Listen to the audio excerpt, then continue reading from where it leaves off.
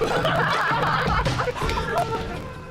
ex-co is so I'm a host. Writing is one of my passions and reading. I found my ex at GDGPU.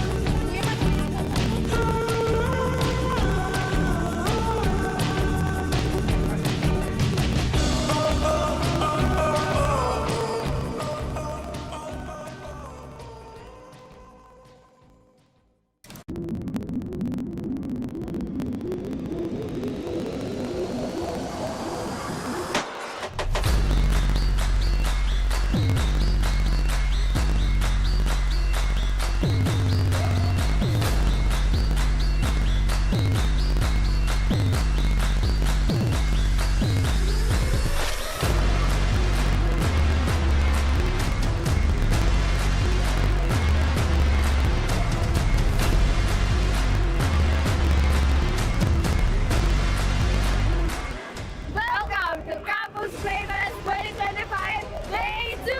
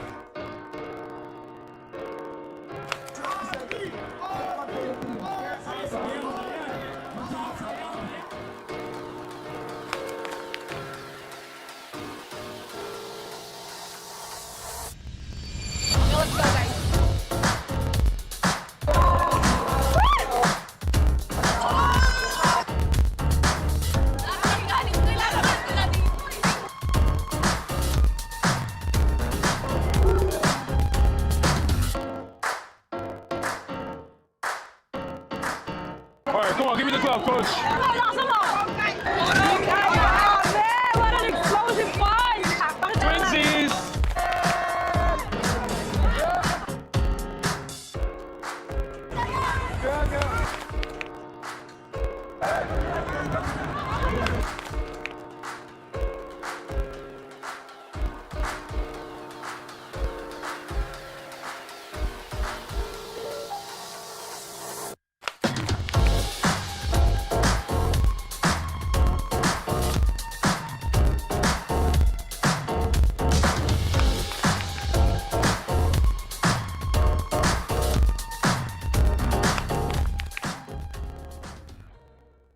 Ready na ba ang lahat?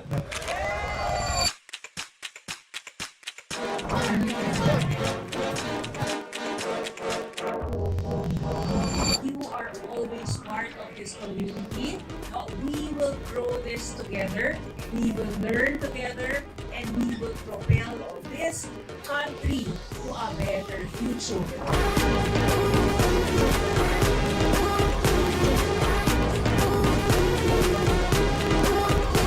That X is the one that drives me to work every day. Bata pa lang ako characterize. Even though na yung second, hindi naman sobrang dami guys.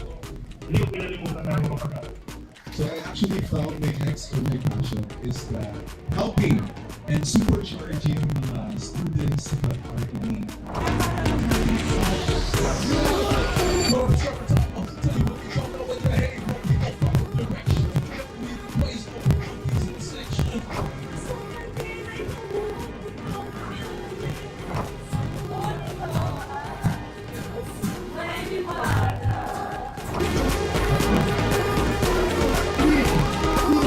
And I think ito yung pinaka-hype kasi kasama yung mga ambassadors.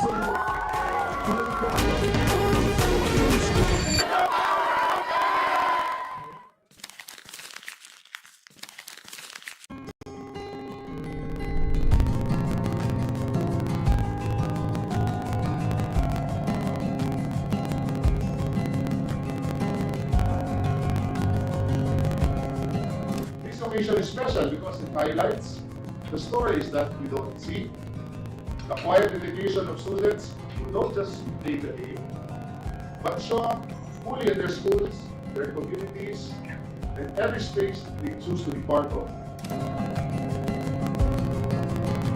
Because we believe that the youth, the students, have their game. And each of your game is of course worth the. What's next? It actually starts with X.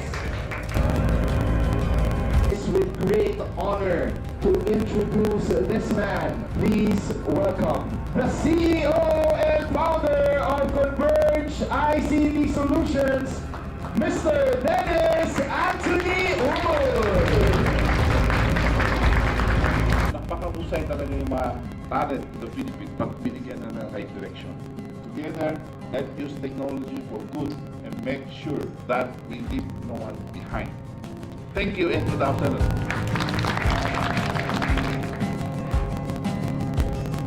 You don't need to go outside the country and find opportunities there because the leaders are creating it for us now. If we win the youth, we don't just win today, we win today. The Converge is there to actually fuel their passion. This is what the campaign is all about. Fueling or igniting the fire inside. By this initiative na ginagawa ni Converge, we are helping them achieve their passion.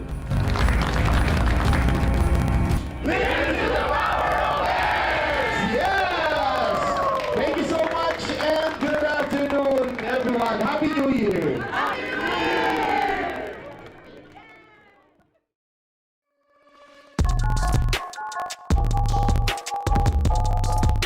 Hi guys!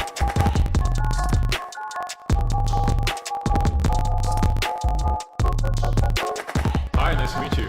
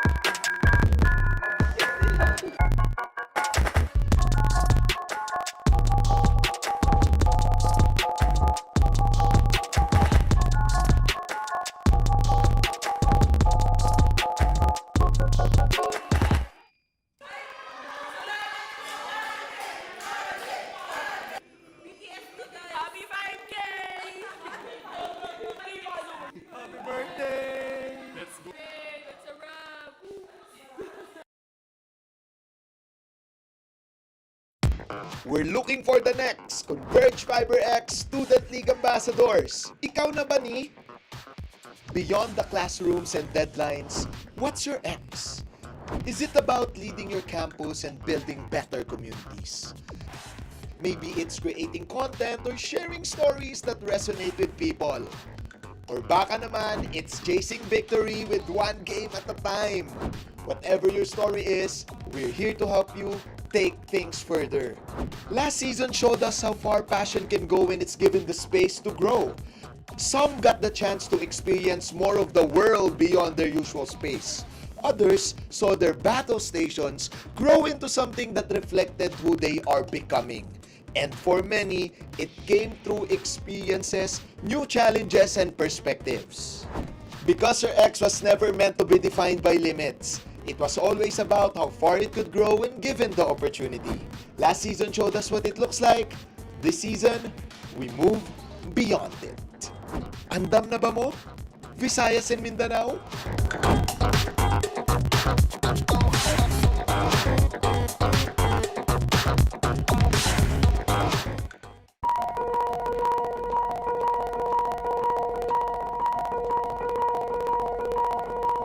Sobrang laking tulong at naging isang matinding inspirasyon ang mga napagdaanan ko bilang isang streamer at syempre bilang isang vlogger na rin. Kung pagsagap in-game ang ex ko dati, sa labas ng laro ko naman nahanap ang ex ko ngayon. Sa bawat buhay natin, parang may hinahanap tayong X yung X-factor na yun eh. We're looking for student ambassadors para sa Converge. Ikaw na ba to?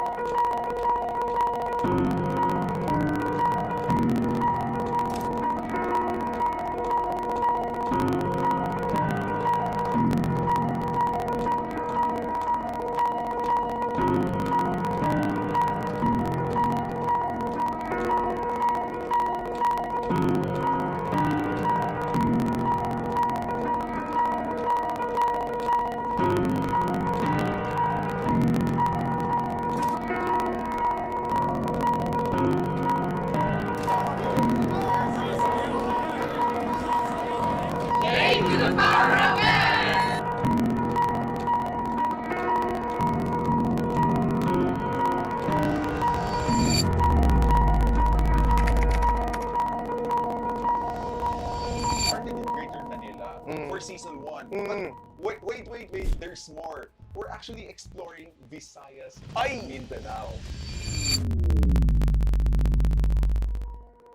Hello Visayas and Mindanao, your student ambassador Lilia from Season 1. This is Misha, my friend Lamboy. Justin Duchamp here. I'm Clark. Rochelle Reason, and being part of the student league gave me so many unforgettable experiences. Met so many people. Our season was something I would never forget about, and we are excited on what you guys can bring this season. We're looking for passionate, creative, and driven student to become our next student ambassador. And since Season 2 is about to start, time to showcase your passion. It's now your turn. Season 2 is officially your time to shine.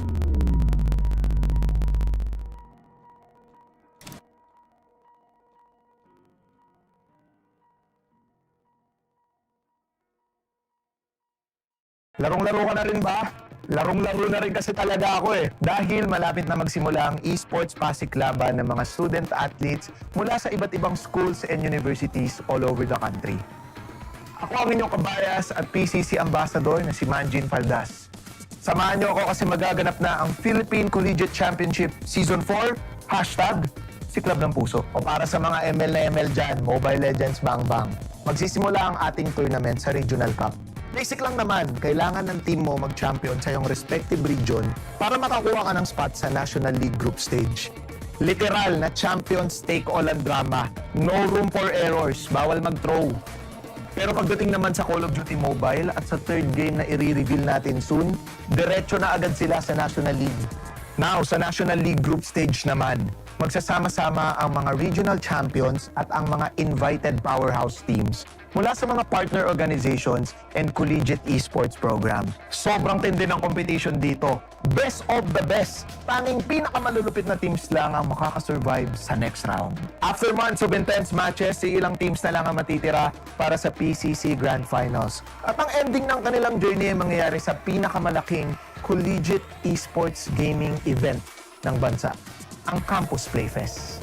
Ito ang ultimate na year-end celebration pa kung saan magsasama-sama ang mga estudyante, gamers, content creators at fans. Sa harap ng live audience ay maglalaban-laban ng mga finalists para sa pride ng school nila. May ukit ang pangalan nila sa PCC history.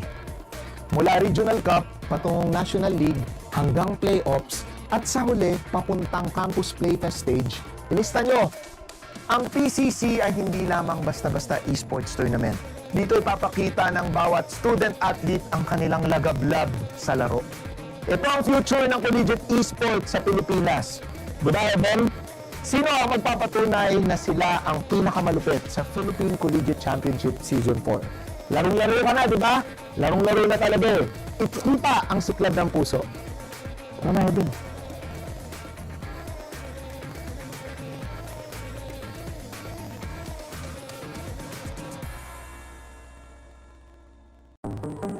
The future holds X possibilities.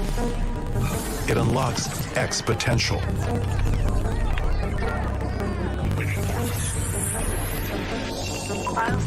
It empowers X ambitions.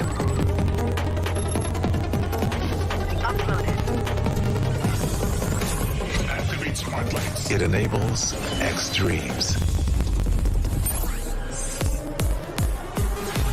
That's why you need an internet connection powered by X. Converge Super Fiber X with plans designed to take you further and an experience that redefines what's possible. Converge Super Fiber X powers the X possibilities across home, play, and life. Now and in the future. Converge Super Fiber X. Live to the power of X.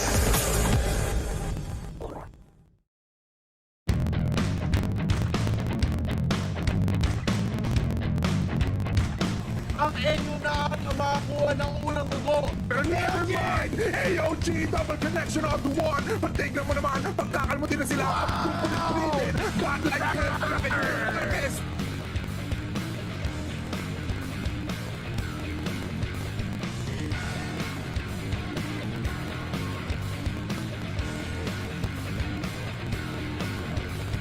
Takedown. All four members. There goes another kill. Chopstick on his head, and they cannot. Well, Annihilator sounds. Ayun! Grabbing hold yan coming from...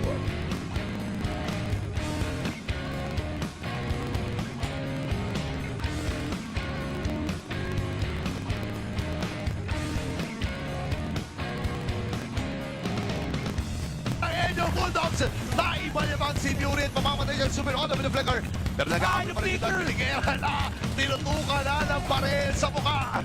Sinamis lang ng Sonic Flare with the heart of Patrice Armada. Yung sustained power dito na DX Army para iligtas.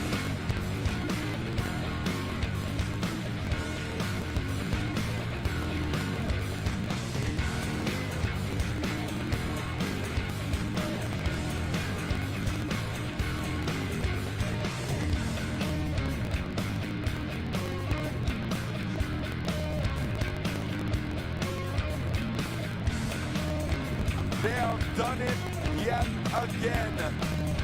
The Bulldogs in this same situation.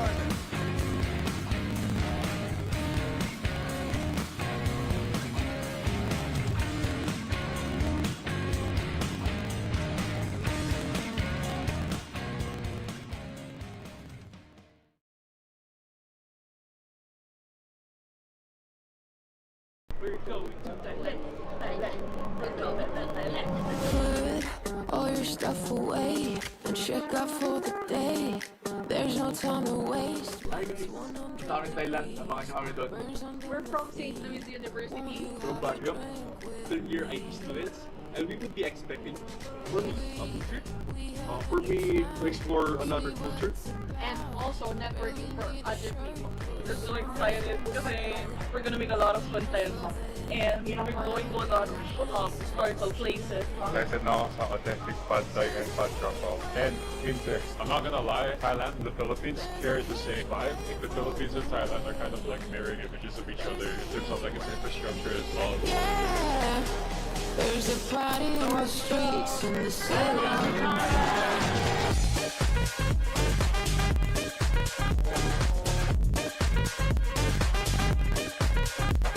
Pog, nakakita kayo ng kababayan sa Thailand!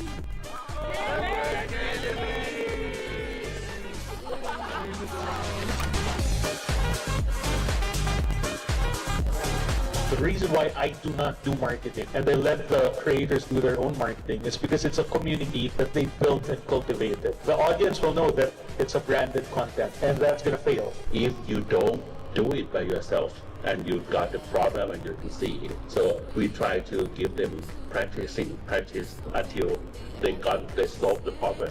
Being part of Converge is a very humbling experience because back then, 8 years ago, no brands would partner with us because we were so small. But you know what? What's the main thing that we did? We actually braved the market by supporting grassroots community. That's how we started.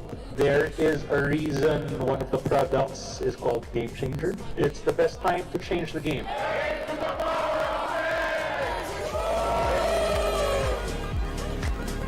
There's a heat wave rolling in. There's a heat wave, yeah. There's a party in the streets and the city on fire. There's a party in the streets. Excited na ba kayo?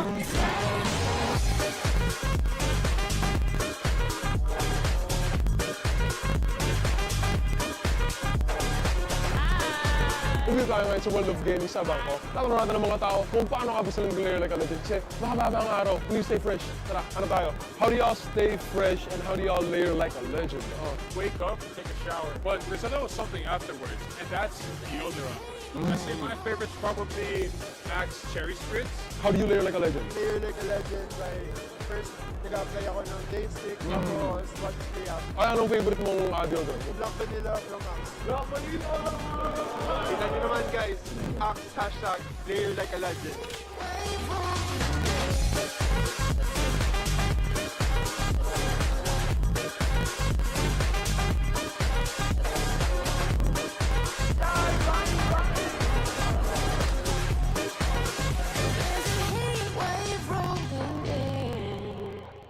Thank you, Thailand!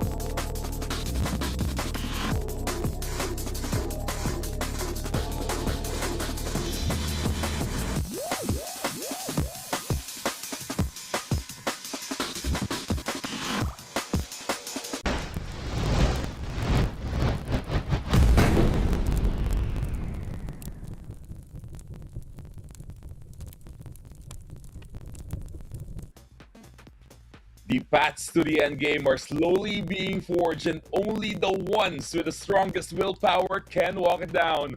Welcome back, ladies and gentlemen, to the Philippine Collegiate Championship Call of Duty Mobile Tournament Group Stage. Day number 2 na tayo at kami ang makakasama niyong shoutcasters for today. My name is Ajax and together with me is Kiyoshi all the way from Cebu. Kiyoshi, kamusta ka naman dyan? Hi, Jax! I'm super duper looking forward to today's event. Ako dito sa Cebu, okay lang naman. Pero in terms of weather, parang magka-opposite tayo. Kasi dito sobrang init and I've heard all over the news na dyan sa Luzon, masyadong maulan. Oo, parang yung aksyon sa loob ng firing range yung sitwasyon dito. Kung sa Luzon, maulan, sa loob ng firing range, nagpapaulan naman sila ng bala tulad ng mga ginawa ng mga teams natin here sa loob ng Group Stage B. And yesterday, we actually witnessed the day number 1 from these teams. And grabe, halos isang straight path lang yung kanilang na-forge from yesterday's game dahil halos lahat 2-0 yung nangyari, no? Kaya nga, grabe. Pero alam mo, speaking of, may nararamdaman or may na-foresee ako na Game 3 sa araw na to or parang overtime. Kasi ikaw kasi yung kasama ko. Parang gagana naman natin yung passive mo for today's video. Nako, na-miss ko ang Call of Duty Mobile. And of course, no, I'm very sure na na-miss ng mga champs natin itong tournament natin na to. Pero of course, this tournament would not be possible without our sponsors. Kiyoshi, ano pa yung mga sponsors natin dyan? Of course, hindi magpapahuli ang Converge. Discover the game changer planned by Converge and elevate your gaming experience like never before. With its true fiber power, you'll be able to dominate every game effortlessly. Hashtag the game changer, hashtag Converge FiberX. And of course, we have Garena. The PCC CODM National League is in partnership with Garena and CCE Play. And of course, speaking of CCE Play, level up your collegiate gaming experience and join the action at CCE Play, your gateway to tournaments, roadshows, and the future of collegiate esports. So visit cceplay.com for more info. Ayan guys, sa CCE Play, dyan nyo rin makikita yung registrations natin sa lahat ng mga upcoming na events, tournaments, and of course, yung mga programs ng Philippine Collegiate Championship. At isa na dyan ay ang ating next gen, and of course, lagi namin nababanggit to sa PCC recap that the next gen 2026 will be a DevCon-styled competition open to all college students in the Philippines and maghaharap-harap ang top team sa isang hackathon style to determine our next gen 2026 winners. And of course, ang mananalo dito ay makakatanggap ng all-expense paid trip all the way to Thailand. And of course, hindi lang basta all-expense paid trip dahil magkakaroon din kayo ng pabaon na dahil meron din tayo mga cash prizes waiting for us here in this tournament. Kaya naman guys, again, please make sure to check out our official FB page. That's Philippine Collegiate Championship at open ang registrations until August 31 only. And of course, yung mga natin dyan, classmates natin na may it be IT, computer science, computer engineering, mga software developers, and aspiring game dev, actually pwede rin. Lahat ng mga natin dyan, may next big idea, and kung alam nyo rin kung paano execute yung next big idea na yan, make sure to register here sa ating Project Next Gen. At syempre, maliban sa Project Next Gen, magkakaroon din tayo ng mga road shows. We are gonna have our upcoming road show sa Pateras Technological College. Ayan, make sure to stay tuned kung kailan yung roadshow dates na yan by checking out our official Facebook page. Pero mabalik tayo dito sa ating tournament, Kiyoshi. Again, this is the Group B ng Call of Duty Mobile Tournament natin. And yesterday, nakita na natin yung part 1 wherein Arise Apathy was able to secure 6 points from their set of matches, scoring a total of 9. And actually, sila din yung gustong makatapat ng team from Group A, the top team from Group A, which is NU Boys. So that's gonna be an interesting battle that will happen later on. Pero aside from Arise A team, we'll also have MTE Conquerors, which is an invited team. That's right. Or actually, rather no, sila yung nag-qualify from Davao Esports. Pero technically, sila yung nag-champion sa Davao Esports, which is one of the organizations na kumuha tayo ng mga teams to invite here straight sa National League ng Call of Duty Mobile. And isa sa mga kinuha din natin from Davao Esports is HCDC Apex, standing here at the 3rd spot. 0-2 yung current standing nila in terms of game. Pero I'm very sure makakahabol naman sila later on, Kyoshi.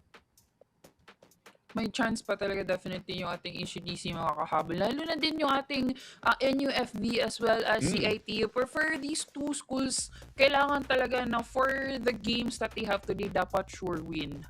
Kasi matalo lang sila ng isang game, it would be parang shaky na yung magiging status nila if makakapasok ba sila ng playoffs natin or not. Because ladies and gentlemen, yung top 3 lang, yung nakikita nyo lang na naka-highlight, yung top 3, yung makakapasok sa ating playoff stage dito sa ating PCC CODM National League. So, dapat ilabas na lahat ng mga strategies, lahat ng mga plano, tsaka dapat on top yung chemistry tsaka yung performance natin sa ating mga teams, most especially for NUFV and CITU. Oo, and yesterday, no, nakita din natin or narinig natin coming in from NU Boys yung mga possible ng mga magagandang strategies na pwedeng gawin here for their battles. Pero for our first match here today, it's going to be CITU all the way from Cebu or Cebu Institute of Technology. Cebu Institute of Technology, and of course they will be battling it out against HCDC Apex later on. Pero ito yung lineup ng CITU Wildcats. It's gonna be Papi, Fushi, Sol, Hudsel, and Rise, starting off with their first 5. This is very interesting. Ito yung interesting fact nito ng CITU because Sol used to actually play for a different school. And I think first time pa lang niya to mag-debut dito sa being part of CITU's roster. Although Sol is already a good player, pero in terms of chemistry with the new team, parang it was not well reflected yesterday, but I think they're able to change that and fix what they need to fix from yesterday. So I'm sure makikita natin yung well-oiled machine dito from CITU. Dito naman for the side of HCDC Apex, we have Angge, Caleb, Coffin, Jisoo, and Sly. Ito, nakita din natin kahapon yung performance ng HCDC Apex. Yet, medyo nahirapan sila sa kanilang mga naging katapat yesterday since wala nga sila nakuha ng score. Pero of course, it's a brand new day. It's a sunny Sunday here for us, and I'm pretty sure these players are ready to battle it out against their opponents. CITU is also prepared for them, pero later on makita natin kung ano nga ba yung mga hinanda nilang strategies, knowing that we will be heading over to these 3 maps for the first game sa loob ng ating hardpoint. Straight to Summit. Well, typical map para sa mga players natin. Kabisado na ng lahat to. And ito yung parang nostalgic place para sa atin dahil simula pa lang ng first season natin ng Call of Duty Mobile here in the PCC. Parang Summit na talaga yung nagiging opener ng lahat ng matches natin. Meanwhile, for Search and Destroy, we're gonna go to Slums. Well, again, a pretty huge map. And etong map na to, parang hindi natin madalas nakikita sa mga laban natin. And kung hindi pa matapos ang ating series na to in game number 2, dahil sabi mo nga, Kiyoshi, may possibility na mag-proc yung passive ko, ay tutungo tayo doon sa game number 3 natin. Pero eto, mag-start na yung game number 1 natin, so mamaya na natin babalikan kung ano yung mapa na yon. And of course, this is gonna be hard point again, CITU going up against HCDC. So ito, importante talaga dito na mag-all-in sila dapat for the first HP. Yung first trick talaga dito is throwables tsaka yung mga trophy mo. Para malalamangan mo yung magiging kalaban mo dito. Kasi nasa pinakagitna yung magiging hardpoint natin. Ang daming angulo na need cover. And of course, yung mga entrances, madali makover ng mga throwables. Right? Yun na nga, ladies and gentlemen, first series of the day, first game of the day, CITU versus HCDC sa ating hardpoint in Summit. And they are gonna go straight here sa loob ng ating control room. CITU Wildcats are struggling a bit in holding ground, pero nakakabawi sila ng slight dito. Nakakakuha sila ng mga kills. HCDC Apex having full control over this site. And grabe naman si Caleb, men. Ang tindi ng pagkaka-anchor niya doon sa loob ng site na yun. Pero as they were trying to push back in, napipigilan sila ng CITU Wildcats, scoring 3 now, and 30 seconds left on the clock for our first hard point. Parang medyo nakakahabol na ang CITU Wildcats. Kaya nga, pero ito na nga, ladies and gentlemen, still in full control yung ating HCDC sa ating first hill of the game. And despite the attempts of CITU na kunin yung ating hardpoint, wala nalalamangan sila in terms of gunfights ang ating HCDC. Mainit na mainit yung kanilang mga kamay tsaka yung kanilang mga baril. Guns blazing here for HCDC, but Poppy there gets a kill onto one. Sol goes down. Pero meron din namang trade na ginagawa din si Coffins sa labas ng hardpoint na yun dahil sinusubukan na nilang mag-transition right over to the second hardpoint of this game. After that first hardpoint, 35 points yung na-secure ng HCDC Apex. And now, they have full control once again of the second hardpoint. Yet nabitawan ata nila yun ng slight. Nakatayo doon sa loob ng ating hardpoint ang CIT Wildcats. Pero they were smoked out by those frag grenades. And grabe din itong si Angeno. Talagang nakakakita siya ng mga angle na kakaiba. And pinapaulan na niya ng bala. Ito nga nasa loob ng ating hardpoint. Pero CIT Wildcats, they are very sly like a cat. Kahit na nasa pinakagilid yung hardpoint natin, nakakahanap sila ng way para makapasok. Ito na nga, inunahan na ng CIT yung mag-rotate sa ating third hill of the game. Kaya medyo nakakuha sila ng advantage doon. They gave up the scrap points, gets an early rotation to the next one. Nakuha na nila yung spawn point. Yan yung pinaka-power position kasi mahirap pasukin yung ating third hill, lalo na pag hindi mo kuha yung spawn sa likod. So right now, CIT will just have to really lock down. However, HCDC sabi nila nakuha niyo yung advantage pero marunong kami mag-retake. At na-retake na nila right now. You definitely want to look at Angge as well as Coffin here coming from HCDC kasi kahapon, especially Angge, pinakitaan tayo. Sabi niya, tumingin kayo sa akin, ako yung magaling dito. And right now, they're showing the same tenacity, the same aggression here in our day 2 of Group B stage. Good use of those operator skills galing dito sa HCDC Esports or HCDC Apex. Talagang nasulit nila yung kanilang Sparrow as well as that War Machine na kanilang nailabas in retaking this site. Pero now, HCDC Apex will try to secure the last 5 seconds of this hill. Pero yung CIT Wildcats nandun na agad sa ating next na hardpoint. Pero pinakawalan din sila agad ng mga smoke grenades as well as those frags para mapalabas sila sa pwesto. And now HCDC Apex once again has the control. In control indeed yung ating HCDC kahit nakapwesto at nakaabang na dun yung CITU, nakuha pa rin so effortlessly ng HCDC ang hill. And right now, tignan mo yung gap ng ating scoreboard. 20 pa lang, double digit pa lang yung ating CITU. On the other hand, HCDC is now at 130k points. And of course, the kill feed is very, very yellow right now. Yung combo kills coming from Sly, from Coffin, from Angge is ultimately helping HCDC bag more and more points. Oo, parang so, sa sobrang yellow nung natin, kill records natin dito, parang napapakanta na si Maki, men. Hindi na namumulay, naninilaw na. Nag-collab na yung dilaw tsaka yung namumula. Pero ito, mukhang pulado na nga lang din ang side ng CITU Wildcats as we go back inside of the first hardpoint here, inside of the control room.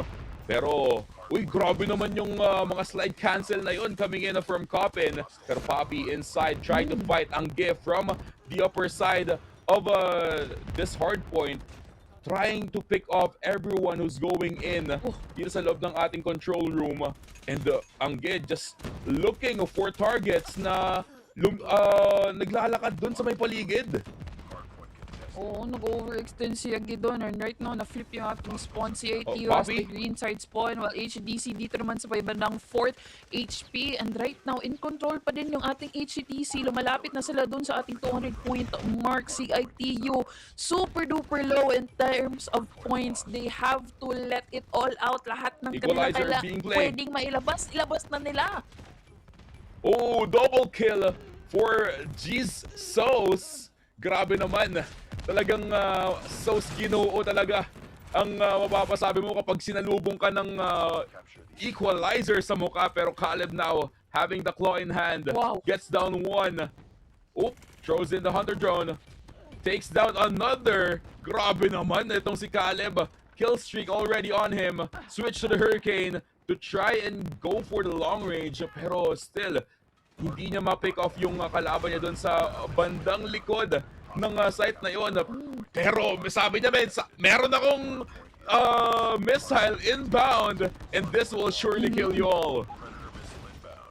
Grabe yung pag-cover ng mga angles dito coming from HDC. Halos nahihirapan yung CITU Wildcats na makalapit dun sa ating hill. And of course, you have to commend how they're able to utilize their operator skills kasi yung combo kills, naka-4, naka-2, naka-3, kuhang-kuha talaga yung kailangan nilang ma-achieve with the operator skills. And right now, CITU bit by bit is in control but still HDC takes it back. Even yung scrap points hindi binigay sa CITU.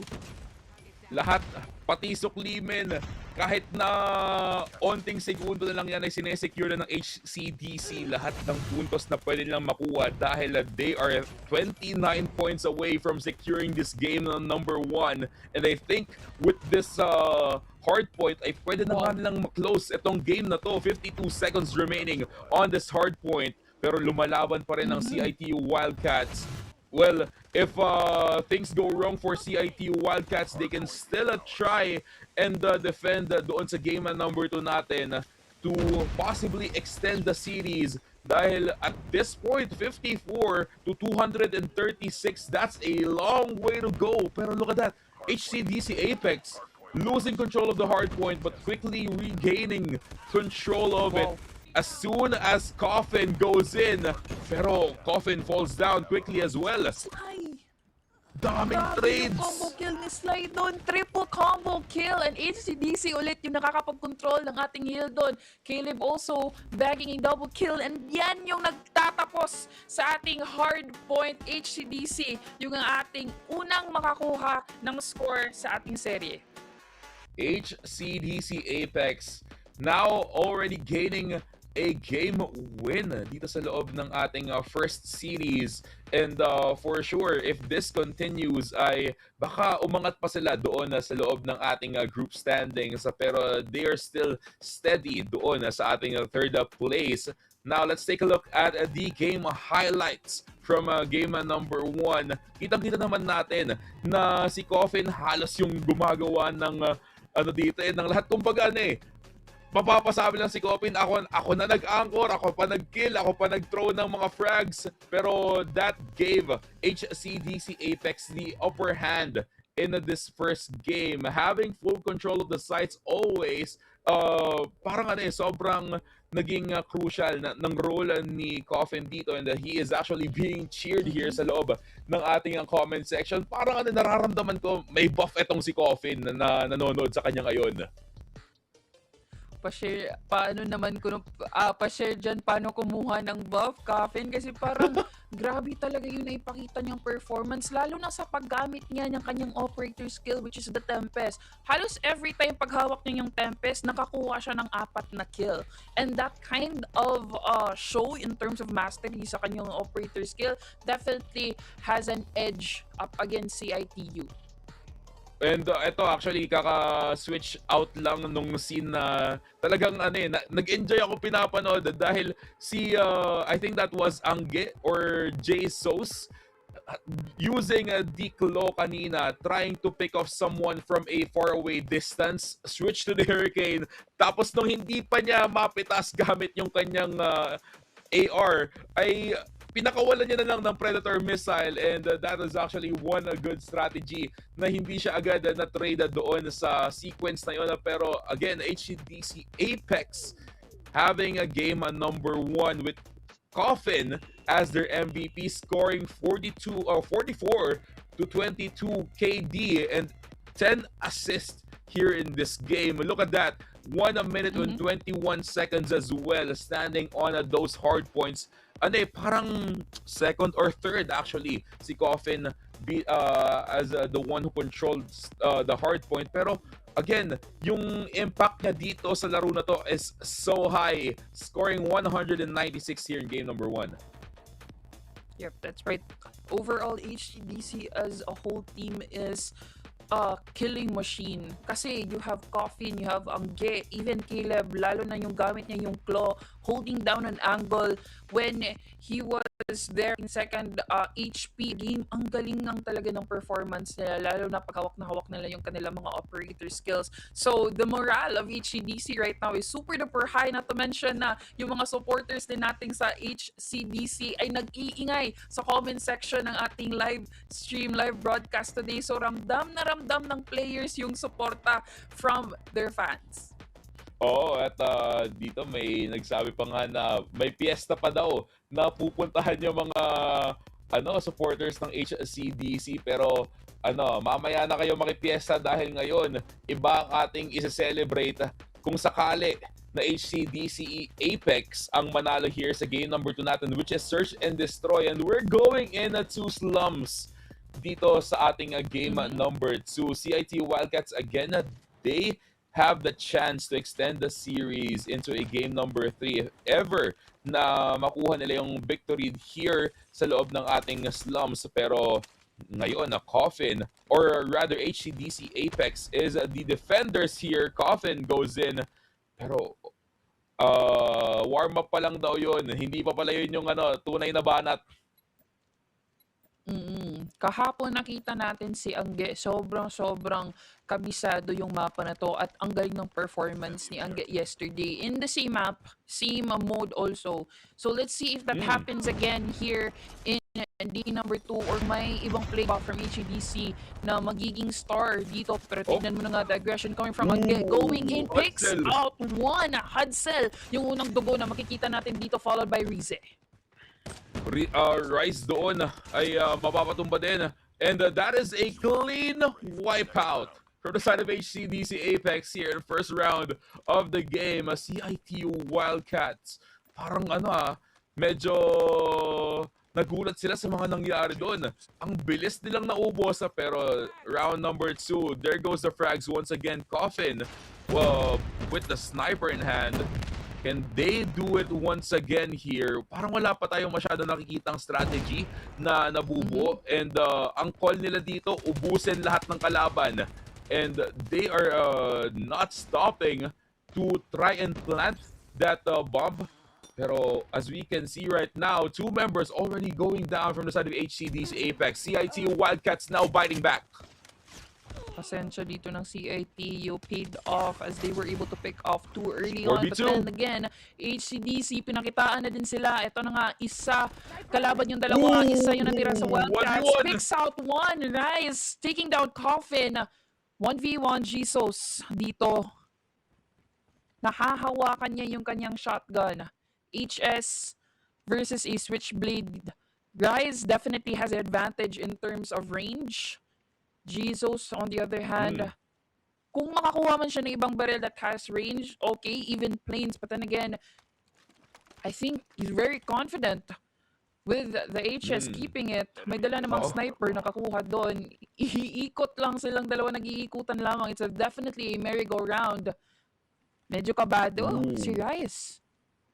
Actually, Rice was able to pick up the bomb doon sa loob ng building na to. Pero hinahanap niya kung saan na posibleng nagtatago itong si Jesus dahil for sure once Rise picks the wrong side to plant in ay baka maabangan lang siya ni Jesus doon na sa mga sites na yun. Pero still with this shotgun in hand for Rise, doesn't have the rage but he has the sniper, and Jesus spots out Rise just in the nick of time.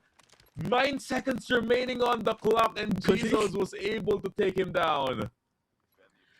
Ang galing ni Jesus doon. Parang it was $1 million shot. Kumbaga kasi gumalaw na si Rice doon pero na-secure niya pa rin yung kill with a shot. And right now as we move forward to round number 3, still playing passively itong CITU. Sly knows very well how you oppress your opponent using that's a hit. machine gun. Tamang lang, shoot lang ng mga bala doon. Total, hindi naman maapektuhan yung accuracy nila dito. Kasi custom to eh. Sly here, going in for the full barrage dito. Pero ano nangyayari kay Sly? Umahangat yung baril niya. Hinahanap niya yung target niya doon sa loob ng wall. Pero nakita ko kanina si Solman, parang sabi niya wala akong pake, bullets flying by against his head. But now CITU Wildcats was able to take the point here on the 3rd round of our search and destroy. Another bite back by CITU Wildcats, and this is where things starts to get interesting for us, Kiyoshi, dahil sa puntong ito yung nararamdaman ko na posible nang mag-overtime dahil nakakabawi ng CITU Wildcats, and that's a good sign for them, a bad sign for us dahil nagpaproc na yung passive ko paunti-unti. Pero look at that, that's gonna be a triple takedown by HCDC Apex. Now it's gonna be a 4v2. Grabe yung aggression ni Angge doon, in easy double kill. Angge taking down another one. Angge hindi tapos, pero tinapos niya yung round. That was a quadra kill coming from Angge. Sunod na sunod yung kanyang mga double kills. Ito yung naipakita niya yesterday, the stability sa tutok niya. Damang-dama pa din sa ating day number 2.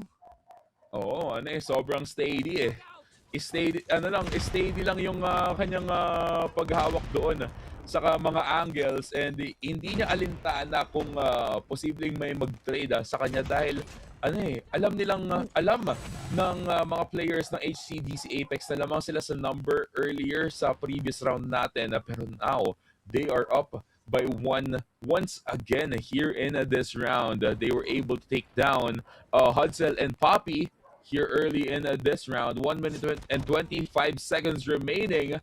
3 members now out from HCDC Apex. Now they're just trading lives. Hindi nila balak itanim yung bomba na yun. They're just waiting for someone to show up. Pero now, CITU Wildcats already in control of the B site, trying to plant down the bomb para ma-pressure ang HCDC Apex to make the move. And there goes a sniper! Hindi nakita ni Jesus. Nakapalant yung ating CIT. So right now, waiting game yung ating CIT o Jesus. Kumukuha naman ang kill gamit yung sniper. Headshot pa nga ang slide. And another! Sa bandang likod. Takes down one. Oh my G! Win ulit coming from HCDC. Grabe naman, HCDC. Jesus! With that... Grabe yung kanyang mga sniper skills dito. And that quick scope by Jesus will definitely send you to heaven. Grabe, men. Ang tindi ng pinapakita ng HCDC Apex. Kung kailan na I was already having hopes for CITU Wildcats na baka makabawi sila, HCDC Apex sabi, Ajax, chill. We have this. We got this! Look at that. Grabe na yung aggression dito coming from HCDC because they're slowly... Actually, hindi slow. They're quickly taking over map control. And bit by bit, naubos yung numbers dito coming from the Wildcats. Isa yung natira, Papi. Down also, HCDC gets another victory to their belt. Ang galing ng HCDC. Para alam kasi nila na passive yung CITU. And CITU naman dito, alam din na sobrang aggressor ng HCDC, inaantay na lang nila. But in terms of gunfights, in terms of those wins na kailangan nila makuha individually, kuwang-kuha ng HCDC.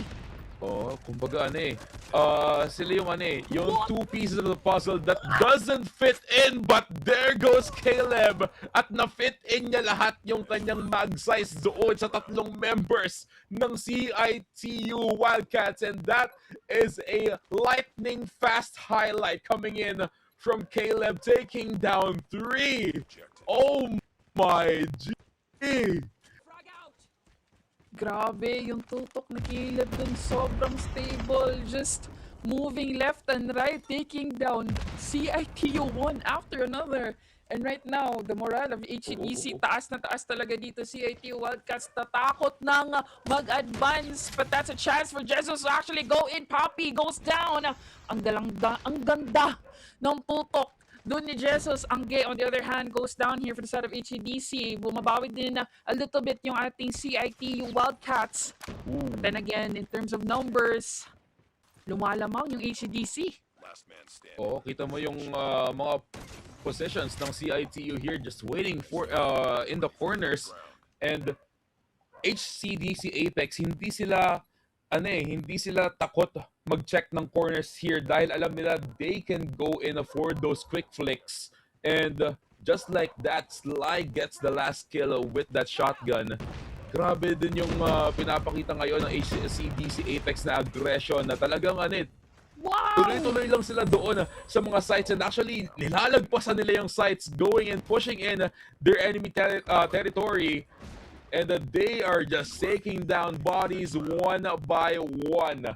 And one more point remaining for the side of HCDC Apex to secure this game and to secure the series as well with a sweep. Parang sabi ng Call of Duty Mobile, okay, series number 1 pa lang natin, huwag muna natin ipaproc yung passive ni Ajax. Init na init yung kamay dito ng HCDC. Combo kills one after another. Ito na nga, nakakuha ng early advantage yung CITU. Apat agad-agad yung nakuha nila. It's only Coffin left with a sniper in hand. There goes the info, but Coffin was able to secure the kill off of Rize. But Poppy is there to get the exchange. May buhay pa yung ating Wildcats. So may chance pang ma-flip yung ating istorya, but it's going to be a very hard task to accomplish. Sa Filipino lore, or actually sa lahat ng lore, siyam ang buhay ng pusa, and siyam din yung kailangan na puntos dito ng HCDC Apex, pero nakakawalo pa lang sila, meaning meron pang isang buhay na natitira for CITU Wildcats, pero dalawa na lang yung nananatiling buhay for CITU. Now HCDC Apex takes down both of them, winning the series 2-0. Ang ganda ng laro ng HCDC doon. You really have to look at Angge because the aim was so stable para makasabi na Fox ba to? Pero hindi! Aim talaga niya yon sa kanyang kamay. Built-in sa kamay niya talaga yon. Walang Softbox. It may look like Softbox, but no, it's not Amax at all. It's just how Angge is able to control the recoil of his gun, the stability. Mapapa-in-o ka talaga. Like, wow! Yung parang innate skill na ng mga players natin from HCDC, yung kanilang aim. And kitang-kita naman natin yung stability na yon all throughout this game, all throughout this series. Yes. And they were very decisive on what they want to do. CITU parang medyo malamig ata yung start nila dito. And anong oras pa lang kasi 12 o'clock, baka kakagising lang din ng mga players natin, pero for sure later on sa mga next rounds natin baka makapag-warm up na ang CITU Wildcats. Pero looking at this game highlights from our game number 2, ang bilis ng mga pangyayari, talagang lightning fast highlights. CITU only able to score 2. They were able to get 1 point doon sa third round natin, and after that was HCDC written all over this game. And again, We have seen Caleb take down 3 members quickly. Jesus with this quick flicks using the shotguns as well. And hindi rin natin matatawaran yung kanilang skill sa paggamit ng sniper with those quick scopes. Having that stable aim with the SMG and Coffin controlling the sights from far beyond with the sniper. Talagang come together lahat ng kanilang mga skills. They played their role very well, and with this, CITU Wildcats fell down short here in game number 2. But still, that is one impressive game from HCDC Apex. Angge now being the MVP for game number 2, scoring 14, 8, and 0. No assists whatsoever. Yep, that's true. And it really shows that Angge definitely is a kill securer here coming from HCDC. And of course, you have to give credits also to Jesus. The ability to control or to use a shotgun and a sniper at the same time with that quality of an aim, ang ganda talaga ng combination ng teamwork ng HCDC, and it works very well with their type of gameplay na sobrang aggressive. Nakikita natin yan both from Hardpoint as well as in S&D. So that's a very clean 2-0 sweep coming from the HCDC Apex. Oo, kumbaga na-harness na ng HCDC or na-balance out na ng HCDC yung kanilang mga components, at kitang-kita naman natin dito yung ganda ng kanilang chemistry. And now, we're gonna take a look at the updated bracket here for Group B. HCDC Apex now already gaining 3 points from a score of 0 kanina before we start this series. 2-2 na yung kanilang standing ngayon. And they are still sitting pretty well on that third spot. Meanwhile, CITU Wildcats fell down even more into this bracket, scoring 0 after that series, and now they are standing in 5. Well, medyo mahirap for CITU Wildcats to come back from this situation, pero I have high hopes para sa mga players natin coming in from Visayas. That's right. Of course, ladies and gentlemen, let's take this opportunity to actually thank our sponsors here. Converge, discover the game changer plan by Converge and elevate your gaming experience like never before. With its true fiber power, you'll be able to dominate every game effortlessly. Hashtag the game changer, hashtag Converge FiberX. And of course, for all of you watching, the PCC CODM National League is in partnership with Garena and CCE Play. And of course, speaking of CCE Play, level up your collegiate gaming experience like never. Level up your collegiate gaming experience and join the action at CCE Play, your gateway to tournaments, roadshows, and the future of collegiate esports. Visit cceplay.com for more info. Ayan, and of course, speaking of the next level or next generation of collegiate esports, you guys can be the next gen as well here in our Project Next Gen. Again, the Project Next Gen 2026 will be a DevCon style competition open to all college students, and maghaharap-harap lahat ng mga students natin nasasali dyan in a hackathon style competition to determine our next gen 2026 winners. At ang mananalo dito sa competition na to will have the chance to fly all the way to Thailand, and hindi lang all expense paid trip to Thailand ang mapapanalunan nyo, dahil meron ding naghihintay na cash prizes para sa ating mga winners. Kaya guys, make sure to register now up until August 31 only dyan sa ating Project Next Gen. And of course guys, speaking of next, we have a lot more games waiting up the next here for us in this day. And super excited ako, Kiyoshi, na makita kung ano pa yung mga hinanda para sa ating mga players. Dahil with this one, medyo na-warm up na ako. I'm getting my groove back sa loob ng Call of Duty Mobile after staying inside of the Land of Dawn for quite a while. Pero sa mga susunod na kabanata, sa mga susunod na chapters here sa Philippine Collegiate Championship, we're gonna go away, or we're gonna stray away for a while from Land of Dawn firing range, dahil pupunta tayo sa Kingdom.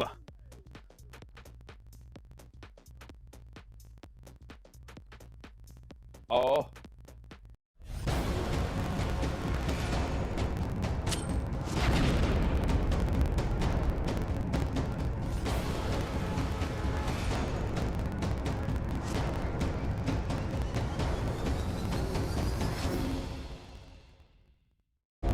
Welcome to the Exponential Tour presented by Converge Super Fiber X.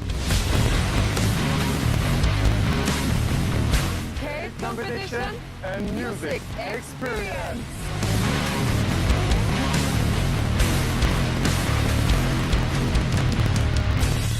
So as Converge expands its building stronger connections through technology while celebrating the communities and stores behind progress, today Converge brings our community to Visayas and Mindanao our belief in Filipino potential and the power of connection.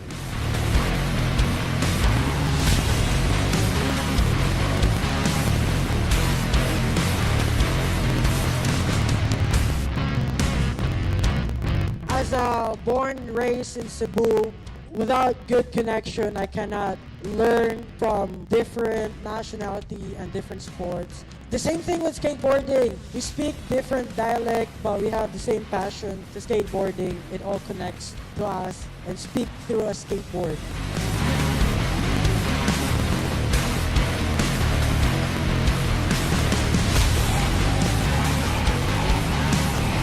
Thank you kayo Converge para sa kanina opportunity na magkatapok mi ang surf skate community and also ang street skate community. Thank you Converge! Exponential is not about a product. It's really recognizing people who are already living in it, already multiplying it. And Marjorie is one of that phase that we wanted to tell you guys that when a person is not handed with everything, but she takes whatever she has and multiplies it, that's exponential. And that's Marjorie.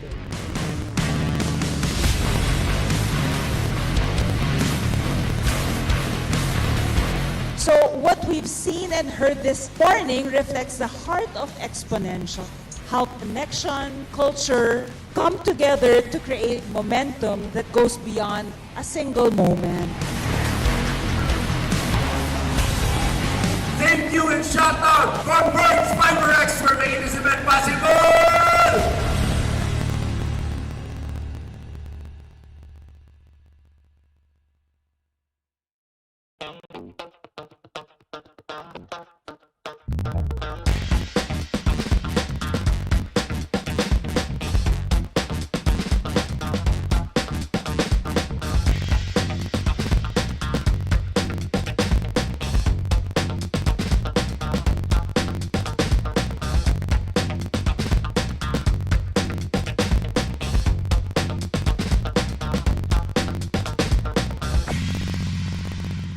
So ladies and gentlemen, once again, this is Queen Toyo, this is Manjin, and we are now officially opening Campus Playfest 2025.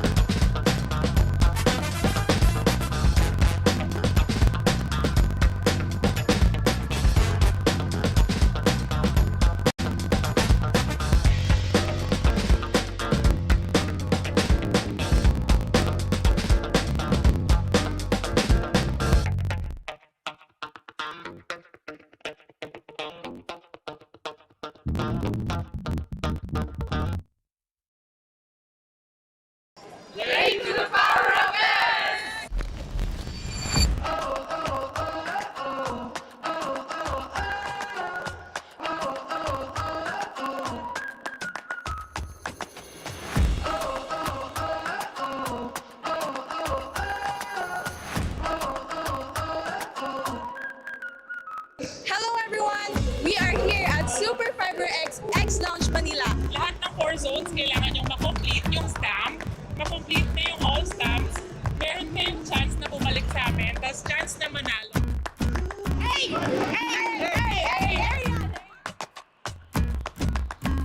Mararamdaman na natin maging ano. May the force be with you.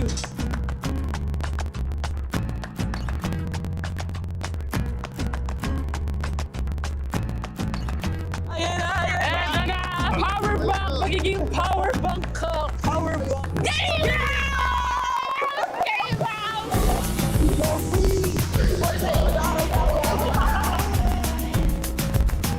Today, we want to introduce a very affordable gaming plan we call Game Changer Easy.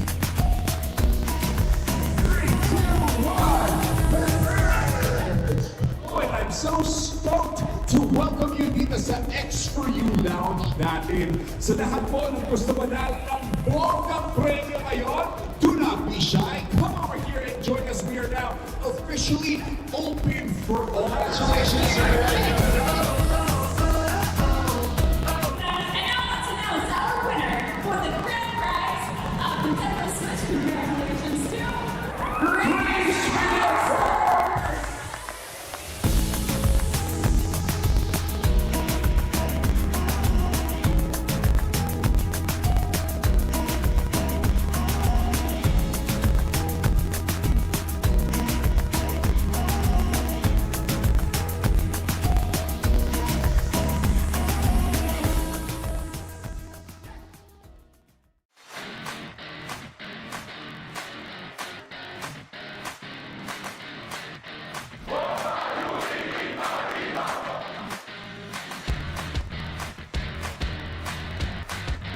Campus Roadshow FEU.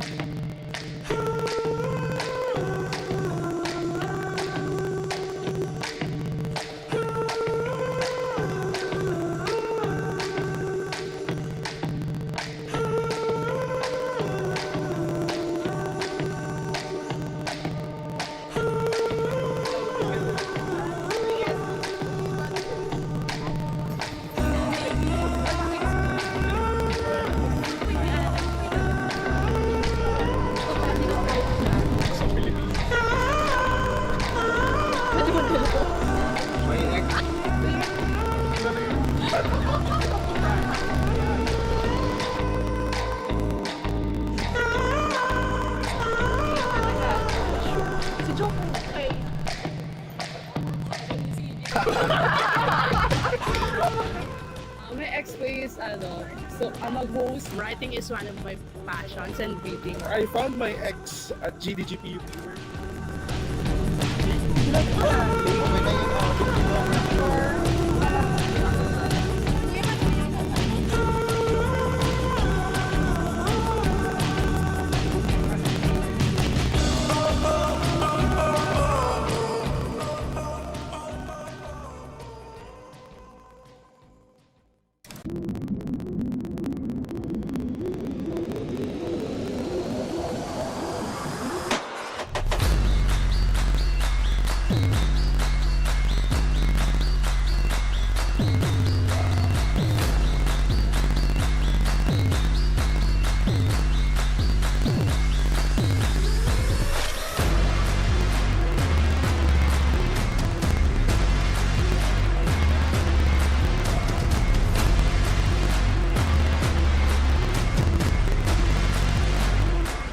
Welcome to Campus Playfest 2025 Day 2!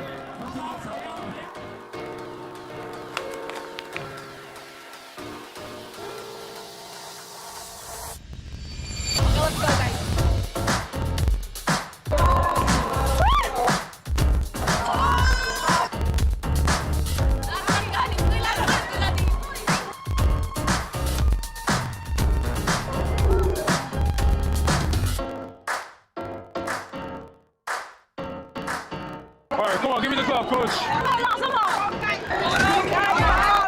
What an explosive punch! Twinsies.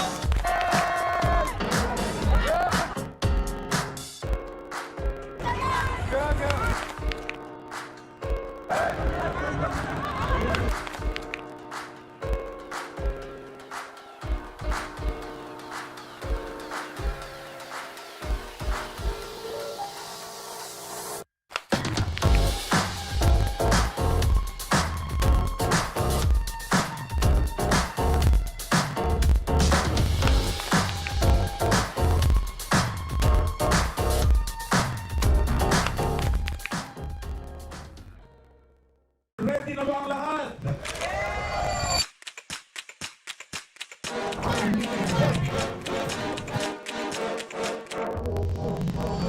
You are always part of this community.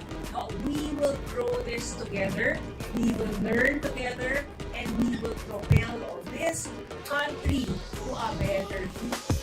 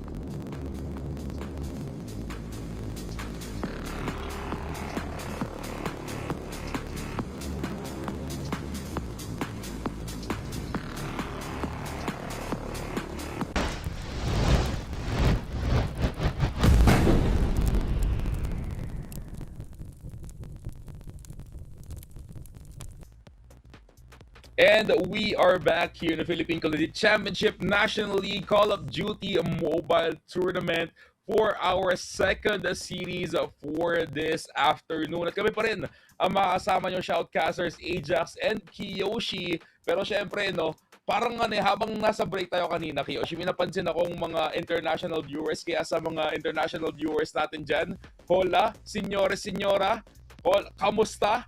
Ayan, maraming salamat. Gracias for stopping by sa ating live stream. Pero for this time, Kiyoshi, we are now in the second series and it's gonna be between NUFB Sinclair versus our recent winners from our first series, which is still HCDC Apex. How are you feeling about this one? You know what? Medyo pabor tayo dito for the side of HCDC kasi they were able to warm up talaga kanina from their series number 1. And yung, on the other hand, itong ating NUFB, unang laro pa lang nila ito for today sa ating tournament. So there's definitely some sort of a delay in terms of getting to warming up. Warming up para maging ready sa ating tournament ito. Kaya definitely leaning on to HDC. Still though, as shown yesterday, itong ating NUFV, they definitely have the skills. So parang yung magiging ano lang dito, parang yung factor lang dito is sino yung makakapaghanda agad-agad pagpasok natin ng hardpoint. Kumbaga nakapagpainit na kanina yung HCDC Apex. Pero for sure, NU Fairview or NUFB Sinclair, nagpa-practice na yan habang hinihintay nila yung pag-resume ng ating program. Pero of course, before we head on over to the action, let's take this time to thank our sponsors. Of course, we have here Converge. Discover the game changer plan by Converge and elevate your gaming experience like never before. With true fiber power, you'll be able to dominate every game effortlessly. And of course, don't forget to use the hashtags the game changer and hashtag Converge FiberX. And of course, the Philippine Collegiate Championship is in partnership with Garena here for our Call of Duty Mobile National League, and of course with a CCE Play as well. You can level up your Collegiate gaming experience and join the action at CCE Play, your gateway to tournaments, roadshows, and the future of Collegiate esports. Make sure to visit cceplay.com for more info. That's right. And of course, hindi nang papakulitan yung ating next Gen 2026, which will be a DevCon style competition open to all college students in the Philippines. Magkaharap-harap ang top team sa isang hackathon style to determine our next Gen 2026 winners. Trip to Thailand and cash prizes yung makukuha ng ating mga winners. And for details on how to join, visit this PCC Facebook page, and the registration is open up until August 31. So everybody who has the capabilities or yung mga may skills dyan na pang hackathon, for hackathon, this is definitely an opportunity for you, an opportunity that can help you go outside and experience the world. Kaya kung kayo, ladies and gentlemen, you have this kind of abilities and skills, wag na kayo magpatumpit-tumpit pa at mag-register na sa ating next Gen 2026. And of course, other than that, we also have our campus roadshows. So, recently lang nagbisita na dito sa Cebu yung ating PCC Campus Roadshow. So, abang-abang kayo ng information sa ating PCC Facebook page kung saan ulit yung susunod na Campus Roadshow. Jax, alam mo ba kung saan tayo next for our Campus Roadshow? We are going to Pateros Technological University. Kung hindi nagkakamali sa ating next na Campus Roadshow. Technological College. Ayan. Pateros Technological College. Ayan. Ang ating susunod na venue for Campus Roadshow. And of course, again, for our schedules, make sure to stay tuned sa loob ng ating Facebook page. That is Philippine Collegiate Championship for more info on that one. Pero speaking of info, this is the information ng ating group standing as of now. Again, recently nanalo ang HCDC Apex sa ating first game or first series 2-2. Now they're going up against NUFB Sinclair, which is standing in at the 4th place. Still winless as of now, pero who knows, baka they come out on top here in this series against HCDC Apex. Pero I think hindi pa rin naman magbabago yung ating standings after that one dahil lamang pa rin ang HCDC Apex ng onting points against NUFB Sinclair. Pero these two teams, again, from Holy Cross of Davao, HCDC Apex has shown us that dominance during series number 1.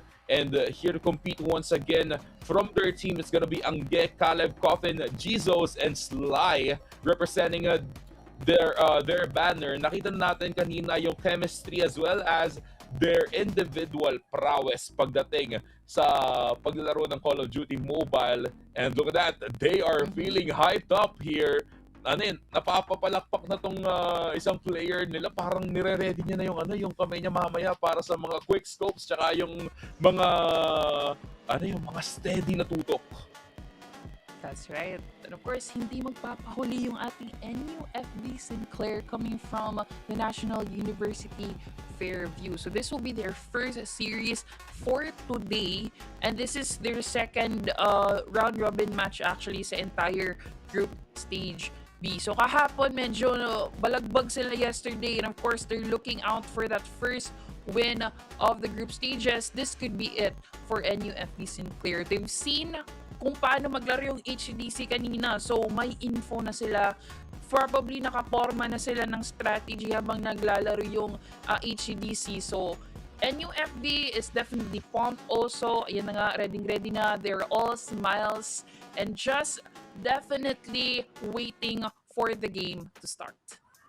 And with our map veto shown here on screen, dadalhin ulit tayo ng ating mga players sa summit for our first game, which is Hardpoint. Meanwhile, eto, medyo nakikita na natin na from the previous games yesterday and as well as last week, firing range, ito yung pinaka-paborito ng ating mga players in terms of the search and destroy map. Pero again, kung hindi pa matatapos ang ating serye na to, within the 2 games, we're gonna go to standoff for our control map here for game number 3. And excited ulit ako, Kiyoshi, dahil gusto kong makakita ng game number 3, possible game number 3 for our players and a possible long series para sa ating search and destroy round.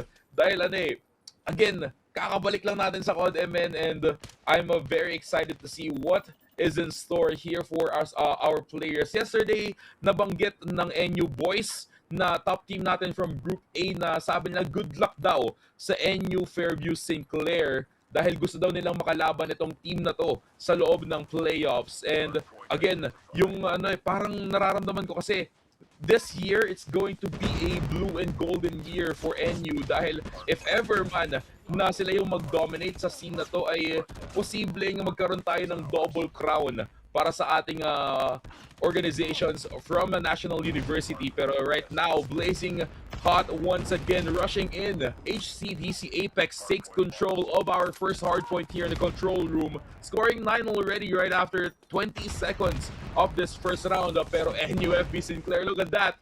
They regain control and now they're on the lead. That's right, in the lead, indeed. This is a different situation coming from series number 1. But NUFB Sinclair definitely has the capabilities of shutting down HCDC. Pero HCDC nga naman dito, pinakitaan din naman nila ng galing itong NUFBS. They were able to retake the hill. And kita natin sa mga kill feed, andyan na pumapasok na yung mga combo kills, especially Caleb na nakakuha ng 3 in a row. And with this, NUFB Sinclair falls down under in terms of score, 14. Na-stuck doon yung kanilang points. Meanwhile, HCDC Apex was able to get the last of that first hill. 34 now on their score and they have control here on the rafters sa may bandang gilid ng ating mapa. Coffin controlling that smoke, taking down everyone who's going in. Pero mabilis din naman mariregain or mariretake ng HCDC yung control here sa loob ng ating second hard points. NUFB Sinclair was able to get at least 4 points from that slight window of opportunity for them.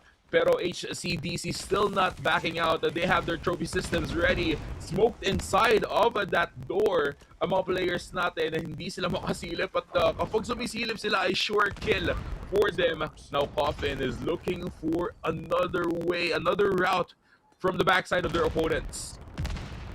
That's right. Still in control of the hill ito on the HCDC. And UFB nakakuha man ng a bit of points there, but still they are able to turn things around. Kuha nila yung mga scrap points, but HCDC nakapag-advance na sa ating next hill, the third hill, which is importante. Yung makukuha yung spawn point na nakikita mo dito sa may bandang edge ng mapa, nagbabakbakan yung HCDC tsaka NUFB, almost abandoning the hill because they know how important it is to get that spawn point. Secured na dito yung HCDC in terms of spawn, and right now they're just locking down the hill that they have control right now. Caleb, dala-dala na naman ulit yung claw dito, just timing kailan mag-entrance yung ating NUFB. Nakakuha ng 2 dun si paring Caleb, and off the map naman Jesso, securing kills one after another. Gamit na gamit, I'm sure gamit na gamit niya yung kanyang kanyang FSS just blazing down everybody na malalapit sa kanya. Grabe yung pag-hold down ni Caleb ng angle doon. Kahit na paalang yung tinatamaan niya, sure kill pa rin for him using again that clone as well as the FSS Hurricane in his kit. Using every single bullet remaining in his magazine to clear that zone out, and now Coffin anchoring for the team. Pero hinayaan na lang ulit ng HCDC Apex yung scrap points dito na mapunta sa NUFB Sinclair dahil confident sila na hawak nila yung upper hand at kalahati ng puntos nila yung lamang sa NUFB Sinclair standing on 43. Now HCDC Apex reaching doon sa 3-digit mark natin, already scoring 104. Meanwhile, NUFB still not showing any signs of slowing down. They have control now of the zone. Pero Sly here going in for those pickups from the backside. Coffin as well ay naghahanap ng pwedeng pitasin pero NUFB ayaw nilang bitawan pero naubos sila doon. They were taken out by those kill streaks. Pero ngayon, Caleb going in once again at mukhang makukuha na ulit ng HCDC yung hardpoint na to pero naghahati sila. Tig-isa sila ng paa dun sa loob ng hardpoint natin. Uy! Galing ng Sparrow doon coming from Sly, securing 3. Pero yun na nga, in control ulit yung ACDC sa ating 4th hill as we move on back again to spawn a hardpoint number 1. Lamang na lamang dito yung ating HCDC at patuloy na rin lumalabas yung kanilang mga score streaks. Especially with the combo kills that they have. Pero Zara dito, init na din yung kamay. Quadra kill. Gusto makapaglima, nilabas na yung Hunter Killer John. I think NUFB is getting the groove here of the hardpoint match. They're in control at unti-unting bumabawi dun sa puntos na nawala sa kanila kanina.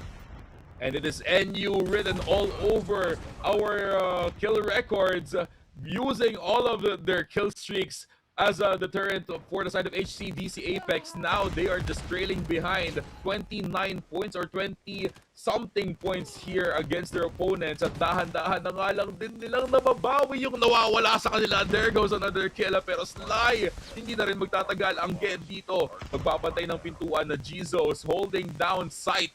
Nandun yung trophy system nila para walang mga kill streaks na magamit ang side ng NUFB. Pero this is still a very close match between the two teams. Caleb there going again onto the rafters para bantayan yung next na hardpoint. And HCDC still has that fire in them. Totoo, fire indeed. They're using that fire to turn things around. But NUFB, sabi nila dito, gusto din namin na makuha yung fire na yun kasi kahit kami init na edit dito. However, HCDC patuloy pa rin pinakitaan ng galing. Andyan na nga yung Tempest ni Coffin. Nakakuha na naman ng ilang mga bodies doon. Consta with the double kill here coming from NUFB. They're contesting the point but HCDC ends up taking control of it anyway. Pero no, NUFB bumabawi din HCDC ulit. Parang it's just giving each other a chance to take control of the hill. And right now, lockdown ang sabi ni Angge dito, securing both Hunter Killer Drone as well as that other score streak. And right now, they're moving towards the next hill. Sinisecure nila yung spawn point dun sa may bandang likod. Habang yung NUFB naman, inuunang sinicure yung spawn point doon. It's going to be a fight there for the spawn point. Zyre with the combo kills of 3 continues to gun down everybody. Biglang nag-on. Biglang ginalaw yung on switch dito ni Zyre. Oo, parang nag-activate na yung killer instinct ni Zyre pero ganun din for Angge dahil kanina nung nasa second hardpoint tayo, sabi ni Angge, yuhu, dito tingin, he was breaking the necks of his opponents while shooting them from up above. Pero here comes the equalizer coming in from Jesus, sending everyone straight to purgatory. At tatlo yung kanya nakuha doon. Frag grenades out by HCDC Apex trying to secure that door na walang makapasok. Angge from the outside. Now Caleb once again holding down this angle. At hindi niya talaga pinapabayaan yung angle na yon na shooting down the feet of his opponents. to try and slow them down. Pero as everything was going on, ngayon ko lang napansin na ang HCDC Apex is already on the 200-point mark. And kailangan na lang nila ng 33 points here to secure game number 1. Ooh! Good kill by Damian there as he was pushing. Kaya nga, kung si Coffin, as I was saying, kung si Coffin magaling mag-Tempest, ito din si Damia coming from NUFB, magaling also mag-Tempest. Benchy, nilabas na yung War Machine. Pero, nabalagbag din yung kanyang sarili. NUFB is now in control of the hill. Gustong bumawi up against HCDC Apex. They're putting a stop to the growing points here of HCDC. Pero on the other hand, they're still winning their gunfights. Itong HCDC. Pero still in control yung ating NUFB. NUFB now using the time of 14 seconds remaining here in this hard point to try and get up until at least 160, 150. Pero right after that one, ay hinatian sila ng HCDC Apex doon sa hard point na yon, getting the remaining 4 seconds and now setting them to 240. 10 seconds remaining, 10 points ang nalalabi para sa HCDC Apex para makuha ang ating game number 1. And now, medyo nahihirapan silang ma-retake tong ating hardpoint number 1 and hindi nila masubukan pasukin itong ating control room dahil well-established ang NUFB Sinclair sa loob netong control room na to. Angye goes in, slide cancel, pero Zaire was there to stop him. Now Zaire being smoked out, hindi niya makita kung saan siya bumabaril. Hunter killer drone was set pero walang matatamaan. Now NUFB Sinclair bodies falling down one by one and HCDC Apex was able to regain control. Pero right after that, NUFB Sinclair doesn't want to back out just like that. 15 seconds remaining here in this hard point at magkahati pa rin ang dalawang kupunan na dito sa loob ng hard point na to. There goes the death machine. Sent by Zaire, just raining down fire sa loob ng hard point na to. 180 now on NUFB. 7 points Kiyoshi, 7 points ang kailangan ng HCDC pero hindi hinahayaan ng NU. Bang! Nagka-goosebumps na ako dito kasi yung NUFB, grabe yung willpower na pinapakita nila dito, ladies and gentlemen. They're locking in. Sabi nila, it's now or never. Pag hindi pa tapos, hindi pa tapos. Kaya pa natin bumawi dito. Nilabas nila lahat. Operator skill, the missiles, the score streaks, and they're still in control. Napaka-contest man dito yung HCDC pero yung NUFB, sobrang strong ng willpower at nag-aapak pa din hanggat sa kaya pa. Hindi binitawan dito pero ayun na nga. Ayan na yung bawi ng HCDC. Isang puntos na lang at nakuha na din nila yung ating first mode of hardpoint in series number 2. Napangiti yung mga players natin sa HCDC. Parang medyo that is a sigh of relief coming in from them. And grabe din yung naging struggle nila doon sa last couple of minutes natin here in game number 1 dahil NUFB somehow was able to channel in that rage coming in from them at nakita natin na talagang pumuso sila kahit na 7 points remaining na lang ang nalalabi from their opponents, pero still that is one hell of a fight coming in from NUFB here in game number 1. Close but not quite for them. Let's take a look at the highlights here from game number 1. Earlier on in this game, it was HCDC Apex trying to control most of the game.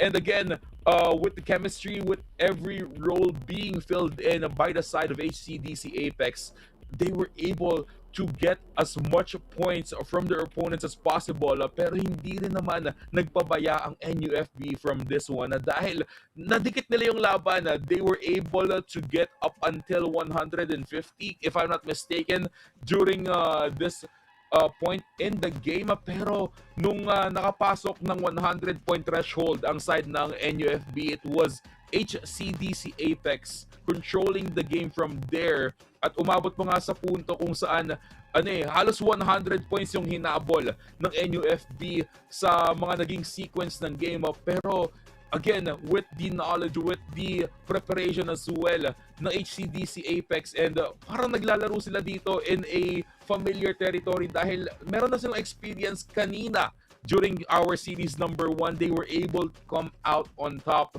retaking the last hard point of this game. This is the point wherein NU Fairview was actually able to get those points in.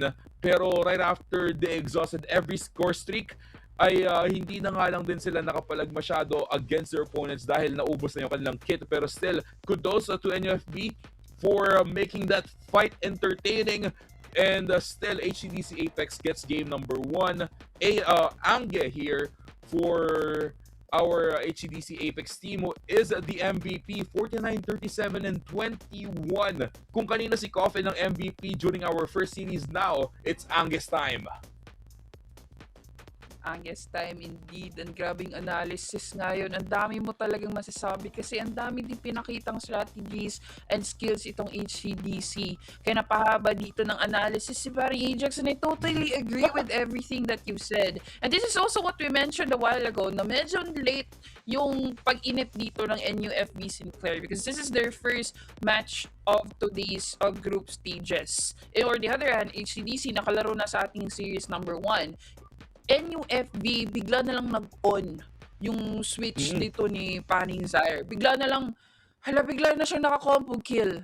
And then from then on, bigla na lang sunod-sunod yung combo kills dito coming from NUFB. And although late yung init dumating for NUFB, ang ganda ng pinakitang laro nila doon. They didn't back down kahit sobrang, doon ako napabilib sa sportsmanship ng NUFB. Kasi pwede mo na yun sabihin na, sige, sa inyo na yan, 7 points na lang kayo, inyo na yan.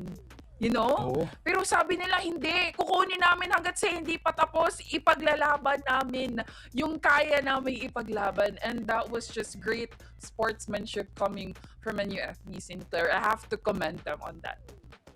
Well, ito na yung punto ng ating series or ng ating game kung saan medyo nandun na yung kaba dahil sa gantong klaseng performance ng NUFB at ng HCDC Apex, parang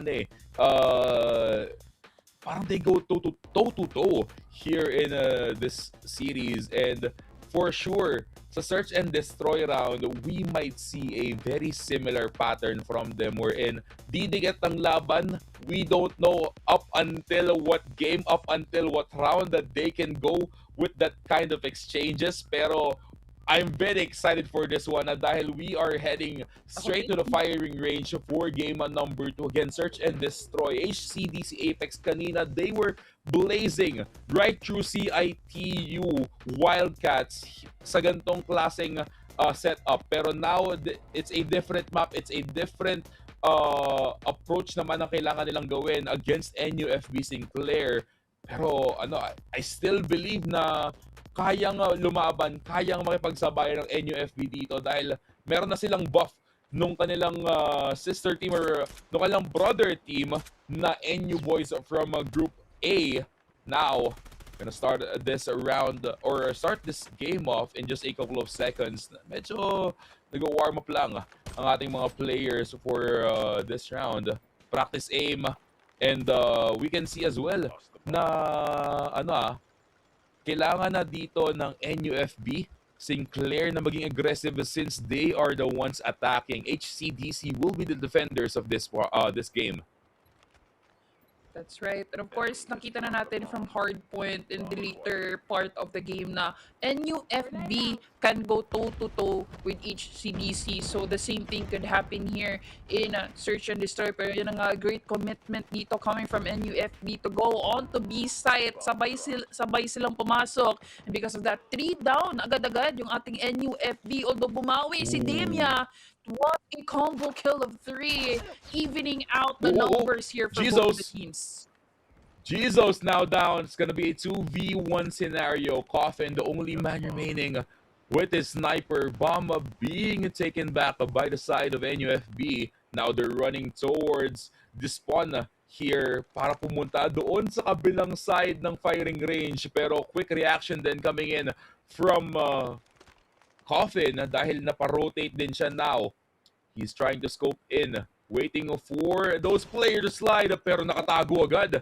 Itong si Zaire Damia as well was able to get in cover. There goes the grenades by Coffin, now holding down this angle using the Locust Elevate.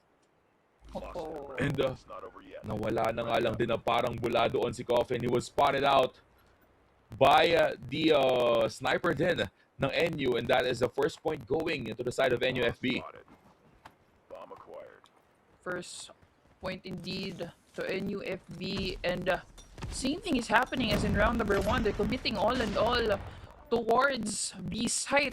Pero yun na nga, secure ni Sly yung unang dugo. Sunod na naman dito si Caleb na kumuha, but the exchange Pisces. coming from Pisces. Securing 2. Sly na rin naman. Sunod-sunod na din ulit yung kanyang pagpatay dito ng ating NU. Leaving Vinci in Vinci danger. all alone, and Sly finishing off the round. 1 point pupunta na naman sa HCDC. Eto na, tabla na ang ating first 2 rounds, Kiyoshi. And for sure, sa round na to, may lalamang ng isa, pero I think NUFB Sinclair was just testing out the waters kung saan nga ba sila dapat mag-push in. As now, they will be trying for the A site, pero ang nakabantay sa A site is going to be Jesus. Was able to be taken down by Zaire there quickly, and now it's gonna be a 3v2 scenario in favor of NUFB Sinclair. Now Caleb, the only remaining member from the side of HCDC Apex, NU Pisces doon. Makakapagplat nga ba siya? No! Denied by Caleb, and now may idea si Zaire kung nasan yung kanilang last defender, and with that one trade kill coming in from Zaire, NUFB takes second point. That's right. Ang ganda ng tutok ni Zaire doon. Early on nga doon sa round na yun, napitas niya agad-agad si Coffin, which is also the sniper coming from HDC. So Zaire is definitely at the top of his game. Coffin na naman, binawian si Zaire. Siya na naman yung una nakapatay dito, and this time around, they're going into trailer, but Angie is there to guard down, and a quick scope coming from Coffin ends the round number 4, and even 2 here for both of the teams. Parang this is a different setup para sa ating mga players. Kanina, CITU, this was their idea of playing the game. Try to take things slowly, pero that's a good smoke on the mid side ng ating mapa as NUFB tries to push in the A side. Coffin, seeing through the smoke, was able to take down one with that sniper. It's going to be a 3v4 scenario here. HCDC now up by 1 member. Caleb gets taken out. Pero Vinci doon ay mawawala na nga lang din. And now it's going to be Zaire. 1 of V3. Can he make this one? Nakita niya doon si Ange. Quick scope. Hospital flick. Bye-bye to Ange doon sa may bandang itaas. Pero Zaire now has to be very careful. He doesn't have the bomb in hand. And it is a very far away with 1 minute remaining on the clock. It's a good strategy to actually turn around. Ikot ang ikot lang. May info siya doon. Oh! Pero hindi kuha yung kill! Coffin secures it on the other hand. Headshot pa nga naman. Tignan natin yung replay. Dito, ang ganda ng tutok. Both from Zara as well as Coffin. So yung mga snipers, tutok-tutok tayo sa mga snipers natin today. May nakita kong hit marker coming in from Zaire, pero I think that was a body shot from his sniper. Wasn't able to take out the last member doon ng HCDC Apex, pero trade kasi sa kanya, headshot kaya naman HCDC Apex was able to get that point. Now it's gonna be a 2v2 scenario, 2v1 now. Jesus was taken out by Pisces. Now Pisces and Ange going at it. Who will win this one? Ange doon with the upper hand, and now they're up by 2. HCDC Apex now getting the groove of search and destroy. Hindi ka na pinasalita. Sunod-sunod na yung pagkapatay nila.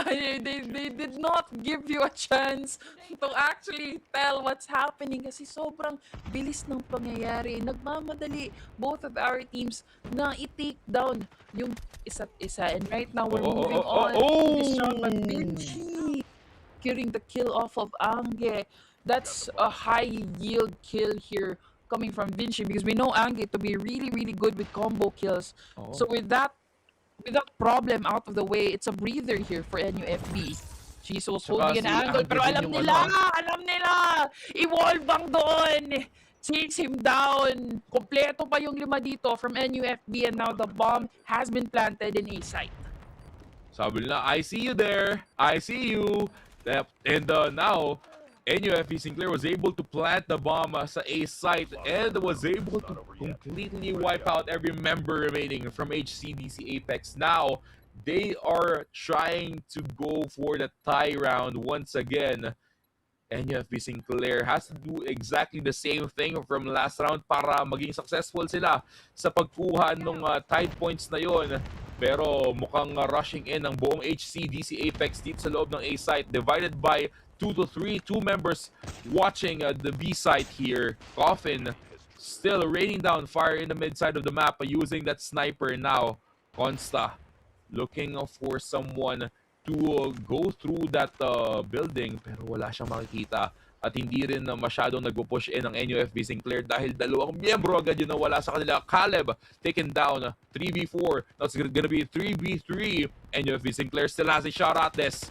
Sly takes a shot at Damia. Damia was able to run away safely into cover.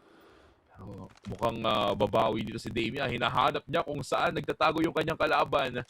1 minute remaining on the clock. Pero wala pa rin nagpo-push now. They are taking things slowly. This is the part where they play the mind games now. This is really surprising because in the past few rounds, sobrang aggressive whether it's HEDC or NUFB. But right now, both of them are playing super duper passively. Nag-aantay ng information before sila mag-advance, pero parang maling timing yung pag-scope out doon ni Coffin. Had he stayed scoping there, may info na sana siya nagpo-push na ng E-site. Itong ating NUFB. They're entering and Damia secures the skill off of Jesus. On the other hand, Consta naman off kay Coffin. Slido, nakabawi agad-agad. He's left the clutch this round for HCDC. The bomb's been planted in A. Damia with the sniper. Vinci din also. Lumitaw yung pa! Sly, kailangan mong i-isolate yung gameplay. You have to pick out one. Wag mo silang sabay-sabayin. Pero ito nga, the contact is there. Pero Vinci's aim is securely taking the kill here for NUFB. Wait, parang medyo nag-hesitate si Sly doon sa last scope niya dahil hindi niya nakita si Vinci doon sa may taas ng mga tires. And again, Vinci was able to take his opponent down. Now HCDC on the attacker side. Switching sides here. And alam ng NUFB Sinclair kung saan natutulak ang HCDC. Taking down already 2 members. Make it 3. Wala pang nalalagas sa NUFB. Now it's gonna be up to Coffin and Caleb to secure and clutch this round. But no, Caleb will be taken out as well. Clean wipeout from the side of NUFB Sinclair. Flawless round for them. Now they're on the lead. Gusto yung combo dun ni Zaire as well as Consta. Zaire just, if may ma-hit mark si Zaire dun, Consta was there to finish off the kill. And there's a great hand-in-hand duo play coming from both of the players.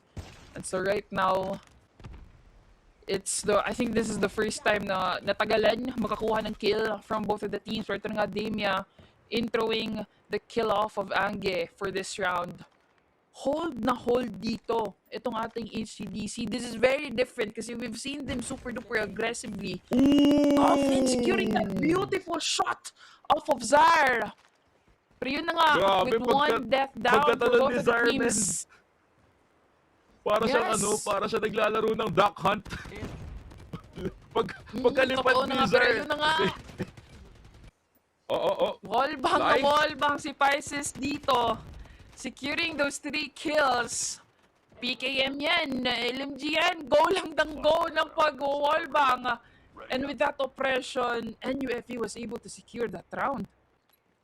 Now NUFB is up by 2 points. Kanina during our 7th round, that was where HCDC Apex was at, up by 2, but now it's gonna be NUFB being familiar with how HCDC played, they know where they will be pushing. Kaya naman, harder defense being done by NUFB Sinclair. But now, 2 members already taken out of HCDC. And in exchange for Damia there, okay lang, sabi na good trade. Planter denied, Jesus goes down. Caleb as well. And then UFB Sinclair now having this streak here sa loob ng ating game number 2. And I think Search and Destroy is the game of NUFB Sinclair's. They are doing it very well here sa ating second game. And we might see a game number 3 if NUFB Sinclair secures 2 more points here. Ooh, there goes Angeg falling down now. High yield kill once again coming from Zara dito. Both teams Oo, are Coffin. between being passive as well as being aggressive. And that shot coming from Coffin once again. At si Zaire pa yung napitas niya, which is also a very high yield kill. And so right now with less problems here for HCDC to deal with, yung main na guy ng NUFB Sinclair, yung una nalang napitas dito, Demia, pinasukan ng dalawa, goes down. Numbers definitely is an advantage, and that advantage is highly played by HCDC. Now HCDC losing 3 members. It's gonna be a 2v1 scenario. Vinci already falling low, pero makaka-recover naman Pisces and Vinci now looking for where Coffin is at. Coffin with the sniper hard scope there on that angle. Bombs now thrown away. Coffin gets hit. Now is on half HP. Actually, quarter of the HP was out there from Coffin. Will be able to recover. Now he is juking out his opponents with that bomb plant. Now Vinci once again with that peak. Pero Coffin clutches the round. 2 kills for Coffin with that psycho play. Ang ganda ng Man. kill coming from Coffin. Nag-hesitate siya. Kailangan sabi niya, wag muna. That discipline, that kind of decision making is definitely something you can expect from HCDC. But seeing it firsthand is just wow. And I'm sure the comment section is going crazy with that clutch coming from Coffin. And right now, HCDC, naputol na yung streak ng NUFB. So this is a chance for them to turn things around. Makakabawi nga ba ang HCDC Apex after that round win? Pero again, it's gonna be Coffin and Sly remaining here from their team. Can they take it out on Zaire and Pisces? Coffin, we have seen you do this earlier. Can you do it again? Coffin gets spotted out by Pisces. Now it's gonna be up to Sly to clutch this round. Can he do the same thing against NUFB? Pisces being shotted at doon sa may smoke. Pero it's gonna be a win for NUFB here in that round. One more round for NUFB and they will secure the point sa ating game number 2 and a possible shot at a game number 3. Can they go for that reverse sweep? That is what we are about to know right after this one. If they do take the round, Vinci now. Hard scope. Doon na sa may building. Ayan na nga yung bomb coming from Pisces with a PKM. Continuously gunning down everyone. And Damia securing the last 2 kills. NUFB pushes us to a game number 3. Ito na nga yung unang game number 3 ng ating group stages of Group B. Ang ganda nun, Ajax. Ang ganda. PKM saves the day for the side of NUFB. Pisces, sabi niya, pre, hold ko lang tong angle na to. Babaril ako sa wall. Kahit anong mangyari, wall lang yung babarilin ko. Kapag dumaan sila dito, di sorry sa kanila. And with that strategy played very effectively, Pisces with the knowledge. Actually, hindi lang basta hula yun eh. He already knew na doon na possibly dumaan with, not just possibly, with a high chance of HCDC crossing that part of the map. he was very decisive on what he wanted to do with that PKM. Wall banging on that part, Pisces was able to secure the point. And with this game highlights, tignan natin kung ano nga ba yung mga nangyari. Starting off with the first round, the first few rounds here in the Search and Destroy game, nagpapalitan ng puntos ang ating mga players. Again, it's either with clean wipeouts or we rarely see bombs exploding dito sa Search and Destroy natin. And we haven't seen quite of those diffuses as well. It's just pure wipeout and gunplay coming in from our players. Ooh, nasty shot by Coffin again. At first, it was a play where naglalamangan yung ating dalawang mga snipers. Pero si Pisces sabi niya, wag niya, sa akin nandun yung spotlight, mag-wallbang lang ako dito. But what I'm very interested in, like, pointing out here is actually HCDC pushing B side. Kasi it happened before. What happened the last round, yung nag-wallbang lang si Pisces, that already happened in the previous games. So the question there is, why is HCDC pushing B when a similar situation already happened in the previous round?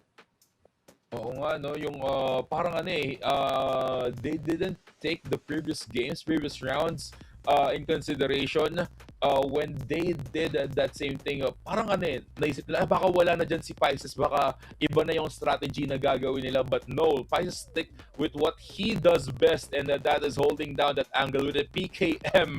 And unfortunately, HCDC was on the receiving end of that strategy. Pisces was able to get the upper hand, and actually he is the MVP of this game, again taking the spotlight. 16, 8, and 3 on the KDA. And NUFB Sinclair extended this series for one more game, and this is gonna be the first time we're gonna see control sa loob ng ating Group B stage. Yesterday was all 2-0. Now it is the first time as well that we're gonna witness a game number 3, and more of the action later on for that one, right after this very short break para magkaroon ng preparation time ang ating mga players.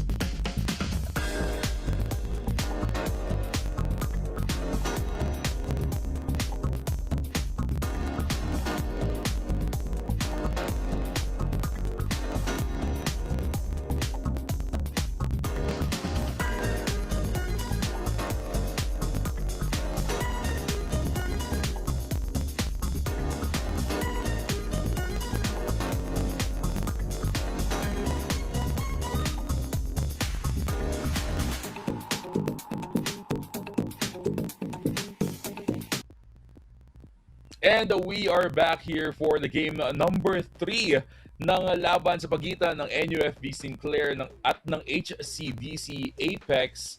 And again, this is the first time na makakita tayo ng game number 3 sa loob ng ating group stage B. And Kiyoshi, nararamdaman mo na ba? Nararamdaman mo na bang unti-unti nagpo-proc yung passive ko? Oo, dito nga talaga ako napasabi na, ayan na, gumana na Eto yung na. passive dito ni Ajax. Ito na nga. At ayan na nga talaga guys, nakikita na tayo yun ng unang control ng ating group stage B. At saan pa kung hindi sa standoff map natin dito. At papasok na tayo sa ating in-game. And of course, we're looking forward kung sino talaga yung mananalo sa series na to. Oh, this is gonna be the decider match, decider game between HCDC, Apex, and NU. Pero ang magiging resulta nito, Kiyoshi, ay magkakaroon ng onting deviation pagdating sa mga points natin dahil again, parang mababawasan ata ng isang puntos if ever man that they finish a 2-0 na or 2-1 na score right after the series. So NUFB, if ever they win this one, they will still stick around the 4th place ng ating Group B stage. Pero still, they have more matches sa loob ng araw na to, and I'm hoping na baka siguro makaangat pa sila ng onting puntos in terms of those matches. Pero here we go. Match will begin in a couple of seconds. I'm still seeing 4 players here for the side of HCDC Apex. This is a remake. Pero mukhang hihintayin na muna natin na bumalik ang ating mga players. And while we're waiting for the remake, again, to everyone who's watching right now, make sure to please like and share our live stream. Dahil parang ito na yung rising action ng ating broadcast ngayon. Make sure to follow as well our social media pages flashed on your screen right now. Available tayo sa Blue App, sa Red App, at sa Nota App sa mga viewers natin dyan. So, pwede kayong manood sa iba't ibang platforms na available sa atin here in the Philippine Collegiate Championship National League Call of Duty Mobile broadcast. And of course, while we're waiting, ay kunin nyo na rin itong oras na to para mag-register doon sa ating Project Next Gen. Again, up until August 31 lang ang registration niyan, at abangan yung mga announcements. Actually, sa Philippine Collegiate Championship Facebook page natin ay nakapost na yung mga important dates. So, make sure to check those out. And speaking of dates, make sure to stay tuned as well kung kailan tayo lalapag sa Pateros Technological College for our next PCC Roadshow. Again,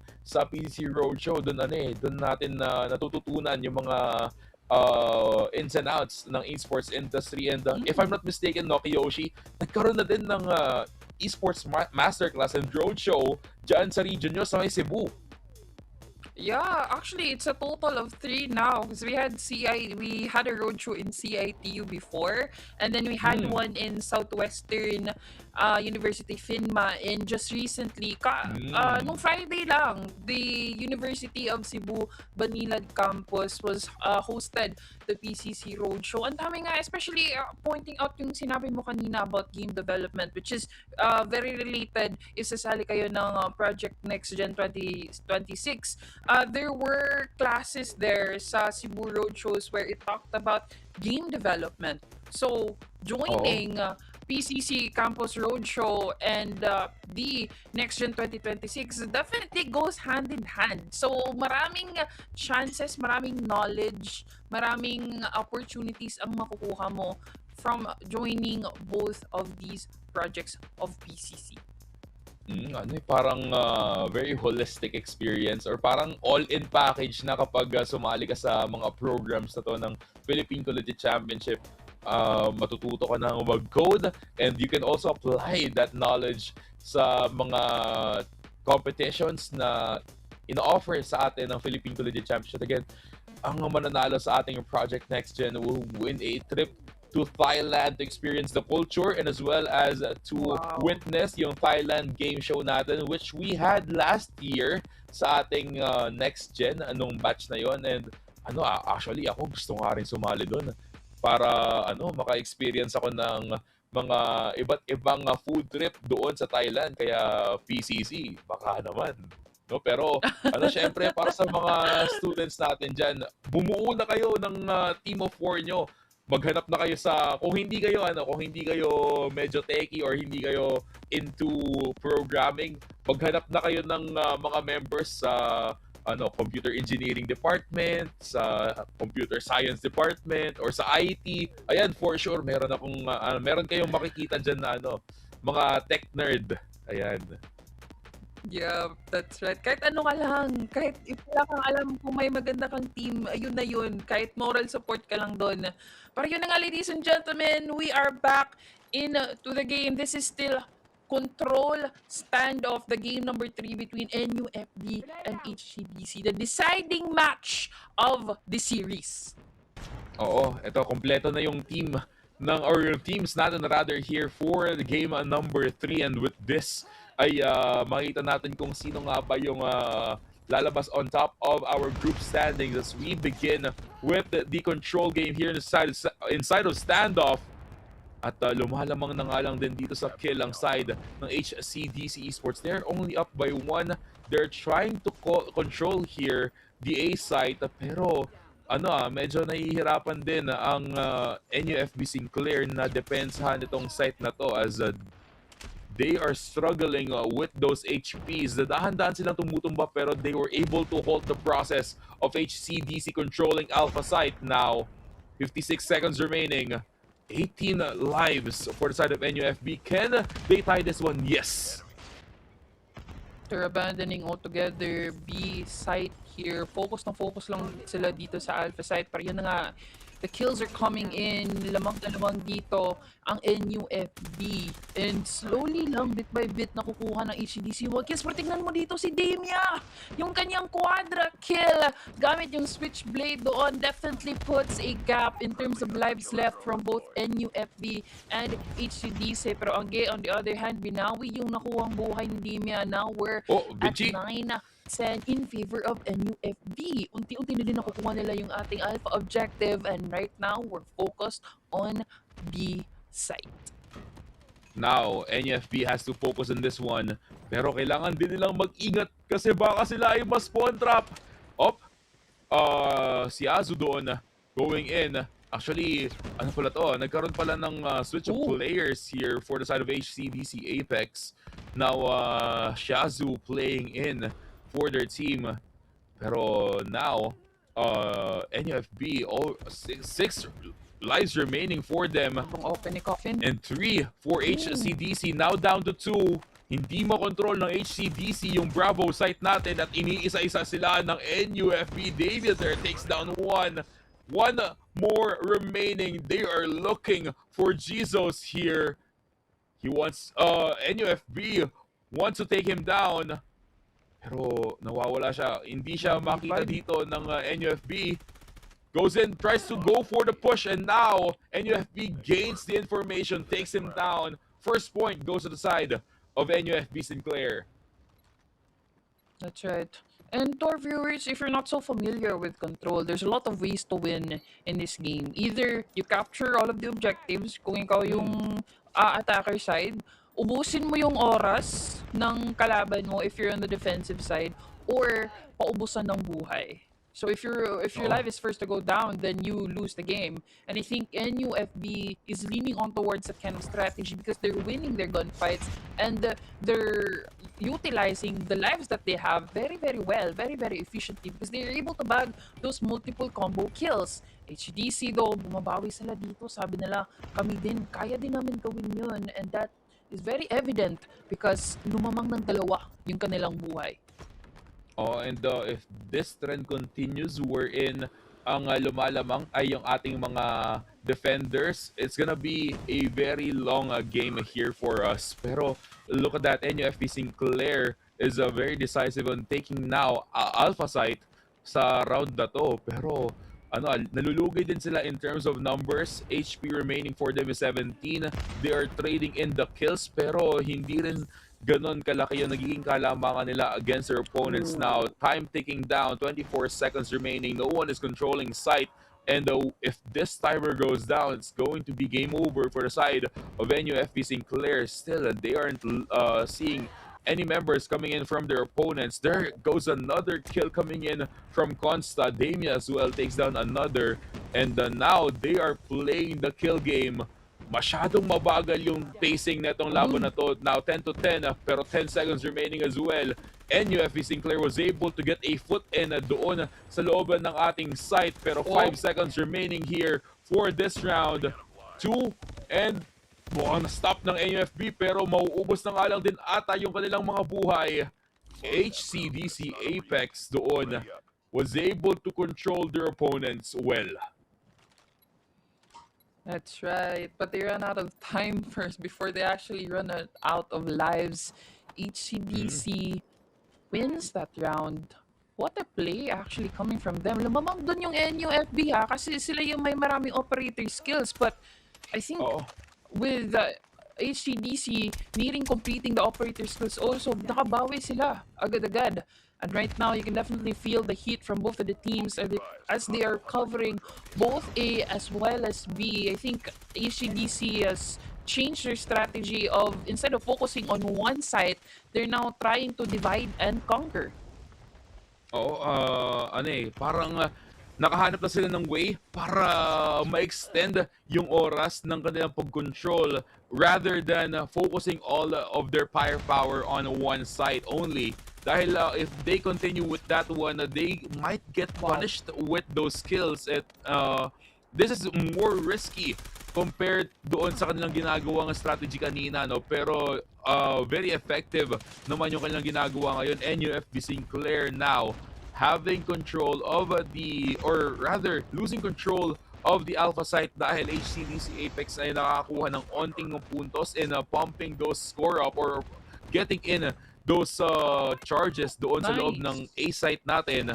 Pero ngayon ay nahihirapan na nga lang din sila kung kukuha ba sila ng kill or hanapin kung saan nag-spawn yung kalaban at saan dume-diretso dahil parang this is all mind games sa ating third round in the control game. Pero now, it's gonna be HCDC controlling the Bravo site. They left Alpha site with half of the charge. And now, they are trying to take a B completely. Zaire here defending just by himself. Makakuha siya doon ng kill.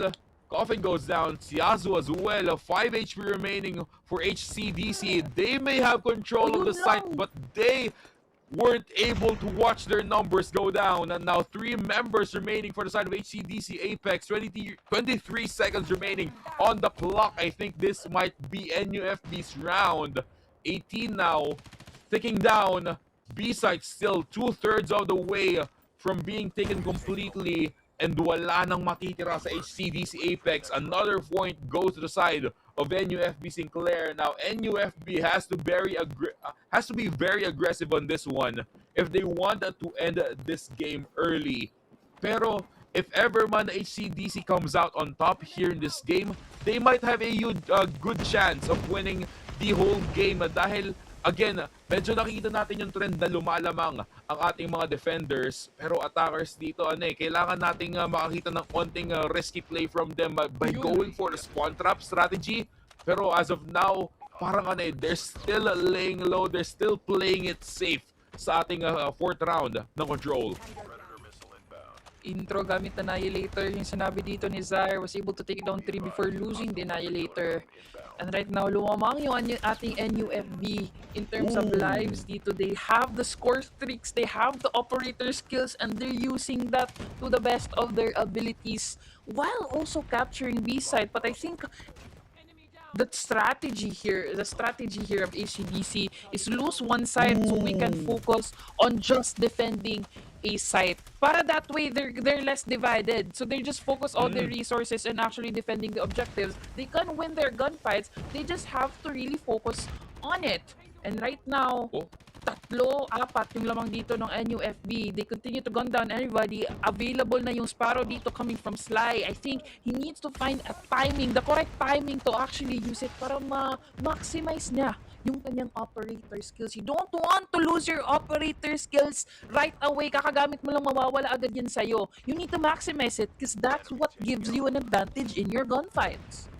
Jesus standing inside of that alpha site to try and secure it para hindi makapasok ng basta-basta ang mga Bulldogs. Pero yung mga Bulldogs natin nagwawala na sila. NUFB Sinclair now going in rampaging pero nalulugi sila in terms of the number of lives remaining. Now they are trying to put down the numbers 9 to 10 ang difference ngayon. Now it's a 9 to 9 and kailangan nila dito makahanap ng better trade against their opponents dahil as we can see HCDC Apex is not letting NUFB stand in at that alpha site. Now there goes Sly with the Tempest or Sparrow rather. Hindi niya na nagamit to its max extent. Now it's gonna be Coffin, Consta as well using their operator skills, and NUFB Sinclair will take this series with a reverse sweep. What a performance coming in from them. And nakita natin that they were able to execute the same plan, the same strategy na ginagawa sana ng HCDC Apex nung sila yung attackers. They divided the sites pero they leaned towards the B site more during the first half of that round. Pero nung it all went down to one site, medyo nahihirapan sila dahil pinapaulanan sila ng bala from all of the angles. May mga operator skills na activated coming in from the side of HCDC Apex. The Sparrow was there, the Equalizers was there from them, and medyo nag-struggle ang NUFB Sinclair during that part of the game, but they were able to find where their opponents were hiding during that one, taking them down one by one, and ultimately winning the round by completely obliterating every HP remaining from the side of HCDC Apex. And more on the highlights here, looking at it, Vinci with that Sly skill. Actually, mas Sly pa nga ata siya kay Sly dito, and with everyone just leading the way here for NU Bulldogs. They were uncaged, they were unchained here during this part of the game. And with this, ay nakakuha na nga sila ng kanilang much needed points to step up inside of our group stage B bracket. That's right. And the performance coming from NUFB was gradually increasing if you look at it, kasi they had a late start in HP and they were slowly, their tempo, their momentum was slowly increasing as we went on ahead. Late team of HP, then we went into SND and now Control. And I think pumapasok din dito yung factor na kanina pa naglalaro yung HCDC, so they have a quicker chance, or the quicker probability, higher probability of actually getting tired first, because there's mental play into this also, especially Control. So HCDC playing from series number 1 to number 2, fatigue could be a factor that we can factor in on this. And of course, we have to point it out, Dimya came out of the blue, biglaan na lang talaga, pinapatay lahat ng HCDC all of a sudden. Kasi you would think you have to look at Pisces, your MVP from SND, or Zaire, the MVP of HP. Pero sabi ni Dimya, no, I'm here. I'm hiding in the shadows, coming out at the perfect time. And of course, para siyang it si was ano, a perfect para siyang si time Batman. talaga. Oo. Parang ano eh, nag-shine out na ng light yung ano, nag-shine out na ng light yung NUFB na Damia, kailangan ka na namin, and he came out of the shadow. Para siyang lumabas ng Batcave, being the MVP for this control. And I do like that you pointed out yung naging factor for HCDC Apex na fatigue kanina. Nakita natin na they might have the upper hand in terms of the knowledge, in terms of the momentum nung game number 1 and game number 2 natin. Pero I think it was when SND ended up with NUFB as the winners. Doon sila nakaramdam ng onting pagod. Pero still, that is a good performance na nakita natin from HCDC Apex. Now, let's take a look at the bracket here for Group B. NUFB Sinclair still sitting at the 4th spot sa Group B natin with 2 points now under their name. Lamang pa rin ang HCDC Apex ng 2 points against them, pero for sure later on sa mga next games natin, we might see a clearer picture on who will come out on top. Again, the top 3 teams will be the ones to proceed sa loob ng ating playoffs in the upcoming days here for our Call of Duty Mobile. And parang nararamdaman ko na ito yung build up ng mga players natin to be more competitive or mas maging mainit yung aksyon later on sa mga upcoming games natin. Pero again, before we hand over to the next games, I would just like to thank the following sponsors. Of course, Converge. Discover the game changer plan by Converge and elevate your gaming experience like never before. With its true fiber power, you'll be able to dominate every game effortlessly. And of course, don't forget to use the hashtags, hashtag the game changer and hashtag Converge FiberX. Pero ano pa nga ba? Sino pa nga yung mga kasama natin ditong sponsors, Kiyoshi? That's right, ladies and gentlemen, the PCC CODM National League is also in partnership with Garena and CCE Play. And of course, talking about CCE Play, you level up your collegiate gaming experience and join the action at CCE Play, your gateway to tournaments, roadshows, and the future of collegiate esports. So visit cceplay.com for more information.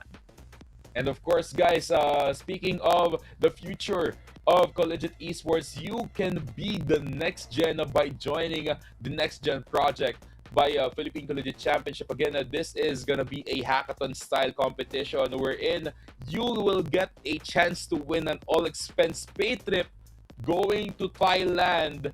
And meron din tayo mga cash prizes na naghihintay para sa ating mga students. Kaya make sure to stay or check out our registration, which will end on August 31. So ihabol nyo na yung registration na yan. Maghanap na kayo ng mga teammates nyo for the Next Gen 2026. And of course, we're also going to be having more campus roadshows upcoming. We will be going sa Pateros Technological College. Make sure to stay tuned lang sa Facebook page ng Philippine Collegiate Championship for more info about it. And guys, make sure to stay tuned lang dito sa ating live stream dahil mamaya magkakaroon pa tayo ng 3 more matches here for us. Napapainitin ang ating hapon ngayong linggo. Kaya guys, don't go away. We'll be right back after the short break.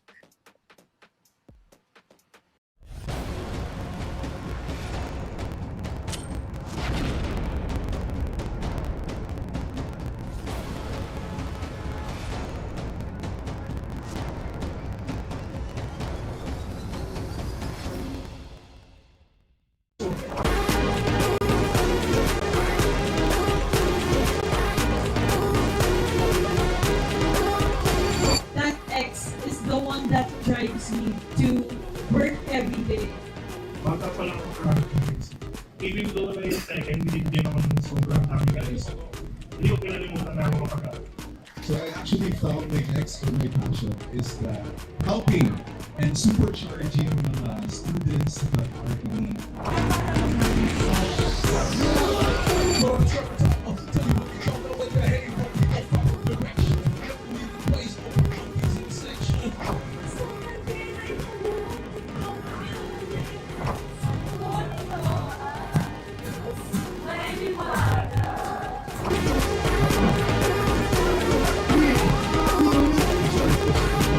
I think ito yung pinaka-hype kasi kasama yung mga ambassadors.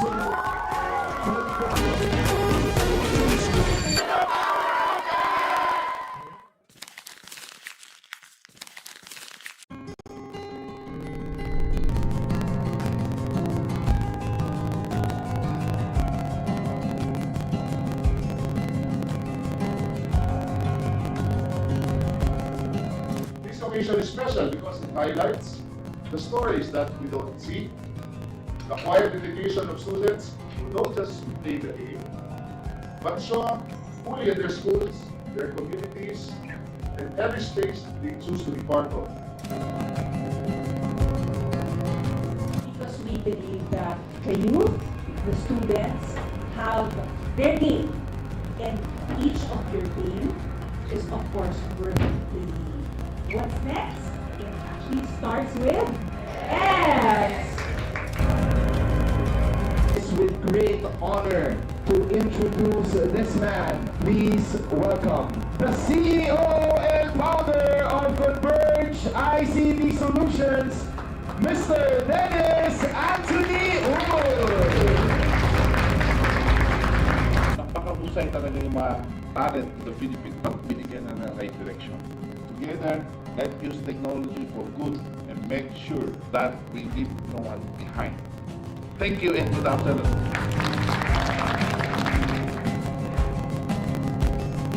You don't need to go outside the country and find opportunities there because the leaders are creating it for us now. If we win the youth, we don't just win today, we win today. So Converge is there to actually fuel their passion. This is what the campaign is all about. Fueling or igniting the fire inside. By this initiative in NATO and Converge, we are helping them achieve their passion.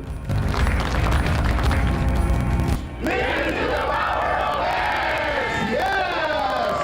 Thank you so much and good afternoon, everyone. Happy New Year!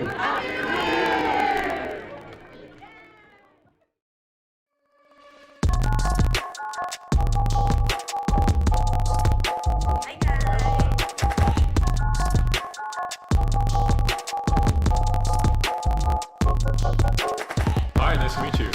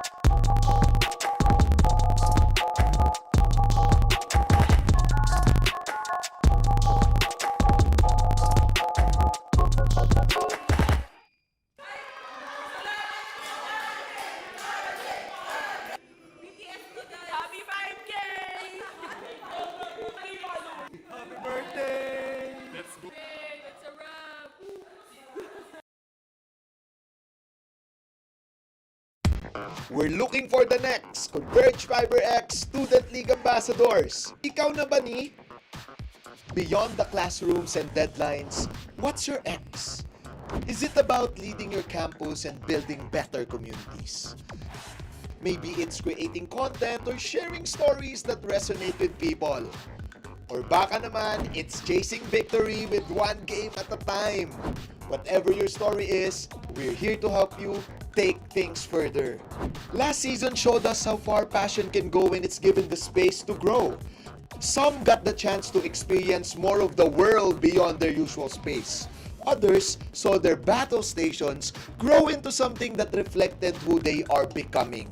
And for many, it came through experiences, new challenges, and perspectives.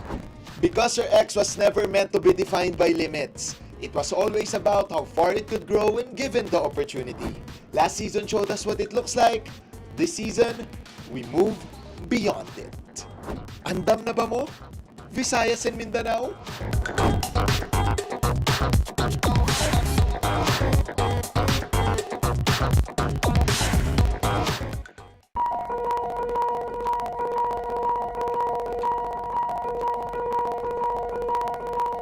sobrang laking tulong at naging isang matinding inspirasyon ang mga napagdaanan ko bilang isang streamer at syempre bilang isang vlogger na rin. Kung pagsabak in-game ang ex ko dati, sa labas ng laro ko naman nahanap ang ex ko ngayon. Sa bawat buhay natin, parang may hinahanap tayong X yung X-factor na yun eh. We're looking for student ambassadors para sa Converge. Ikaw na ba to?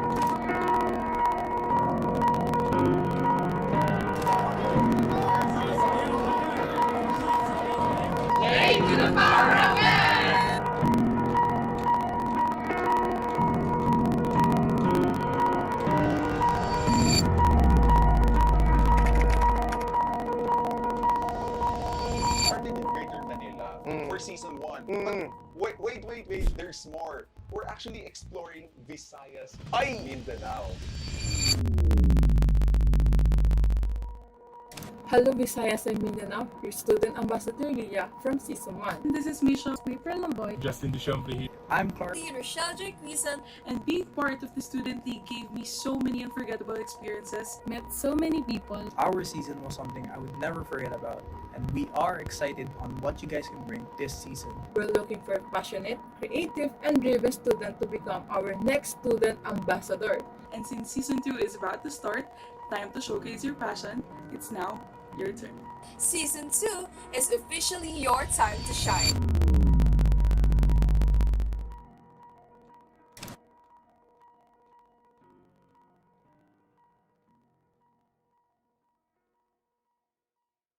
Larong-laro ka na rin ba? Larong-laro na rin kasi talaga ako eh. Dahil malapit na magsimula ang esports pasiklaban ng mga student athletes mula sa iba't ibang schools and universities all over the country. Ako ang inyong kabayas at PCC ambassador na si Manjin Faldas. Samahan niyo ako kasi magaganap na ang Philippine Collegiate Championship Season 4, #Siklab ng Puso. O para sa mga ML na ML dyan, Mobile Legends Bang Bang, magsisimula ang ating tournament sa Regional Cup. Basic lang naman, kailangan ng team mo mag-champion sa iyong respective region para makakuha ka ng spot sa National League Group Stage. Literal na champions take all ang drama. No room for errors, bawal mag-throw. Pero pagdating naman sa Call of Duty Mobile at sa third game na i-reveal natin soon, diretso na agad sila sa National League. Now, sa National League Group Stage naman, magsasama-sama ang mga regional champions at ang mga invited powerhouse teams mula sa mga partner organizations and collegiate esports program. Sobrang tindi ng competition dito. Best of the best. Tanging pinakamalulupit na teams lang ang makakasurvive sa next round. After months of intense matches, ilang teams na lang ang matitira para sa PCC Grand Finals. At ang ending ng kanilang journey ay mangyayari sa pinakamalaking collegiate esports gaming event ng bansa, ang Campus Playfest. Ito ang ultimate na year-end celebration pa kung saan magsasama-sama ang mga estudyante, game content creators at fans sa harap ng live audience ay maglalaban-laban ng mga finalists para sa pride ng school nila. May ukit ang pangalan nila sa PCC history. Mula Regional Cup patungong National League hanggang playoffs at sa huli papuntang Campus Playfest stage. Ilista nyo, ang PCC ay hindi lamang basta-basta esports tournament. Dito ipapakita ng bawat student-athlete ang kanilang lagablab sa laro. Ito ang future ng Collegiate Esports sa Pilipinas. Budaya Ben, sino ang magpapatunay na sila ang pinakamalupit sa Philippine Collegiate Championship Season 4? Larong-laro ka na, di ba? Larong-laro na talaga eh. Ikita ang siklab ng puso. Ano na, Ben?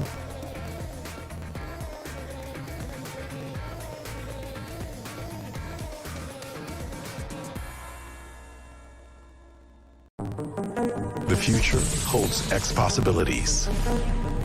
It unlocks X potential.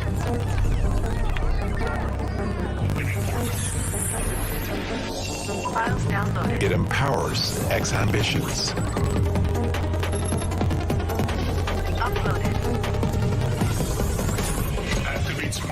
It enables X dreams.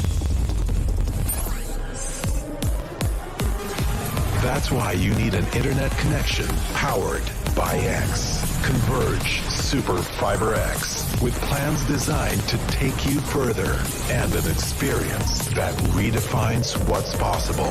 Converge Super Fiber X powers the X possibilities across home, play, and life. Now and in the future. Converge Super Fiber X. Live to the power of X.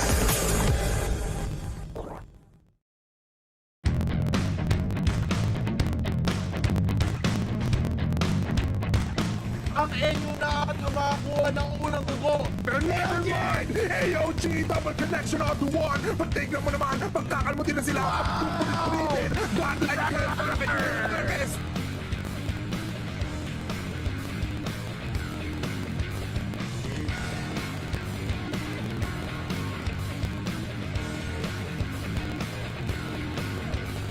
Takedown. All 4 members. There goes another kill. Chopstick on his head. And they cannot. Well, Annihilator is out. Ayun! Grabbing hold yan coming from...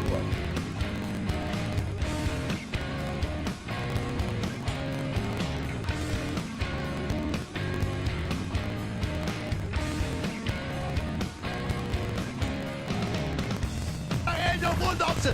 Naiba naman si Murit. Mamamatay siyang super auto with the flicker. Pero nag-aano pa rin ang binigera na. Tinutuka na ng baril sa mukha. Sinamis lang ng Sonic Flare with the heart of Patrick Saman. Yung sustained power dito na DX Army para iligtas.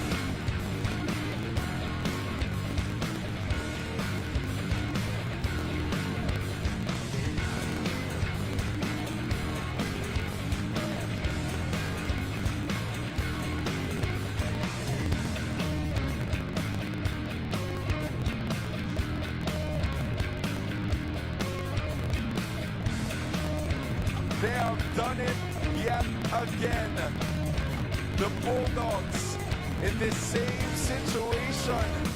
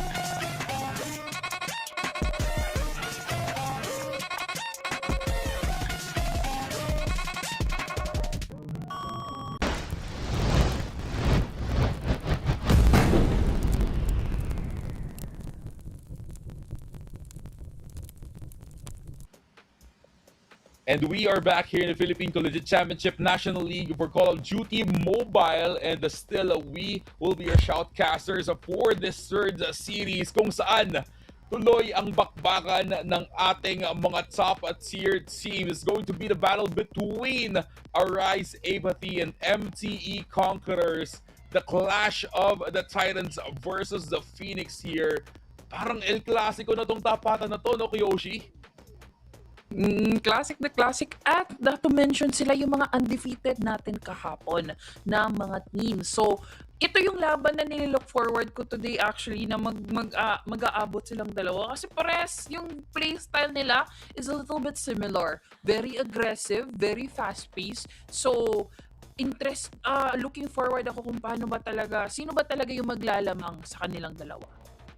Oh, it's a very interesting thing to see here for this series. Lalo na etong dalawang teams na to, they're still battling it out for that top spot para sa ating group stages. And of course, hindi lang basta bragging rights kasi yung pwede na makuha dito once you get that first spot sa ating group stages. For sure, you will be seated in a much higher standing doon na papasok ng ating playoffs. Again, only the 3 teams from this set of players or set of teams na maglalaban in the group stages will be qualified doon sa loob ng ating playoffs. And with Arise Apathy and MTE Conquerors being the 2 teams na nasa tuktok ng ating Group B standings, parang ito yung inaabangan ng lahat kung sino nga ba yung mas malakas. Will it be Davao or Mindanao region, or will it be the players from the Visayas region? And with this one,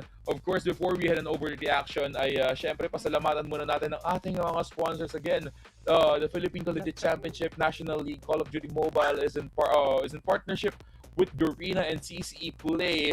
And the CCE Play, level up your collegiate gaming experience and join the action of CCE Play, your gateway to tournaments, road shows, and the future of collegiate esports. Visit CCE Play for more info. And of course, we are here with Converge. With Converge, you can discover the game changer plan and elevate your gaming experience like never before. With its true fiber power, you'll be able to dominate every game effortlessly. And of course, don't forget to use the hashtags, hashtag the game changer and hashtag Converge Fiber X. And speaking of dominate, this is gonna be a battle of dominance, Kiyoshi. I'm very excited for this round of the competition.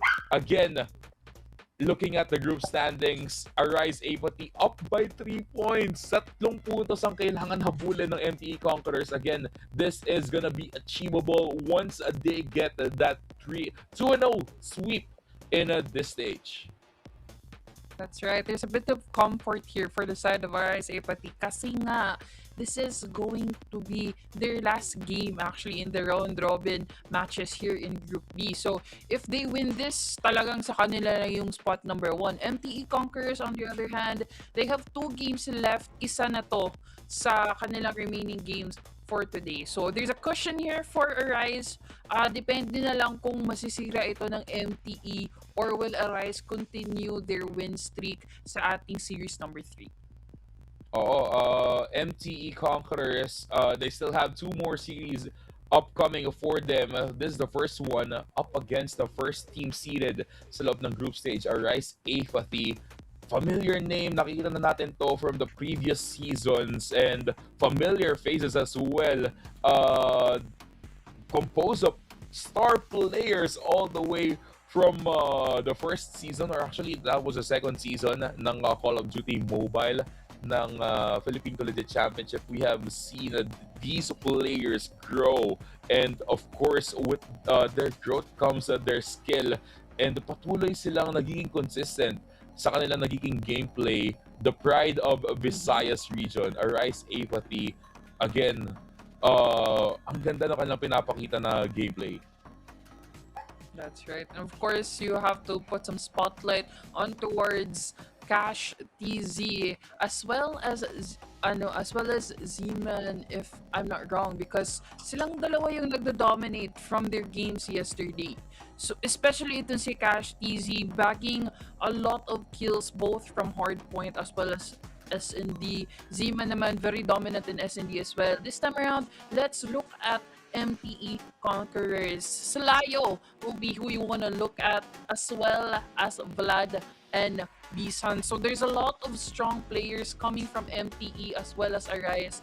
And like I mentioned kanina, similar lang yung kanilang mga playstyle, aggressive as well as fast-paced. So makikita natin mamaya kung sino ba talaga yung maglalamang in terms of game, kung sino ba talaga yung mas magaling sa kanilang dalawa.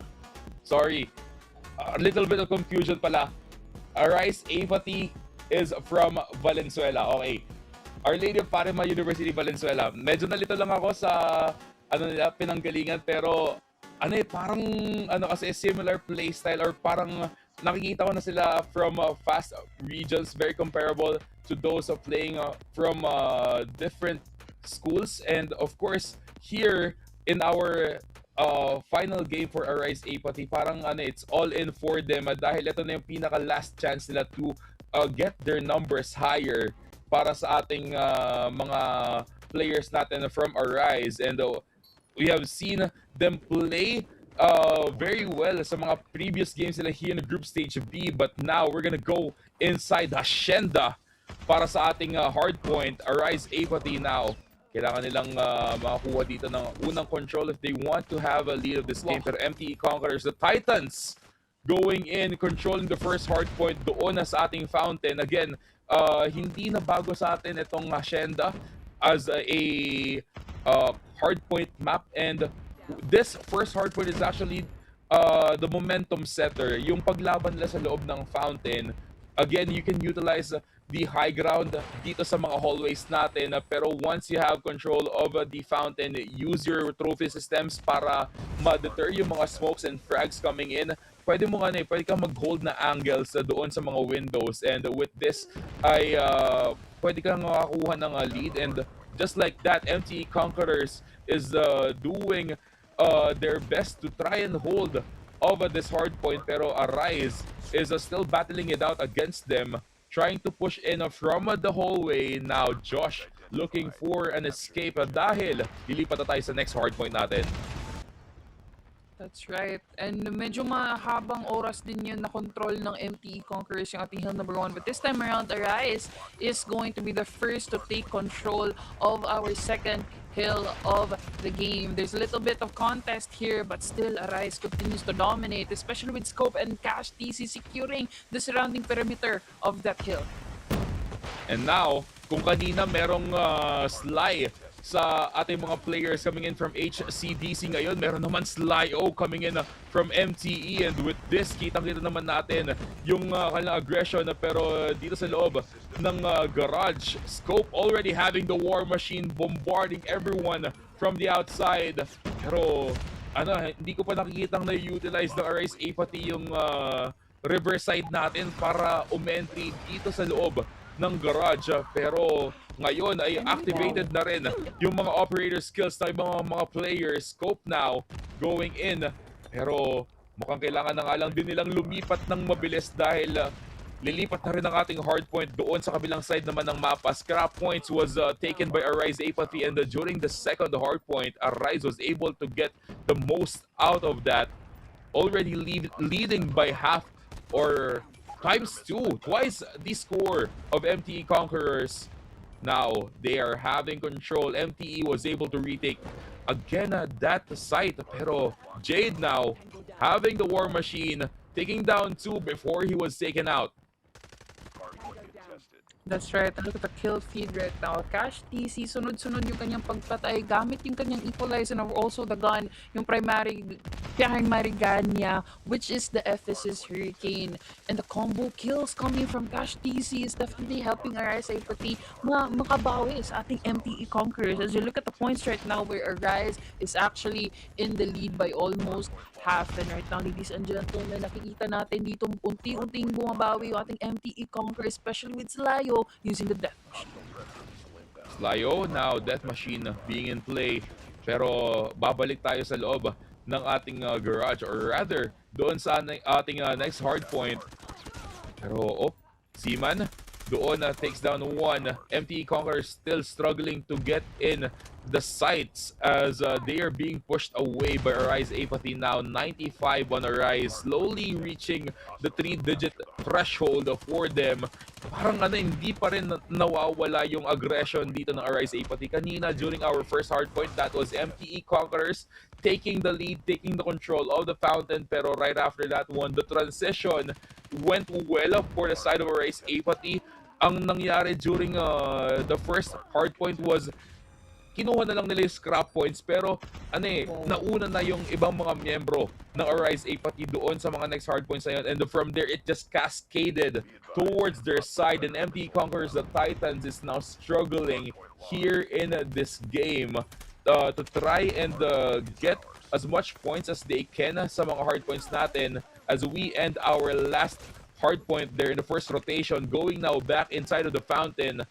Kailangan maging decisive dito ng MTE Conquerors on how they want to push this one. Kasi if not, it's gonna be hard for them dahil ang laki na ng lead ng Arise Apathy. Almost 80 now on their side. You can definitely see the chemistry here coming from Arise kasi it was in play. It's going to be it's Josh, it's Cash Easy, it's Zeman, as well as Scope.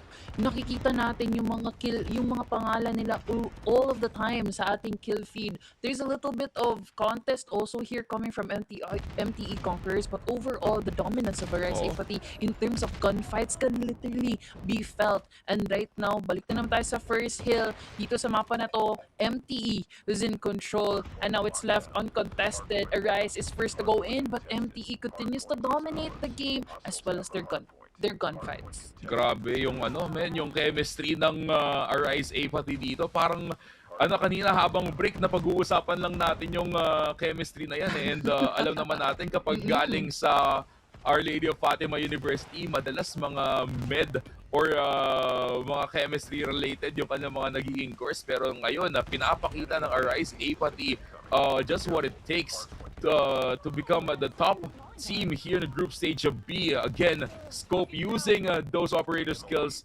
War Machine being in play, Equalizer as well, ginamit doon kanina ni Cash TZ, pero he was quickly taken out. Now MTE, Blood going in with his own Equalizer, trying to secure this garage for their spot, pero nahihirapan pa rin mag-push in ang side ng MTE Conquerors.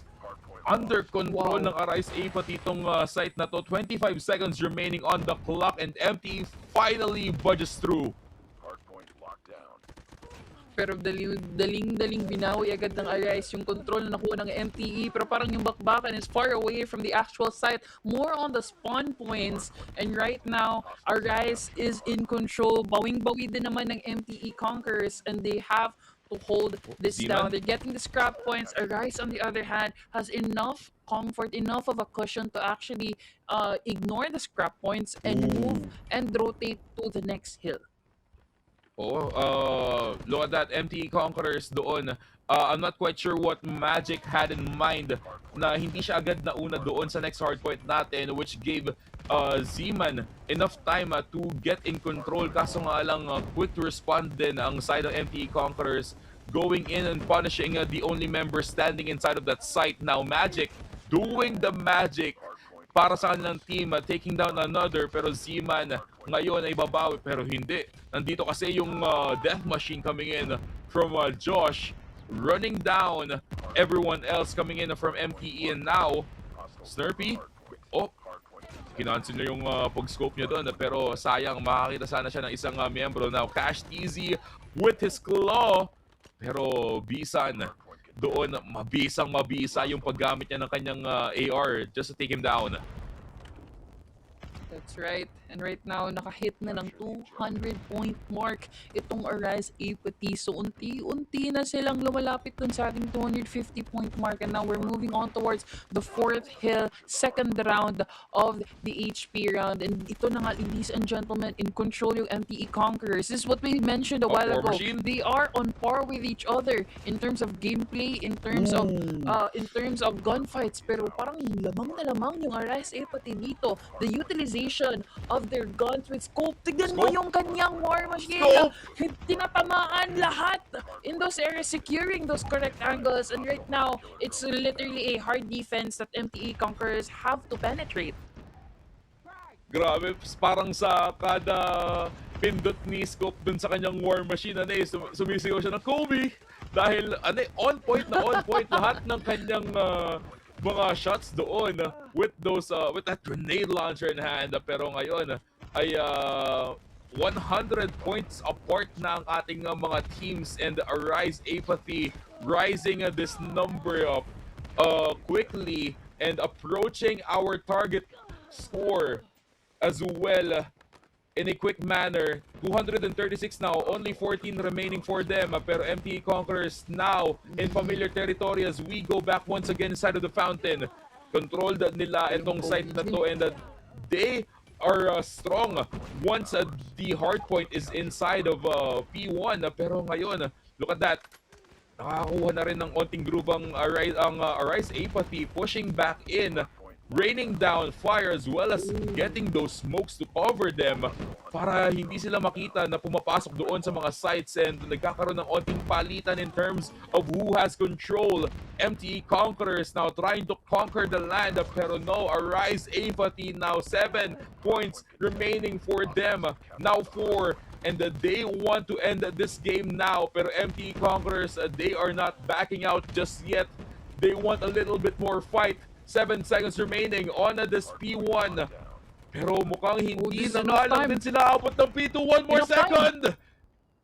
And that is gonna be a clutch of victory for Arise Apathy, taking the very last second as their very last point here in game number 1. That's right. That was enough time. That was enough scrap points to actually get those in 4 remaining points here for the side of Arise Apathy. And kuha ni Cash TZ doon the timing of just going all out. Kasi nilabas niya yung kanyang yung claw. If I remember, yeah, the claw. He could have saved it for the next point. Pero sabi niya, this is enough time. Let's go all in. And with that, Cash TZ securing the remaining scrap points, bagging the win here for Arise Apathy. Overall, ang ganda ng chemistry ng ating Arise Apathy dito. The combo kills from all of them, all 5 of them played a significant role talaga in this victory that they have in Hardpoint. Oo, Arise Apathy, nakita natin na alam nila kung paano yung gagawin nilang diskarte against MTE Conquerors, and that is unahan sila sa mga hard points, and with the plays that they are doing inside of the hard point itself, nakita natin yung pag-utilize nila ng kanilang trophy systems as well as those frags. Holding down the angles as well worked for them, pero Cash TZ was actually the highlight of this game. Para sa akin, yung paggamit niya ng claw, very impressive.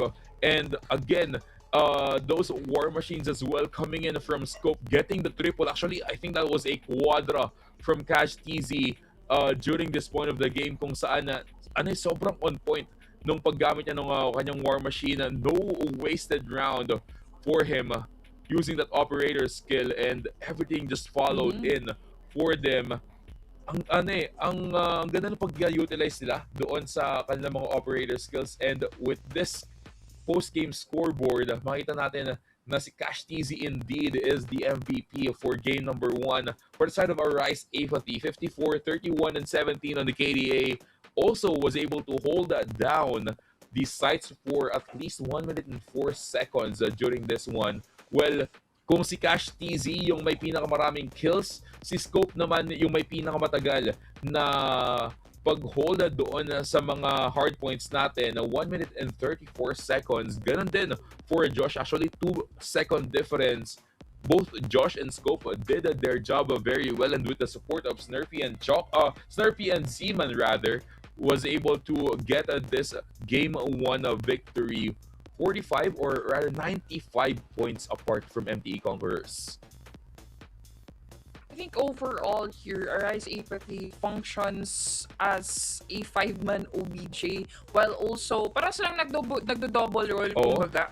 You have all of them as objective players, but then at the same time, they also have their other role, which they are actually able to perform very, very well at the same time as securing the objective. So that plays a lot about the mastery of Arise Apiety in hard point. On the other hand, nakikita natin sa numbers ng ating MTE Conquerors, bihira makakill yung MTE Conquerors when they are alive, considering na yung kills tsaka deaths nila is actually the same.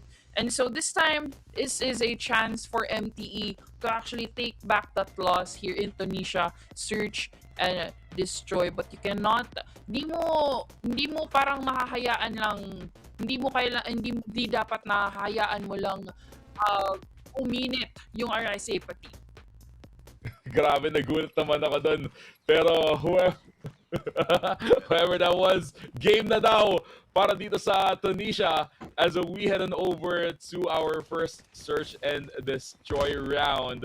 And in this map, parang this is gonna be the battle of snipers inside of the mid lane or mid part of this map. Kasi yung mga windows na yan and the elevations actually works very well for the snipers. Meanwhile, doon sa mga corners ng site natin, it's gonna be a shotgun na territory para sa ating mga players. So if they can work well with their shotgun, they can actually control the site very well. Pero there goes another player down in the mid part of the map. It's gonna be MTE taking down more members. Pero si Cash TZ na lang yung matitira dito. With 3 members remaining still for MTE, Cash TZ knows exactly where to find them. Cash TZ pushing in. There goes Vlad falling down. Slide cancel from Cash TZ, but Magic with the miracle play there on a 2v1. He was able to take the point here in round number 1. Arise Apathy doon ay hindi magtatagumpay sa kanilang pag-defend. Indeed, and that was a great execution coming from Cash TZ, kaso medyo naghuli lang in terms of timing. Now we move towards round number 2 and all in advance yung Arise dito from mid. And I think parang there's some sort of miscommunication going on here kasi nag-all in almost yung Arise Apathy sa B-side pero nasa A na yung MTE Conquerors. Bison securing a double kill. Slayo going down to Joss's hands with the sniper. The bomb's already been planted. May lamang na isang player ang MTE Conquerors. Arise plays the retake this time around. Only 3 players. The encounters there. Jade does hit mark lamang. It's not enough to actually secure the kill. And right now, there's Magic finishing it off. Bisan also, successive kill secures them another round of victory. MTE Conquerors now biting back dito sa search and destroy round natin. Nakita natin na sobrang decisive nila in pushing one site. Meanwhile, MTE Conquerors, there it goes once again. 3 miyembro nandoon sa may alpha site natin. Meanwhile, Arise Apathy is so patiently waiting dito. Or actually, MTE Conquerors, they're waiting sa may mid part ng ating mapa, looking for a possible target to peek out of those angles. Oh my goodness! Josh with that point-blank sniper kill onto Vlad. Pero mabilis din naman matitrade out dito yung mga players ng Arise Apathy now. 2 members falling down. Slayo, Jade, and the Bison remaining for MTE Conquerors. Slayo with the bomb being planted sa loob ng ating alpha site. Still gonna be a 2v2. Now it's gonna be a 2v1. Josh, only one remaining. Can he spot out another Bison?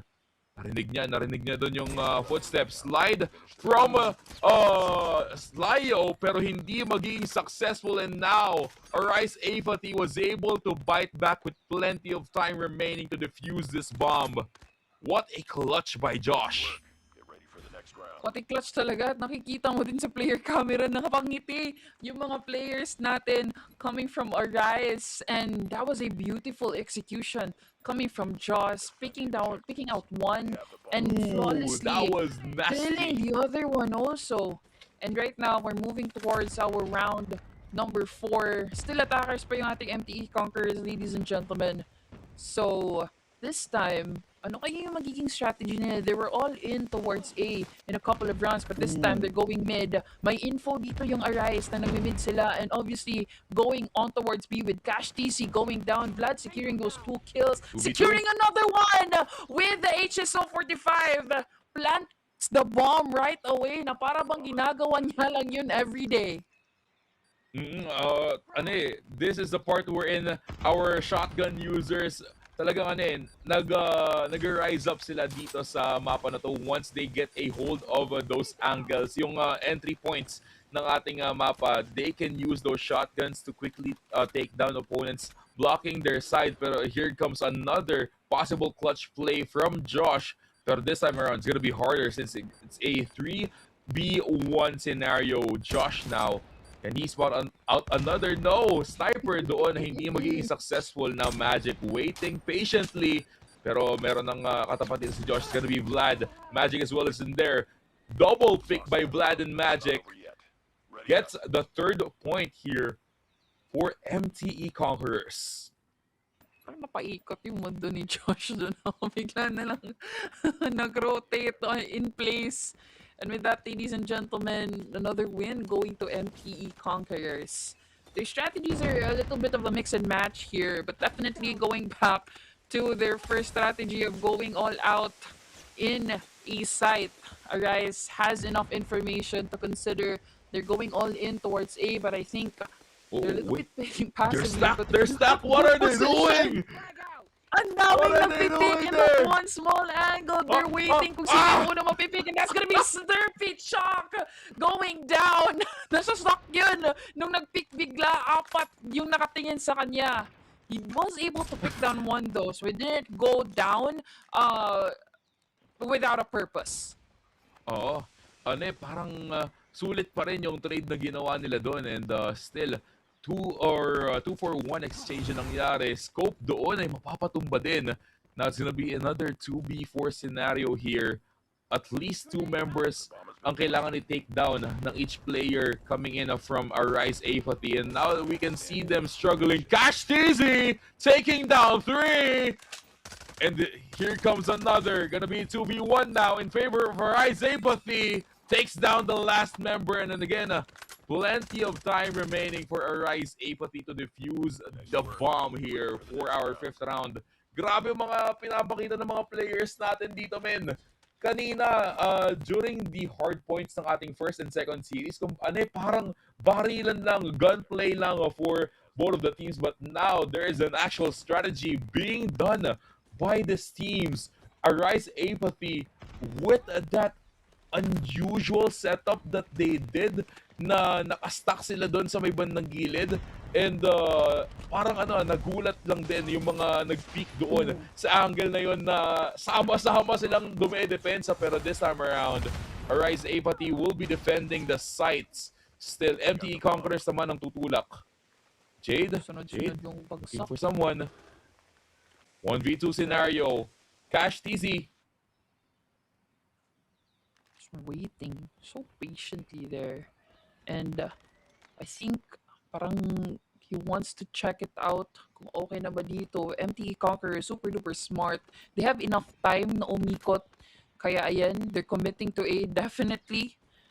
And nice instinct coming from Cash TZ dun. Alam niya, wala siya nakita dun sa B-side. So, move on towards A. And what a shot! Diretsuhan lang with Jade, but that's not enough to take B-side down.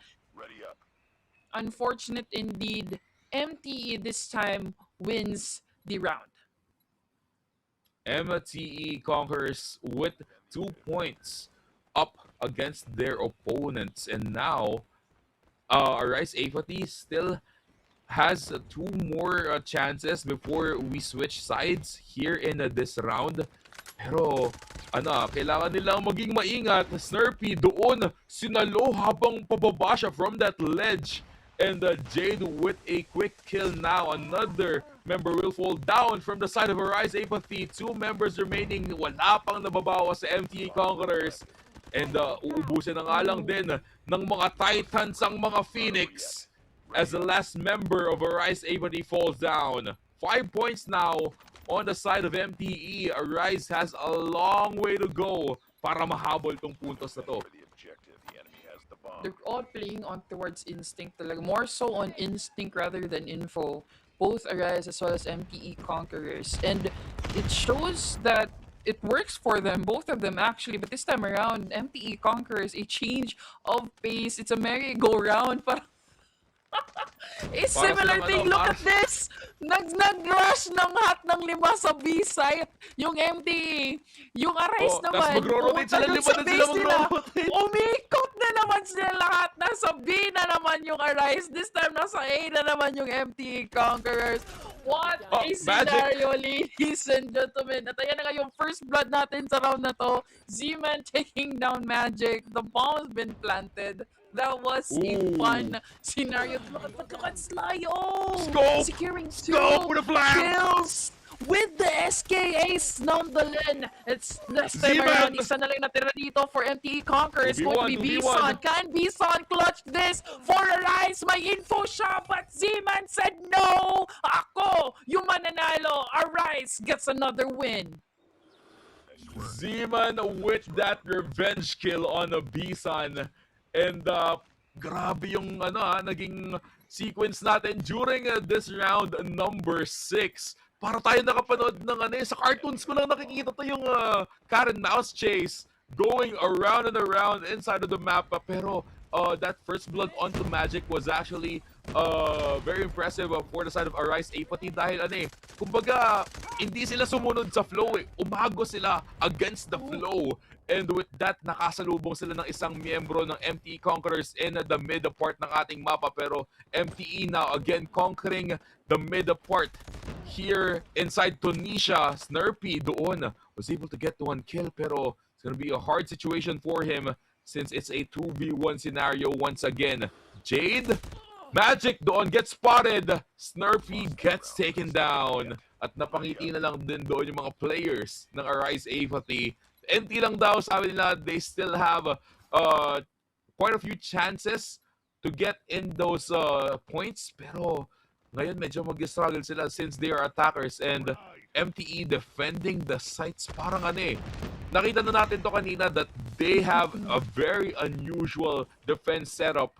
Pero now, pushing in Bravo's site, Arise Apathy was able to secure it quickly. Losing a member though. Kakayanin nga ba nila makapag-plant? 3 members out for them, make that 4. And Vlad doon gets traded, pero Cash TZ cannot win that round anymore. Not anymore. And parang, looking at their games right now, it's literally just committing all in, all 5 going into one direction. And it was actually super duper fun to look at because it's like a merry-go-round and then it was a cat and mouse chase, and they're basically just nagpapaunahan lang talaga. Kung sino yung unang makakuha ng information, then that's it. But right now, all 5 still alive for both Alliance as well as MTE. MTE now has information that they're in B site. Retake yung kailangan nilang gagawin. But with Slyo taking Snurpy Chop down, puts Arise at 4-man left. Blood. Slyo again taking down with Cash TC securing 2. Bumabawi dito yung Arise, but it wasn't enough. MTE gets to defuse the bomb. And now, magiging 8 na yung score nila. 1 more point remaining for MTE Conquerors, and we will once again see a game number 3 again. Let's take a look at the instant replay here. Cash TZ was actually one good play from him. Ang lala nung angle na yun, men. Lahat ng papasok dun sa pintuan na yun, for sure, will get killed. Pero with MTE Conquerors having a lot more members than Arise Apathy during that round, they were able to trade in Cash TZ, pero now Scope takes down 1, pero 2 yung na-trade sa kanila. MTE Conquerors now losing another member. Magic will be the first one to fall, pero Arise Apathy, 2 na lang yung natitira sa kanila. Can they clutch this round and extended this game for 1 more? Slyo takes down 1. Cash TZ, the only member left for the side of Arise Apathy. MTE Conquerors is looking for him. Can Cash TZ sneak through enemy defense? Takes down Vlad. pero he will get traded. Cash TZ falling down, and MTE Conquerors ties this series 1-1. Ang ganda dito yung laro ng MTE Conquerors. They're quick, they're fast-paced, and no doubts in committing to whichever side, whichever path, kung saan man sila mapupunta. All committed, all 5.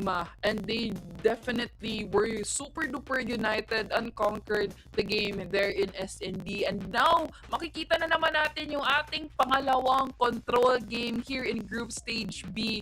Gumagana ulit ang passive ni Ajax. Nako, wala pa yan, Kiyoshi. Ano pa lang yan? Patikim pa lang yan. Dahil for sure, as we progress through this day, makakita pa tayo ng mas marami pang rounds here in SMD and more game number 3s as well. Pero here in this game, MTE Conquerors was able to secure that game number 3 by being so well coordinated.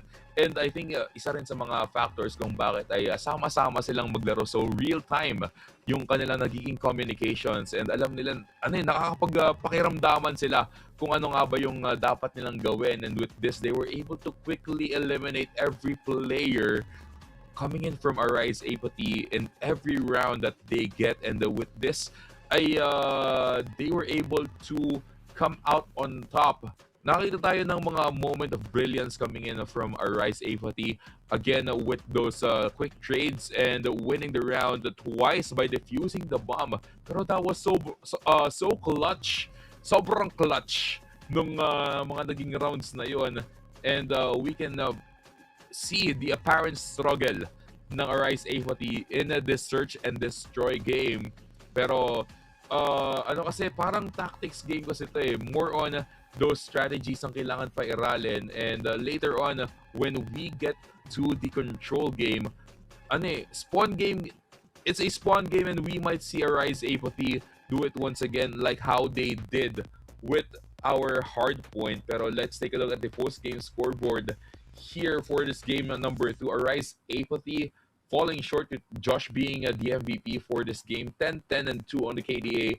Not quite close to what MTE Bisan did. 14-6-5. Grabe yung naging impact dito ni Bisan sa kanyang team. Actually, hindi ko napapansin kung sino yun, who kills who during this game, since sobrang fast-paced nung nangyari mga action here sa game number 2. Pero it was Bisan coming out on top. And overall, again, the chemistry as well as the strategy na pinakita sa atin ng MTE Conquerors was the one that came out on top here sa ating search and destroy game. Pero later on, makita natin na yung decider sa pagitan ng netong dalawang teams na to. And game number 3 again for another tie-breaking game right after this short break.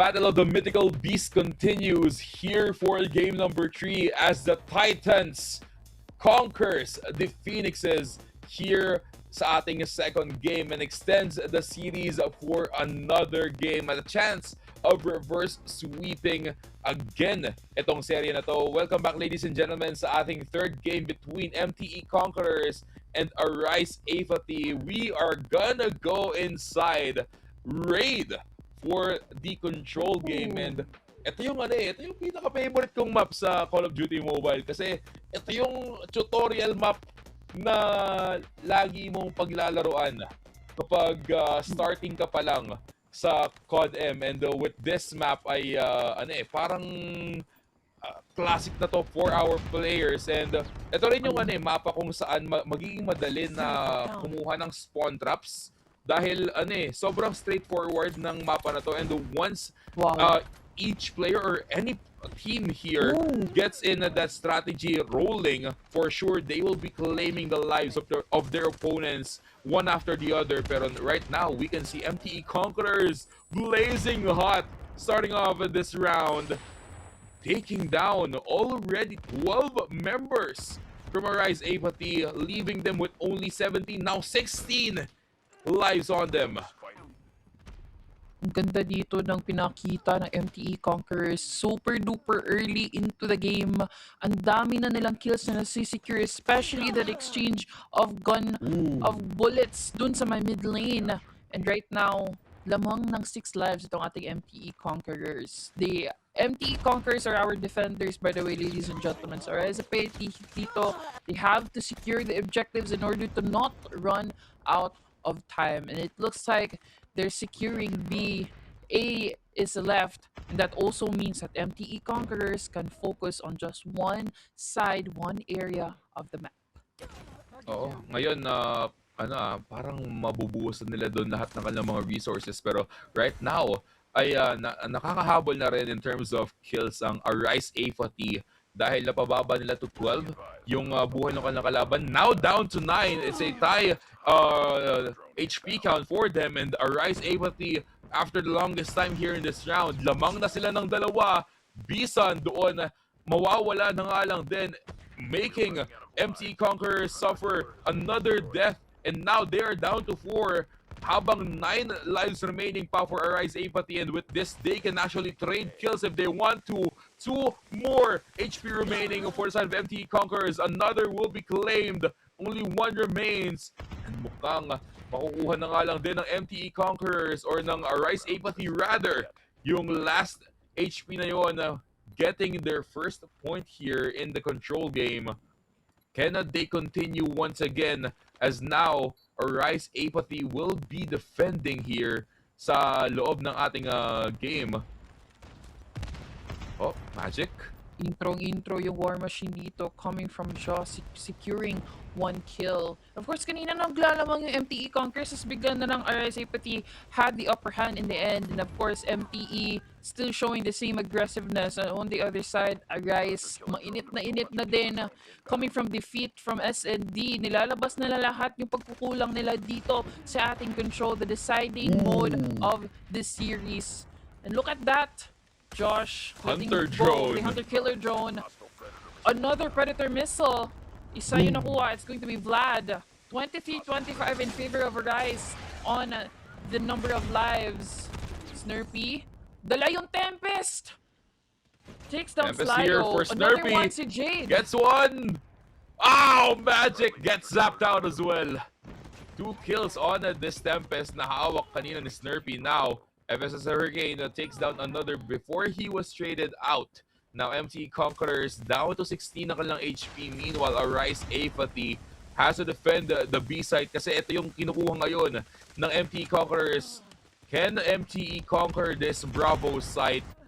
49 seconds remaining on this one. Plenty of time for them. Pero mukhang ma-extend na nga lang din nila yung oras dahil they will take full control of that B site just now. Another minute will be added onto their time. A site now has to be taken by them. Pero with only 14 HP remaining or 14 lives remaining on their side, this is gonna be a hard feat. Pero nakakuha sila ng trade doon. Magic doing magical things here for their team. Snurpy, narinig niya doon, dumaan sa kanyang harap. Tries to go in for the kill. He does. Wow. Switches right back. Pagkalingon niya, nakakuha din siya ng isa pa. And Arise Apathy still with the upper hand in terms of the number ng lives remaining from them. Equalizer doon ay gagamitin. Pero still, MTE Conquerors is struggling with the gunfights. Hindi sila makakuha ng enough trades, making them fall short in terms of the number. Pero isa lang yung difference ng mga buhay nila. Now it's a 5-5. Now Arise Apathy is down by 1. Who will come out on top here? That's what we are about to know. But there goes a trade. Oh, Zeman already out. Magic as well. Operator skill. Indeed. Death By Machine Scope. dito. Running Dala-dala fire. ni Scope. Gunning down everybody in his path. Isa na yun ang tira dito. Coming from MTE Conquerors, it's going to be Slyo left up against 2. There's a possibility of a clutch here. Considering na dala niya din yung SKS. But I think the wrong peak can be devastating. He has to be careful. Slyo gets one kill. Dapagad! Tumadapa agad dito. Scope versus Slyo. Dala yung SKS parehas. So sino ba talaga yung mas magaling dito? Nagiging SN, parang SND na ito. There's the info coming. Slyo! From Slyo! Oh! Oh my goodness, Slyo! Different kind of animal here. Fought until the very end, taking down the last 2 remaining members of Arise Apathy, tying this game 1-1. Now it's gonna be another tie game for them. Babalik tayo to square 1 here in this round. Switching sides once again. Cash TZ doon focusing more on the kills. Wala pa ako nakikitang members ng Arise Apathy na nagpo-push in doon sa mga sides natin at dahil napipikilan sila agad ng MTE Conquerors. Getting spawn trap now. There is 2 members blocking their path from getting out of their spawn, pero Arise Apathy was able to snap them out of there. Now, B-site ang kanilang uunahin. Mukhang masasecure na nga lang din ito ng Arise Apathy as now they are closing in. Bombs now being thrown away. Fragged. Gets shot at there. Cash TZ taking down one after the other. And now, Arise Apathy's live counter drops to 17. Pero mabilis din naman sila makaka-trade. MTE Conquerors now 18 remaining on them, pero si Slyo ay mapipitas na nga lang din. Still a big difference in terms of HP count and halos hindi pa nakokontrol ng Arise Apathy. Itong B-site natin ay nauubusan na sila ng maraming buhay. Totoo. And right now, 3 lives ang lamang dito ng MTE Conquerors. And they're definitely dominating their gunfights also. Josh, you can see a lot of his name popping up sa ating kill feed. Magic also. And this time around, they're picking out everyone from Arise Apathy one after another. 4 lives left. Make that 3. Dalawa na lang. Dala-dala pa dito ni Slyo yung kanyang Annihilator. And I think mahirap to pag Annihilator yung kaharap mo. You makikita ka lang a little bit and that's for sure kill. Zeman goes down. Arise is left with 1, but to no avail. MTE Conquerors gets another win. MTE Conquerors 1 point away from reverse sweeping this series, and parang they have a shot at overtaking Arise Apathy from that first seed once they do secure this game, dahil again meron pa silang laban later on, and if they win ay makukuha nila yung first spot against Arise Apathy. Pero let's take a look at the action here sa ating fourth round rather. 29 HP remaining for Arise Apathy. Now they're showing a little bit of dominance against their opponents.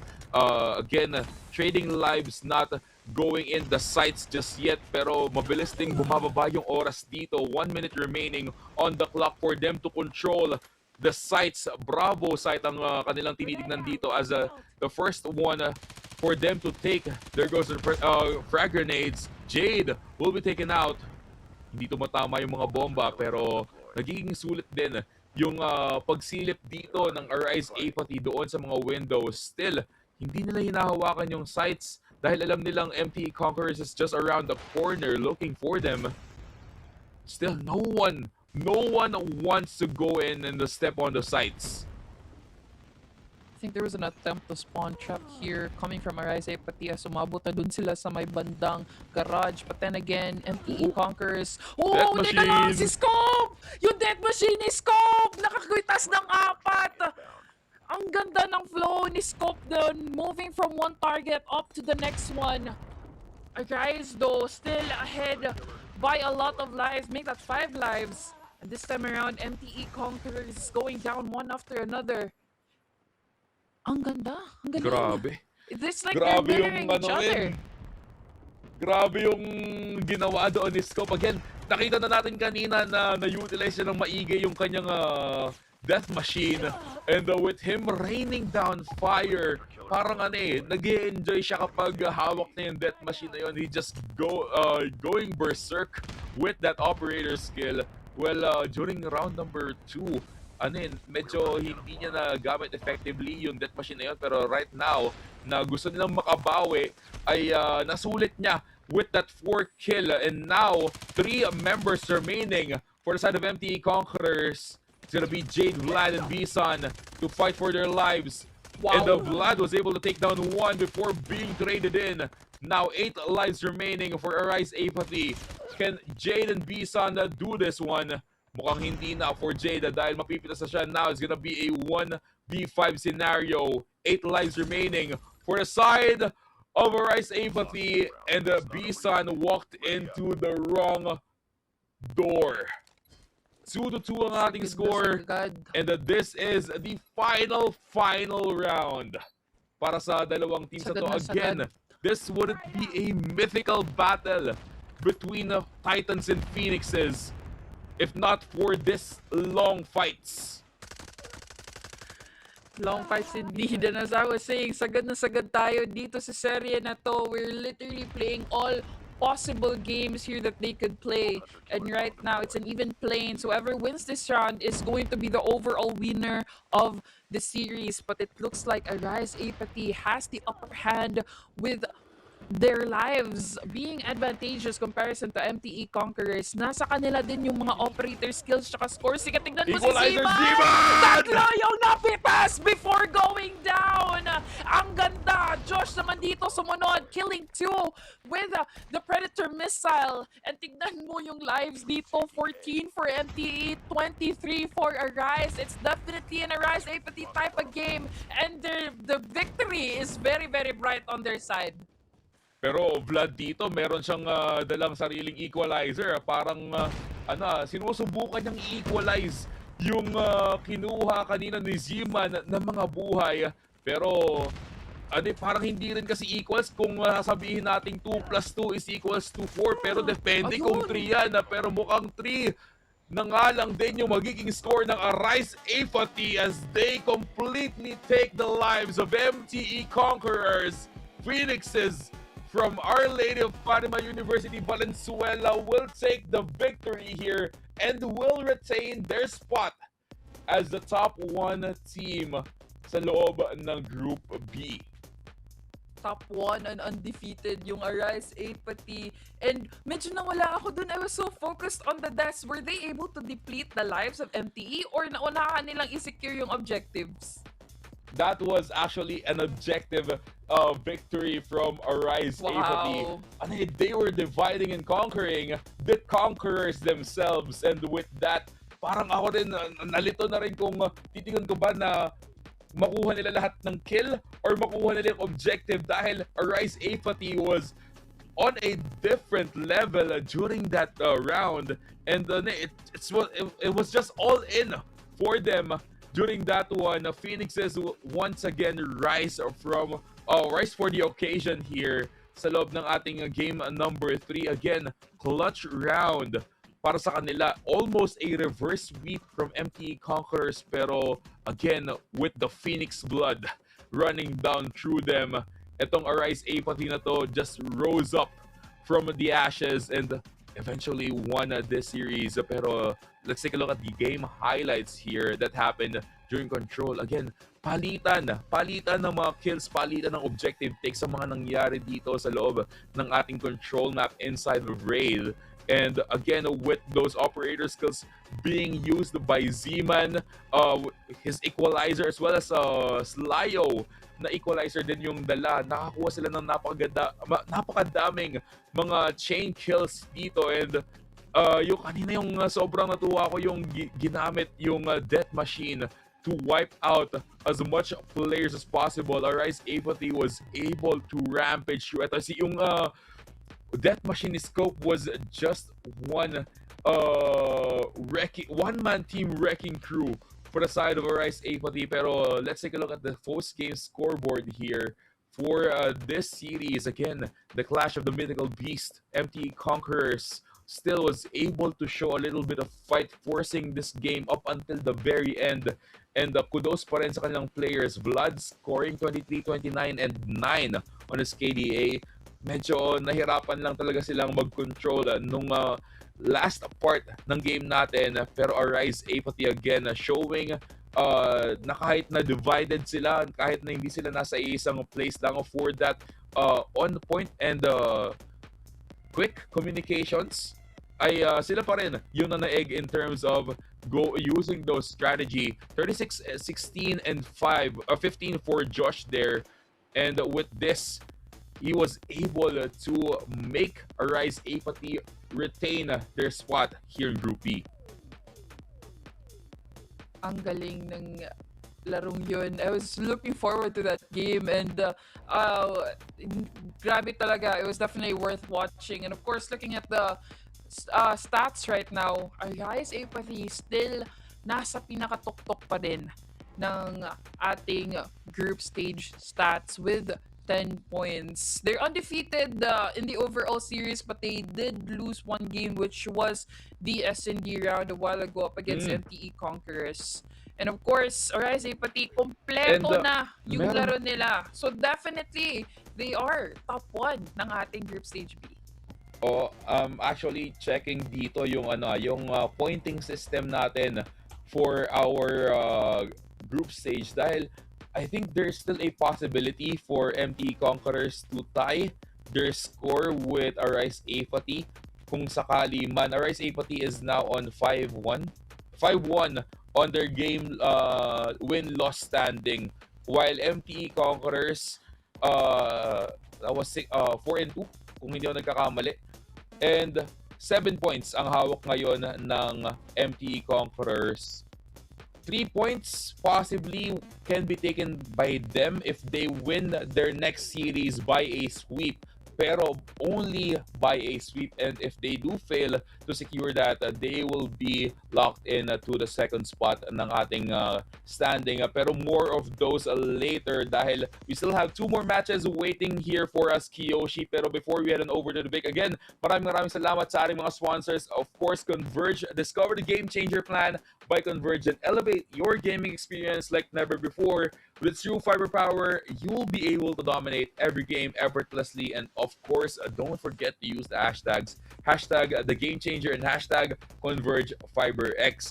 And the PCC Call of Duty Mobile National League is also in partnership with Garena and the CCE Play. With CCE Play, you can level up your Collegiate gaming experience and join the action at CCE Play, your gateway to tournaments, roadshows, and the future of Collegiate esports. So make sure to visit cceplay.com now for more info regarding next gen, of course, our road shows na upcoming. And speaking of upcoming, Yoshi, again, 2 pang serye ang ating abangan sa mga next one, and this will be exciting dahil para mag-shake up na rin yung ating scoreboard here inside the Group B stages. Kaya guys, don't go away. We'll be right back after this break.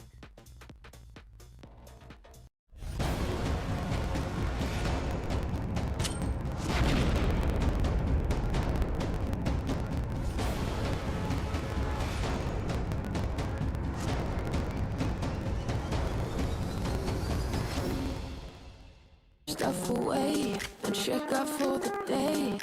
There's no time to waste. Sa amin, Thailand, mga kami doon.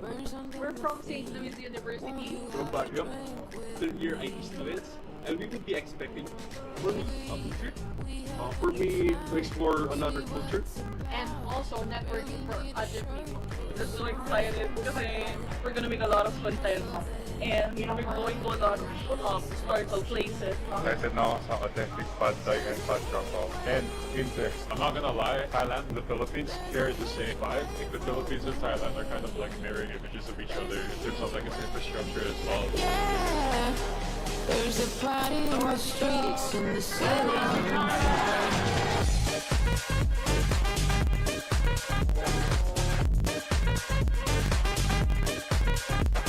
Kung nakita kayo ng kababayan sa Thailand!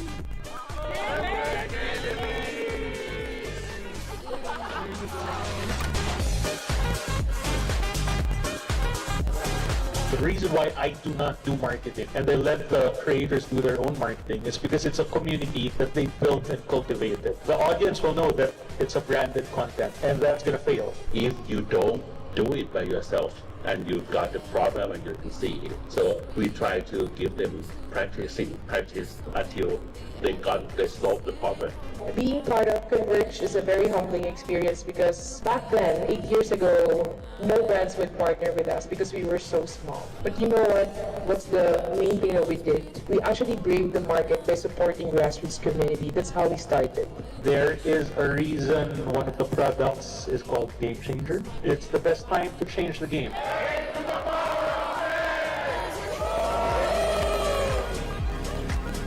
There's a heat wave rolling in. There's a heat wave, yeah. There's a party in the streets and the city on fire. There's a party in the streets. Excited na ba kayo?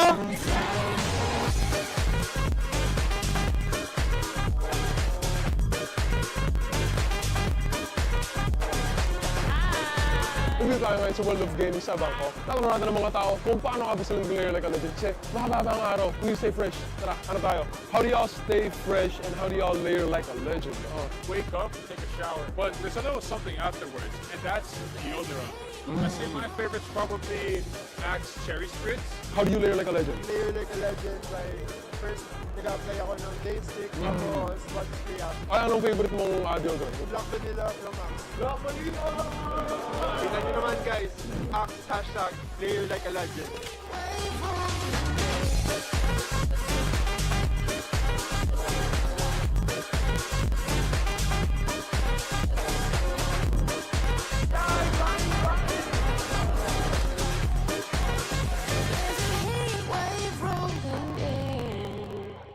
Thank you, Thailand!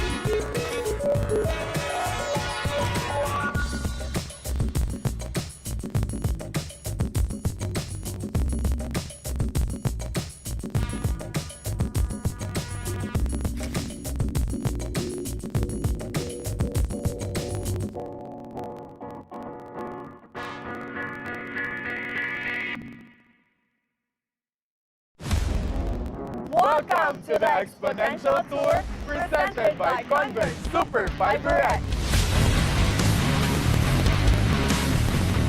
Great Competition and music experience.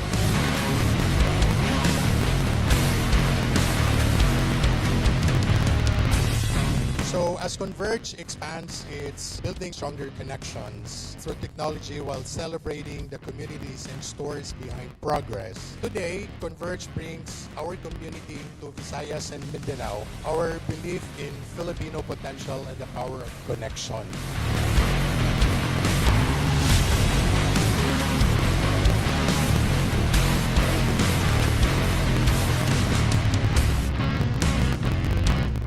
As a born, raised in Cebu, without good connection, I cannot learn from different nationality and different sports. The same thing with skateboarding. We speak different dialect, but we have the same passion to skateboarding. It all connects to us and speak through a skateboard.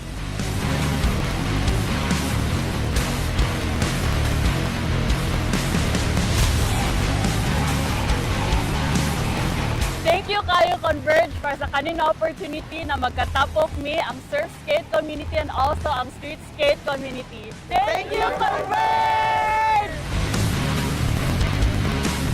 Exponential is not about a product.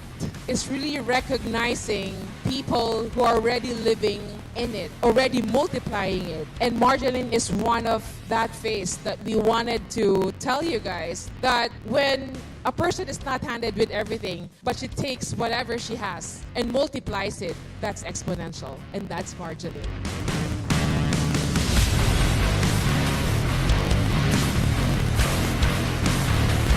So what we've seen and heard this morning reflects the heart of Exponential.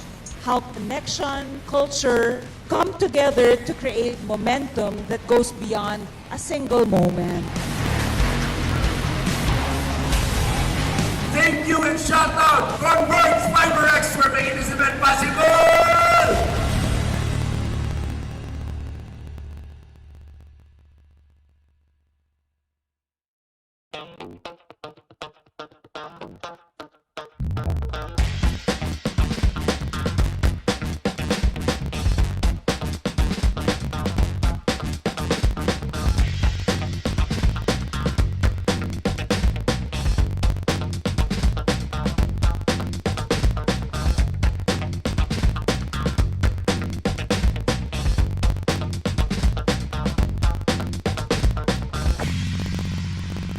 So ladies and gentlemen, once again, this is Queen Toyo, this is Manjin, and we are now officially opening Campus Playfest 2025.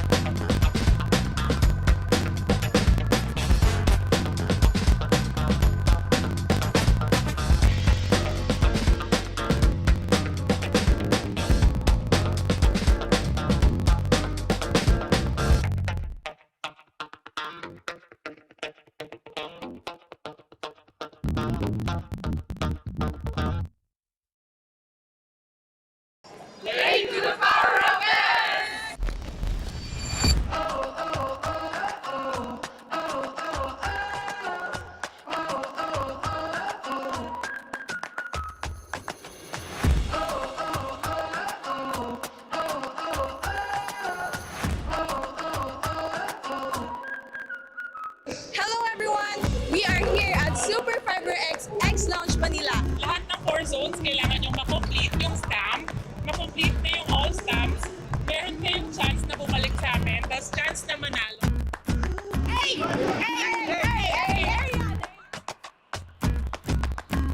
Mararamdaman na natin maging ano, may the force be with you.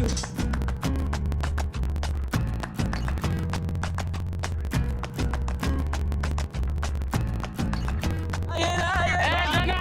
Power bank! Magiging power bank ka! Power bank!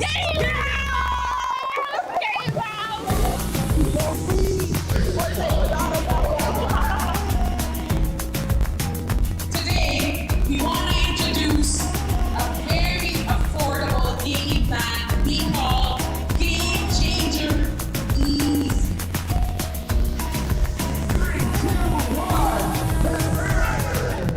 Boy, I'm so stoked to welcome you dito sa X for You Lounge natin. Sa lahat po ng gusto manalo ng bonggang premyo ngayon, do not be shy. Come over here and join us. We are now officially open for all. Congratulations,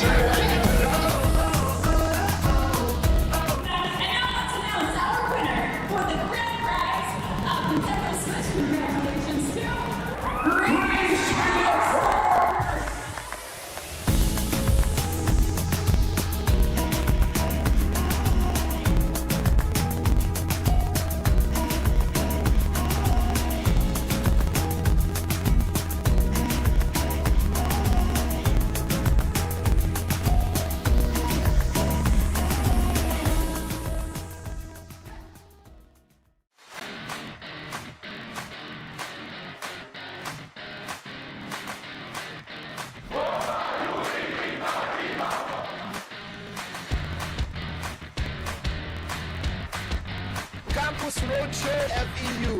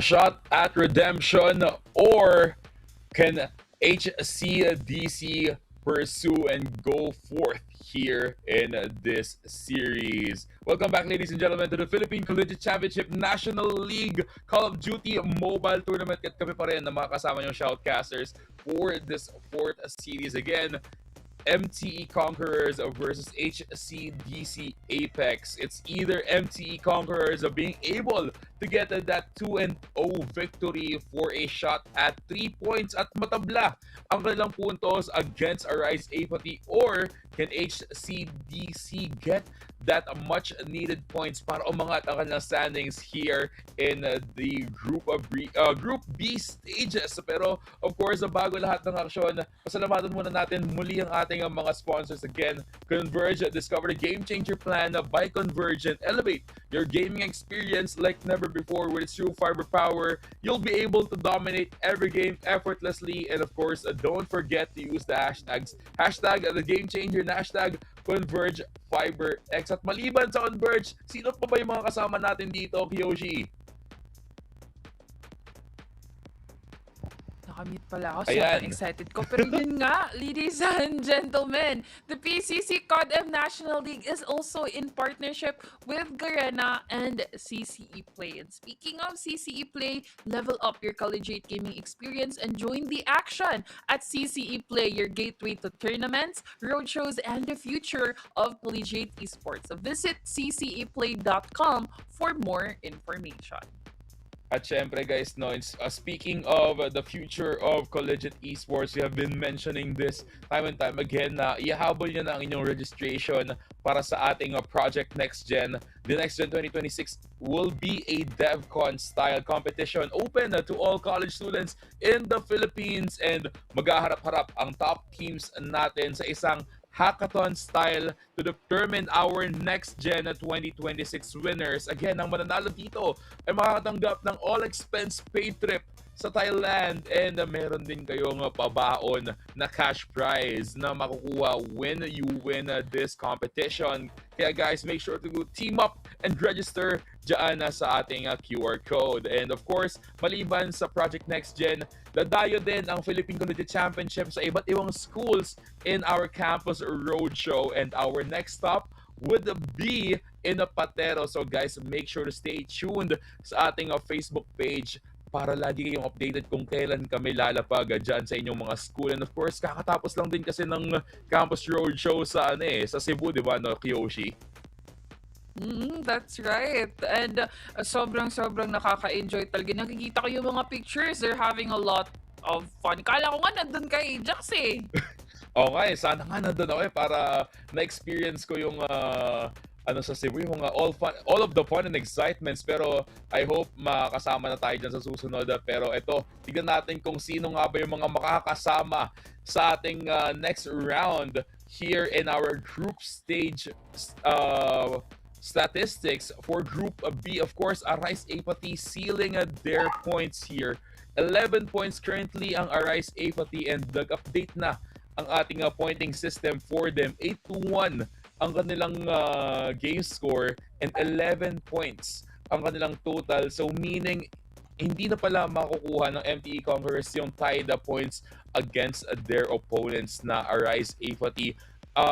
At most, they can claim 10 points here for their team if they do win this current series by a sweep. Pero HCDC, if ever man na makuha din nila yung 3 points by a sweep, ay sila naman yung tatabla sa MTE Conquerors. So, I'm not quite sure kung paano yung magiging ruling pa kapag nangyari yung tie na yun. No? Pero one thing's for sure, they will be seeded in sa ating playoffs na gaganapin sa mga susunod na kabanata here sa Philippine Collegiate Championship. Pero again, this is gonna be the face-off against HCDC Apex mula sa Holy Cross of Davao College. And still, same players, Amge, Kalev, Coffin, Jesus, and Sly ang maglalaban-laban here in this game. Still, they are on a hot streak. Sana nakapagpahinga na sila dahil kanina naka-experience sila ng konting fatigue nung nakalaban nila yung NU Sinclair during the second series. Pero this time around, I think they're pretty looking pretty good and stable. Pero meanwhile, introduce mo naman kung sino yung mga makakalaban dito ng HCDC Apex. That's right. Ito din yung sobrang init kanina kalaban yung Arisa Petty. This is MTE Conquerors. We have Monsta, Slyo, Bisan, Jade, and Vlad. And of course, Slyo, Jade, Bisan. Yun yung palagi nating makikita sa kill feed. Especially Slyo. So I think with medyo mataas-taas din yung break natin kanina, and I feel like that's sufficient amount of time for them to actually prepare for this match up against HCDC. So HCDC, they're also similar to MTE Conquerors. They're super duper aggressive, very very fast paced. Although may tendency din sila to play passively sa mga laro nila. And of course here sa ating mga mapa, first map is going to be combined sa ating hard point, followed by Tunisia ulit sa Search and Destroy. And of course, you have the Crossroads Strike in Control. Oo, ito yung mga usual na nakita natin for Search and Destroy, pero combine na being the hard point map para dito sa ating game number 1. Parang panibagong flavor. Parang this is a refresher for us dahil actually medyo madalang kung nakikita itong mapa na to being played inside of the hard point stages. Again, we have witnessed HCDC Apex as well as MTE play out in 2 different maps during actually I think that was Summit for both of them. No, Summit and Hacienda ang napaglaruan dito ng HCDC at ng MTE sa kanilang mga earlier matches, pero this time around magiging iba to for them. Combine ang ating paglalaruan, and I'm pretty sure they are all pumped up here for this game. How are you feeling about this one, Kiyoshi? Who do you think will come out on top? It's a little bit favorable here for the side of MTE kasi they're known to be pretty good with very big maps. And itong mapa na to super duper big as well. Pero HCDC, may bitaw din talaga sila lalo na pag umiinit na sila. So we might be seeing another type of parang yung neck-to-neck type of game. So ito na nga, simulan na natin yung ating hardpoint match dito. And of course, yellow, yung magiging color natin sa ating kill feed. Oo, mabilis na kukunin ng MTE Conquerors ang unang hardpoint natin. First hill being secured by MTE. The Titans now showing that they are the better team in terms of kung sino yung nag-ahari sa loob ng Mindanao region. And actually both of these teams galing sa Davao Esports qualifiers. HCDC being the ones invited here since MTE Conquerors already qualified sa ating open qualifiers, which gave way to HCDC to qualify via being invited from that organization. Pero ngayon, pinapakita ng MTE Conquerors na we're still the big dogs here. We're still the Titans, pero we might see HCDC hit the apex later on as this game progresses. Medyo nararamdaman ko umiinit na sila. Nagkakaroon sila ng onting puntos dito from those scrap time. Pero mabilis din silang nakaka-rotate patungo doon sa next hardpoint natin. Actually, that is one of their members already standing there. Caleb ang unang nakapag-take in possession, pero mabilis din siya na-trade out ng MTE. Ang ganda ng retake ng MTE, That's right. And of course here in control talaga yung MTE Conquerors, including the spawn point as well. And grabbing hold you dito, Angge, here. There's an attempt to get that spawn point which could make HCDC's life easier in retaking, but denied yung plano na yan. And MTE Conquerors continues to dominate this second hill. There's a little bit of contest going on here. And there you go. HCDC was able to take control, but bawing-bawi agad ang MTE Conquerors. Vlad with a double there as he slide through in that door. Pero tinamaan din siya doon ng ligaw na frag grenade ngayon. HCDC Apex looking for a way to secure those couple of points from the scrap time. Caleb ang kumukuha noon kasama si Sly. Pero sa kabilang banda naman, Sly O, merong additional na mga letters dito and additional edge as well for the side of MTE Conquerors. Makita natin kung sino yung mas lamang, kung si Sly ba o si Sly O. Pero ngayon, operator skills ay being in play. Nandoon yung War Machine as well as the Equalizer. Angge here, nagpapaulan ng granada at nawawala na nga lang din isa-isa yung mga players ng HCDC being pushed away. Pero still, despite that operator skill, ay hawak pa rin ng Conquerors yung ating site. Ang ganda talaga ng utilization ni Caleb gamit yung kanyang claw, and that was actually the key for HCDC to retake that site. But then again, MTE Conquerors, considering that they have the spawn point advantage, bawing-bawi din. At si Vexus naman dito yung nagpapakita kung paano gumamit ng isang operator skills, especially with the Equalizer. Visan bagging 2 combo kills off the map. Jade there picking down Angge. And I think right now, scrap points yung natitira for HCDC while MTE Conquerors rotates to the next hill. And with this, we are seeing a little bit of aggression coming in from HCDC dahil gusto nilang makuha yung mga puntos na yun. They are down by half dito from their opponents. And Coffin now using the Tempest to take down his opponents. Was able to get another before he was traded out. Visan and Coffin there, nagkapalitan lang ng blows. Now Sly, denying that slide coming in from his opponent.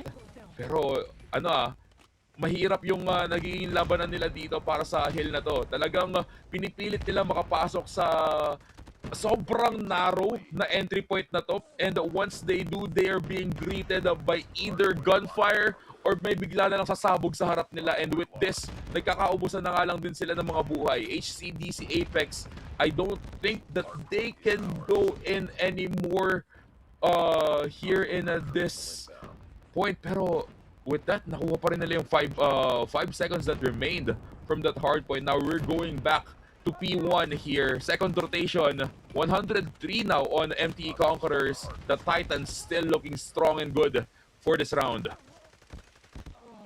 Strong indeed, but HCDC continues to contest. But then again, the overall dominance of MTE Conquerors ay maglalamang. And right now, Jade holding the point while gunning down everybody na makikita niya sa kanyang line of sight. Coffin stops Jade's path.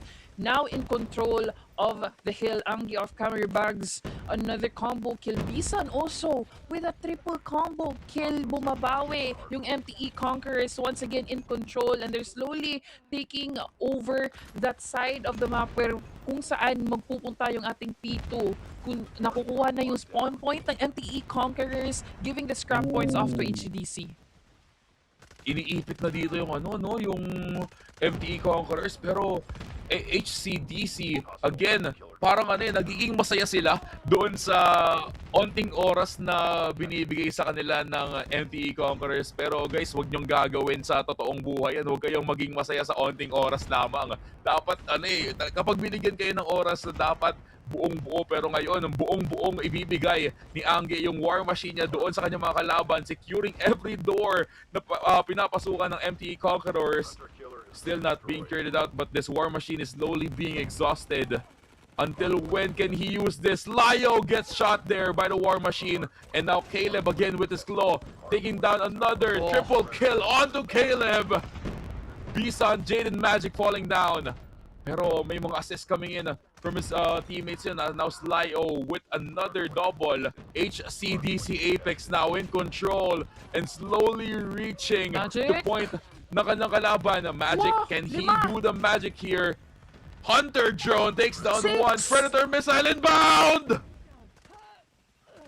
That was a 6 combo kill coming from Magic. And with that, nakuha na overall yung hill dito ng MTE Conquerors. Pero grabe din yung bawi ng HCDC doon na Magic continues to dominate the gunfights, winning the gunfights also. But now we move to P3. MTE Conquerors has the spawn point. HCDC has to retake and has to move forward quickly para man lang hindi sila mauunahan mag-control agad ng point. But MTE Conquerors is quick to the job, securing the objective this time around. And with the gap getting bigger and bigger here, HCDC is in a little bit of a trouble. HCDC doon. Nakatanggap, naging sila yung receiving end ng War Machine.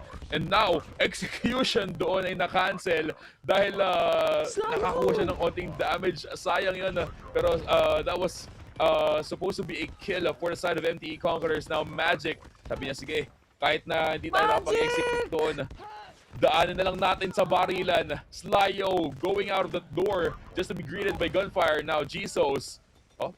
Gumagapang. Jade ang kanya namataan. And now, they have to control that hard point. Next hard point, doon sa bandang itaas ng ating mapa. Everyone's rotating there, but MTE Conquerors are the one to go there first. Parang i-risk ata nila na ma-retake. Pero everyone else from MTE is coming in from the spawn. And with this, ay dahan-dahan na nga lang din tumutumba yung mga players ng HCDC Apex. But this fight is actually really close. Look at that. 146 to 163. At least 20 points ang difference dito ng dalawang players natin. At tuloy pa rin na lumalaban ng HCDC Apex. They want this game number 1. And MTE Conquerors is not letting them have it easily. Grabe talaga, men. Another by Magic. Magic continues to gun down everybody. 5 kills, 4 kills. Nagagawan niya ng paraan na magiging posible yon. At MTE Conquerors unti-unting tumataas yung points na nakukuha nila dito. Even the scrap points, they're securing it right now. They're not giving HCDC a chance. Kung kaya nila kukunin at kukunin talaga nila yan. Ay Coffin dito, available na yung kanyang Tempest. Jesus as well. Ito din si Caleb. So a lot of operator skills are available for all of the players. But look at Magic once again with the Tempest, securing 3 combo kills. Sunod-sunod yung pagpatay ni Magic dito, making Magic indeed, according to Ajax. And right now, 147 stagnant yung ating HCDC Apex. They have to move forward. MTE Conquerors though, they're nearing the 250 point mark. HCDC has to be quick in advancing and securing the points. Nahihirapan talaga yung HCDC doon sa P4 natin. Once hard point goes to that spot sa may taas ng ating mapa, nahihirapan sila mag-retake. And with that, 50 points was secured by MTE Conquerors, leading once again by quite a mile against their opponents. Pero now that we're back to P1, look at that. HCDC once again taking in control, placing in their own trophy systems, and now having the upper hand. Or actually, lumalaban ng MTE Conquerors dito. There goes Caleb Ang as well with a War Machine kill. And dahan-dahan na nga lang din nakukuha yung control. 6 seconds remaining, and all of that will go to the side of HCDC. And itong next hard point natin is near the spawn point ng HCDC Apex. Pero with this, Vlad coming in hot, equalizer gets taken out quite easily. Naspot siya doon sa gilid ng pintuan na, pero HCDC showing a little bit of fight. Hindi lang little bit yung pinakita dito ng HCDC. It's a lot of fight. They're holding it out and they're actually retaking. But MTE Conquerors has the same plan as well. Now in control, HCDC has to penetrate that defense that MTE Conquerors is doing right now. But with the spawn point advantage for the side of HCDC, I think they're gonna lose. No, they don't lose it. They still have a fighting chance. They just need to go all in. MTE Conquerors is 20 points away from victory. HCDC, can they actually prolong this? MTE Conquerors wants to stop that plan. Oh, look at that from the kill feed. 2 combo kills. Still in control yung MTE Conquerors dito with HCDC slowly penetrating. Scrap points na yung makukuha nila. And MTE Conquerors, knowing that they have a lot of cushion points, they can move and rotate to the next hill. 12 points remaining for MTE Conquerors. Still plenty of time remaining for them to control this site. HCDC Apex, they have to fight hard for this one. Slyo denying everyone from entering the site with that death machine. Raining fire once again. 2 more points remain, and MTE Conquerors once again takes game number 1. They conquered and they controlled. MTE Conquerors with a very, very beautiful performance. Lalo na sa paggamit ng kanilang mga operator skills. You have Slyo with the death machine, the claw, the equalizers, everything. Makikita mo talagang nagagamit nila to its full potential. Oo, ang ganda ng pagkaka-utilize sila doon sa kanilang mga operator skills. Again, with the claw, with the death machine being used by Slyo and the rest of the members. Parang ano eh, once they have those operator skills, it's the go signal. Parang ano, nagkiklik sa kanila. Okay, banatan natin to. Pasok, walang atrasan.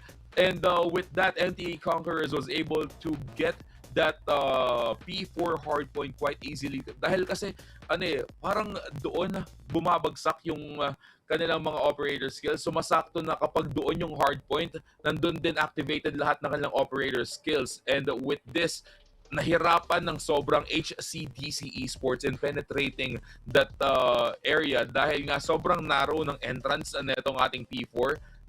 Pero kapag lumilipat tayo doon sa ating P1 ay nakita din natin yung pagpalag ng HCDC Esports or HCDC Apex That's right. rather dahil ano eh, kaya nilang i-control using those trophy systems. They know how or where to aim actually when going inside of P1, and with this they were able to trade out kills. They were able to let their anchor take point doon sa kanilang objective place, and with this nakahabol sila up until I think that was 200 something points. Pero right after that one, nagkaroon ulit tayo ng rotation in terms of the hard points. It was MTE Conquerors written all over it. Hindi na nila hinayaan yung HCDC Apex na makahabol doon na sa next hardpoint ng map. And with this, MTE Conquerors won the game. And Slyo carrying hard here in game number 1. 53 KDA. Well, actually, mas mataas pa rin yung KDA ni Magic dito ng Slide. Pero again, yung impact na binigay ni Slyo here for their squad is quite well, ano eh, medyo balanced out yung kanyang binigay. Magic being the one with the bigger impact, or parang ano eh, masabi natin mas maraming ambag kaysa kay Slyo, pero they work so well together na parang ano eh, hindi na natin makikita kung sino nga ba yung mas mataas, sino yung mas mababa in terms of the team fight participation. Pero MT Conquerors just worked like a well-oiled machine here in game number 1. It was bloodbath talaga when you go up against MTE Conquerors. They're just, their chemistry as a team is just phenomenal. And of course, you've seen that in the previous games. We've seen it again today. And the domination of MTE Conquerors, para talagang sa pangalan nila, they conquered the game of Hardpoint against HCDC. So now we're moving towards our SND, the second mode of the series. This is a chance for HCDC to bounce back, considering na nakikita na din natin yung bitaw ng HCDC up against MTE Conquerors. They have an absolute chance to defeat them. Oh, and sa loob ng Search and Destroy, nakikita din natin yung dominance ng HCDC in terms of the strategy that they want to do. Dahil during series number 1, if I'm not mistaken, against CITU, HCDC was the one to execute itong gantong klase ng game wherein they rush in even though that they're defending and hope for the best to win the gunfight. And every time that they do, ay nananalo sila doon sa mga trades, and eventually they were coming out on top sa Search and Destroy mode natin. Meanwhile, for the side of MTE Conquerors, we have seen a little bit of a slow pace nung sila yung lumalaban against Arise Apathy. Nagkaroon ng onting palitan ng points doon, and actually MTE still was able to win Search and Destroy earlier sa kanilang laban against Arise. Pero now, makita natin kung sino nga ba yung mas mabilis na makatunaw ng kalaban na dito. Will it be MTE or will it be HCDC Esports? Again, this fight is parang classic na tapatan. Ito talaga yung classic na tapatan, Kiyoshi. Kung kanina may Battle of the Mythical Beast, ito Battle of the Mindanao Representatives. I agree with that. And of course, ladies and gentlemen, magbabalik tayo dito sa Tunisia, Search and Destroy once again. And of course, MTE Conquerors, they're a little bit aggressive kanina when they played HCDC also. But It's a different scenario. Coffin still dominating using the sniper, taking down Vlad. One man down for MTE Conquerors. What is HCDC gonna do moving forward?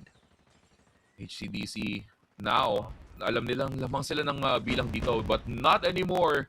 There goes the takedown on a 2-1. Xiaozu falling down.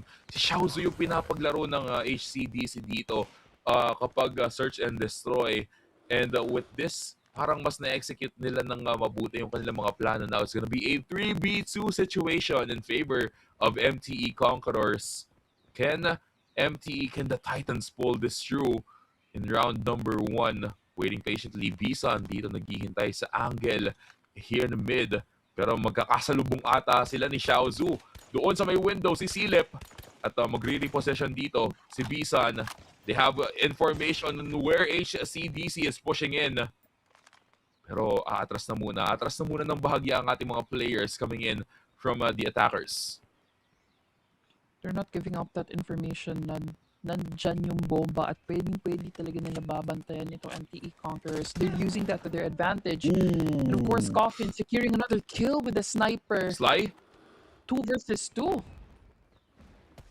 2v2 scenario. Jade gets spotted out. Hindi alam ni Jade kung saan galing yung bumabaril. Pero still, that is one quick reflex coming in. And the first point will go to the side of HCDC. Now, tignan natin kung magpapatuloy nga ba yung streak dito ng HCDC or can MTE Conquerors regain control, take the point back from their opponents. Trophy systems now being placed in the mid side ng ating mapa. Pero ganun pa rin yung nagiging plano dito ng ating mga players. Watch out for those window peaks sa may mid. Pero medyo typical yung nagiging pwesto dito ng ating defenders, and when that is the case, madali siyang mapipilas doon when the attackers know when and where to aim doon sa may mid. Pero with this exchange of gunfire, two members ang mapapatumba from each side. Now it's a 3v3. Jesus now planting the bomb, and successful niyang magagawa yon. How can MTE Conquerors defuse this one? They're gonna have to isolate the gameplays here, although they are even in numbers. Jessos with a divine intervention, taking down Sly all out of the map. 2 left here for MTE Conquerors. They have the info, but Xiaozu finishing it off, taking them both down one by one. Another point going to HCDC. HCDC, mukhang i-extend na naman nila tong series na to into a game number 3. MTE Conquerors struggling to defend the map again. Hindi nila ma-hold down yung entries dito ng HCDC Apex. Even with this chopper in hand, or actually, kaya pala medyo nahihirapan ng MTE Conquerors na i-hold down since meron mga LMG users dito and machine gun users coming in from HCDC East Apex na once they pushed in with that, it's gonna be like stopping a bulldozer from coming in and wrecking your house. Pero ngayon, Sly moves! Sumilip doon pero namataan agad siya ng kanyang katapat. It's gonna be another life taken away from HCDC Apex. Now it's gonna be a 4v3 scenario. Slyo naman, babawi dito Ooh, nasty hits coming in. Bisan falls down. 2v2. Nice. Falling low. Jesus now gets taken away. The sandwich masyado din yung MTE Conquerors with the rest of HCDC just sandwich. I think, yeah, HCDC yung na-sandwich. MTE Conquerors. No, I'm mixing it around. What's wrong with me? But ladies, that was a great sandwich technique talaga. Yeah, that's true. And right now you can see that HCDC continuing to commit here in B side. They are able to go ahead and penetrate the defense, get the sight off of MTE Conquerors. They have the information. Itong HCDC. They have to be ready and wait for the players from MTE coming in. Vlad taking down Coffin. No more sniper here for HCDC. Sunod-sunod yung pagkapatay dito at wala na. Ubos na yung HCDC. MTE Conquerors tying in this game. And speaking of nakakalito, no, Kiyoshi, maliban kasi sa pareho silang may player na pangalan ay Sly at sobrang slight lang din ng difference ng kanilang IGN. Sobrang slight lang din ng difference pagdating kasi sa skills netong dalawang teams na to. Kung kanina nakita natin yung upper hand advantage ng MTE Conquerors in terms of a spawn game, tulad ng isang hard point, ganon yung parang polar opposite naman yung pinapakita ng HCDC sa ganitong klaseng laban. Now having the first round advantages, HCDC was able to score 2 first before nabawi ng MTE Conquerors. Pero now, here's the bite back ng ating mga Titans. Ange, the only one remaining, trying to fight off against 3 members. He gets spotted out by Vlad gamit yung sniper na yon, and grabe, sobrang linaw ng mata ni Vlad for sniping itong si Ange doon from that angle. Medyo madilim pa yung pinagtataguan ni Ange, pero Vlad was able to spot him out. That did not go according to HCDC's plan. They were all in, but they were all out. Coffin now early on takes on Sly. Oh, exchange in kills, but Coffin continues to dominate with a sniper. Jade now Angie taking down Vlad. Quick kill, quick exchange. MTE Conquerors evens out 3-3 on the scoreboard. Wait, umabot ba ng 30 seconds yung round na yun? Parang don't wala think pang so. 30 seconds. Parang 20 seconds yung round na yun. Tinapos agad ng HCDC Apex, and now we are on a tie game here again. And mahaba-haba pa ang ating lalakbayin here for search and destroy. Shotguns there in possession. MTE Conquerors loses a member. Now Sly. Again, Sly like a fox, looking for those right angles. Pero mukhang acute ata yung gagawing angle dito ni Jesus, dahil doon sa kabilang banda, nakabantay na naman siya. That is the same angle being held down by Cash TZ earlier. And mukhang hindi na nga lang din kakailanganin ni Jesus maghintay. Siya na mismo yung susugod doon sa may pintuan to take their 4th point here in round number 7. That's right. HCDC now ahead by 1 point. MTE Conquerors went down like flies. They're one after another. HCDC naman fully committed, going to A. A little bit passively this time around. Nope, they're going in. They're going aggressively. They're going all in with the cover coming from the smoke. They have safely arrived there in A side. Vlad dito na nasa may bandang slope. Takes down one. Takes down double two. kill. And a quick defeat here for HCDC. Evens out the number on the scoreboard. Ang ganda ng pwesto ni Vlad at saka yung tutok niya. Oo, dalawa agad yung nakuha ni Vlad doon, and hindi na nagbibiro ang MTE Conquerors. Sabi niya, okay, nakuha niya na yung point niyo, kami naman. And pinakitaan din ng MTE Conquerors how to finish a round quickly ang HCDC Apex. This is how you do it, sabi nila. Pero ngayon, mukhang they will replicate what they did from the previous round. Once again, MTE Conquerors going in, guns blazing, Coffin already falling low. It's gonna be a 2v2 scenario. Shazo doon, nagbabantay. MTE Jade wasn't able to take the hit.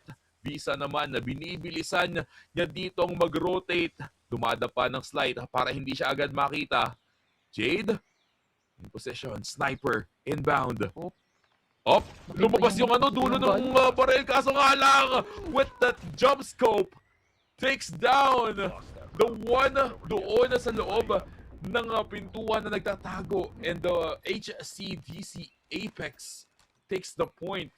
I thought that was MTE Conquerors round, pero no, HCDC Apex pa rin ang mananaig. Ngayon, Kiyoshi, eto na yung tunay na nakakabang part. Nagsasalita na sila ng puntos, and who knows hanggang anong round nila gagawin to, di ba? That's true. Lahat ng angulo din na pwede nila ma-wallbang nakuha na nila. Shaozo is out of the equation here for the side of HCDC. Make that Ange also out. 3-man left for HCDC. MTE Conquerors still a complete 5. Going on towards B side. Bombs already been planted. And right now, HCDC will have to go up against a complete 5 of MTE Conquerors. Oh, HCDC Apex now. Medyo lugi sila in terms of the number. Actually, hindi sila medyo lugi. Lugi talaga sila in terms of the numbers with the bomb being planted in the alpha site. Defenders has to rush in. Pero once they do, they will get traded for sure. Coffin, the only one remaining with a sliver of health left. Vlad finishes the job.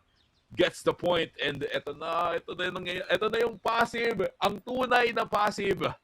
Pero hindi pa naman huli ang lahat para sa ating mga teams to go forth and claim the win streak here in terms of the rounds. Dahil kakaroon na tayo ng overtime here once they both hit match point. With this, ay kailangan na nga lang din na mag-hustle. Pisan, nasty hits coming in from MTE Conquerors. Tatlo yung wala sa kanila. Left here. That's right. And of course, HCDC, dalawa lang yung natitira. Angge as well as Coffin is left to clutch this for their team. Isa lang yung lamang in terms of numbers dito ng MTE Conquerors. But I think HCDC won't hurt if they are gonna be a little bit careful. But Coffin, mawawala na. Angge yung natira. Sniper yung kanyang dala. And of course, I think there's a switchblade there also. I think he's sticking with the sniper. But the bomb kill coming from Magic cuts the excitement. And they pull ahead by a point. MTE Conquerors. Wait, nagulat ako dun sa bomba. Nakatutok yung mukha ko dun sa screen nung biglang lumabas yung bomba. Parang naramdaman ko, men. Parang naramdaman ko in 4D yung pagsabog ng bomba na yon. Sabi mo kanina, parang ng 4D na experience. Ito na yun. Ito na yun. Ito na pala yun. Grabe. Sobrang realistic pero mukhang 4 deaths ata yung iahatid dito ng MTE Conquerors sa kanilang kalaban na now already 3. Pero make it a 2v2. 4 members remaining for both of them. There goes Bisan with the quick kill. Angge dito ang natitira for the side of HCDC Apex. And magkakapalitan sila ng gunfire. Angge with that collateral. Takes down 2 members. Spray and pray. Make it happen. At mukhang nabigyan siya doon ng kapangyarihan ni Jesus. Sharing the divine sorry. Medyo corny yung joke. Sana may tumawa doon sa comment section. To the rest of the team. Pero yun na nga. Little goes a long way, sabi ni Jesus. Yung bigyan kita ng maliit na blessing coming from yung buff ko. Pero yun na nga, going back to the current the Jesus match. buff. The Jesus buff. Pero yun na nga, ladies and gents, babalikan na natin ito dito. Dalawa na yun wala dito for MTE Conquerors as well as HCDC. 2 versus 2. Magic continues to dominate. 3 kills to his belt. Jesus, malakas ba yung kanyang buff or no? Mukhang hindi. Parang mas gumagana yung buff. Binigay niya kasi kanina. Binibigay niya sa iba. Ayun pala, kaya pala nawala yung buff niya kasi binigay niya, pinasa niya na muna kay Angge. Kanina. Na-exhaust ni Angge yung blessing. Kaso nga lang, ngayon kailangan nang mag-ingat ng HCDC Apex dahil MTE Conquerors is 1 point away from match point. And if MTE gets the upper hand here, for sure, they will get through that match point. Pero they were able to spot out Sly na nag-slide doon sa gilid. Pero now, they have to rethink kung itutuloy nga ba nila yung pag-push dito. Now knowing where their opponents is hiding. Wallbangs coming in from Xiazu doon with this chopper. Wala siya masa-spot out. HCDC Apex patiently waiting inside of the map of the A site. Hindi nagpo-push ang MTE Conquerors. B side is wide open. Pero si Angge doon holding down the angle. Waiting for someone to rotate. 2 members already down for Apex.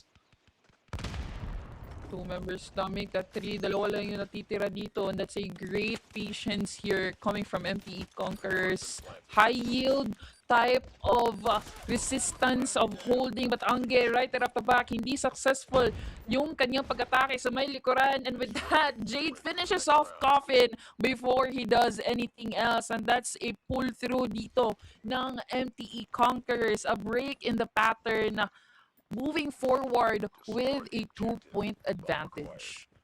HCDC Apex now down by 2, and not just down by 2.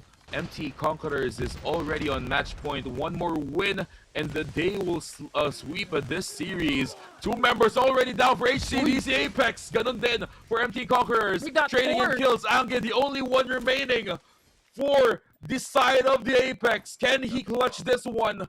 1B3 scenario. Bomb already planted in a site. 43 seconds. Ange takes down one.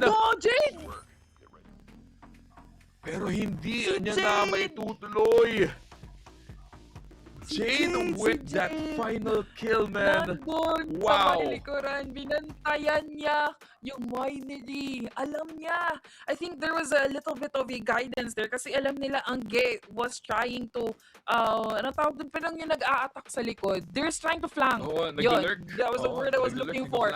They've experienced it from the previous round that Angge was trying to flank, and with that kind of premonition, I think that was enough of a reason for them to actually be careful with the flank attacks of Angge. And bantay sarado yung winery with a beautiful sniper kill to end the game. That was a beautiful sweep coming from MTE Conquerors. Grabe din, men. Naubos din kasi yung naubos yung blessing dito coming in from Angge nung previous rounds, kaya siguro nahirapan ang HCDC Apex. Pero ngayon ko lang na-realize na ang pangalan nga pala ng school nila ay Holy Cross of Davao. So it all interconnects para sa team ng HCDC Apex. So parang meron silang divine intervention, divine blessing na pumapalibot sa kanila here in this game. Pero medyo lumamang lang din yung magic. Pero ayun yun yung sinasabi kong 4D experience. Si Angge pala yung nakatanggap nun. Bomb right into his face sa moment na yon. At nadamay pa nga ako actually sa pagsabog ng bomba. Parang napaatras ako bigla nung nakita ko may granadang lumipad sa mukha ko. Pero again, with this very dominating game done by MTE Conquerors, they have proved that they are indeed the conquerors here in this game. No more chance for HCDC Apex to tie their score against their opponents at 6 or 7 points rather, and the MTE Conquerors is now up by 3 more points. So that is 6 points plus 3, 9 points na ngayon ang na-acquire ng MTE Conquerors. And kailangan nila yun para ma-seal in yung kanilang spot sa Group B. Pero speaking of scoreboard, here looking at it sa ating post-game scoreboard for game number 2, Vlad is the one to get the MVP with a 15-8-4 KDA, having the one of the biggest impact as well para sa kanilang team. Pero still, kudos pa rin to HCDC Esports or HCDC Apex for showing their talent here in the search and destroy round. Super close no naging laban natin dito, and I was hoping na magkakaroon tayo ng overtime or extended series na game number 3, pero MTE Conquerors still the one to come out on top. They have proven na sila yung top dog sa loob ng kanilang region, and again, HCDC Apex still may laban pa rin naman na mag-qualify here for our playoffs, and we'll see sa mga next matches natin kung kakayanin nga ba nilang ma-retain yung spot na yun, dahil this afternoon we still have one more remaining. That's right, one more remaining, and if I'm not mistaken, I think that's going to be MTE and CITU. So this is going to be a way to end the day. Remaining series, isa na lang pala. Natapos na natin yung 4, Ajax. CITU versus NU Fairview Sinclair. Ayun. Yung bottom two teams natin will be battling it out. And I'm not yet quite sure what their total score is right now, and kakayanin pa nga ba nilang makaangat doon sa top 3 spot. Pero mamaya habang naka-break tayo ay i-compute natin yan. Pero before we do ay syempre pasalamatan ulit natin ang ating mga sponsors. We have Converge. Discover the game changer plan by Converge and elevate your gaming experience like never before. With its true fiber power, you'll be able to dominate every game effortlessly. And of course, don't forget to use the hashtags, hashtag the game changer and hashtag Converge FiberX. The PCC Call of Duty Mobile National League is also in partnership with Garena and CCE Play. With CCE Play, you can level up your collegiate gaming experience, and you can join the action at CCE Play, your gateway to tournaments, road shows, and the future of collegiate esports. Make sure to visit the link or scan the QR code shown there sa baba, or you can type in cceplay.com for more info. Dahil balita ko may upcoming road shows tayo, and ongoing pa rin ang ating registration for Project Next Gen. Pero more of those later, dahil again we still have one more match remaining here for us in this afternoon. Kaya guys, we have saved the best for last for you, kaya don't go away. We'll be right back after the short break for our last match in Group B.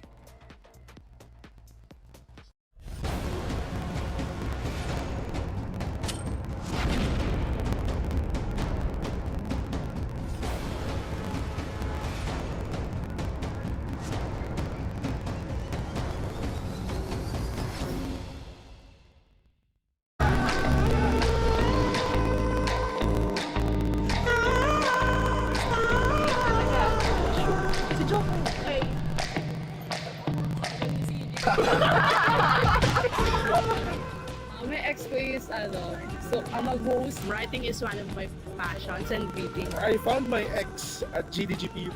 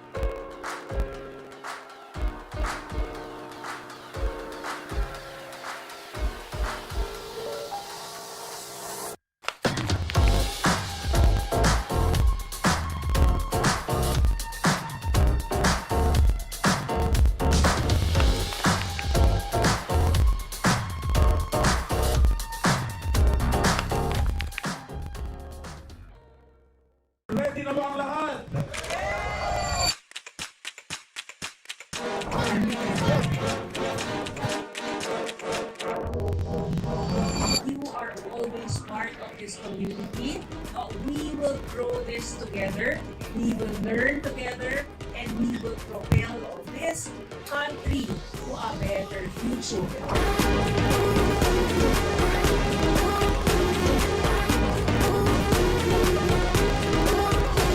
That X is the one that drives me to work every day. Bata pa lang ako practice. Even though na yung second, hindi din ako ng sobrang dami guys.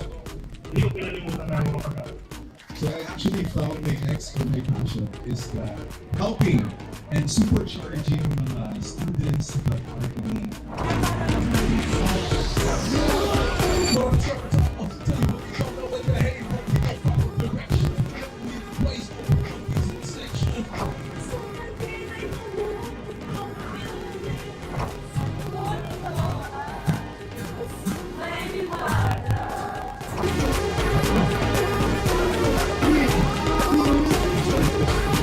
I think ito yung pinaka-hype kasi kasama yung mga ambassadors.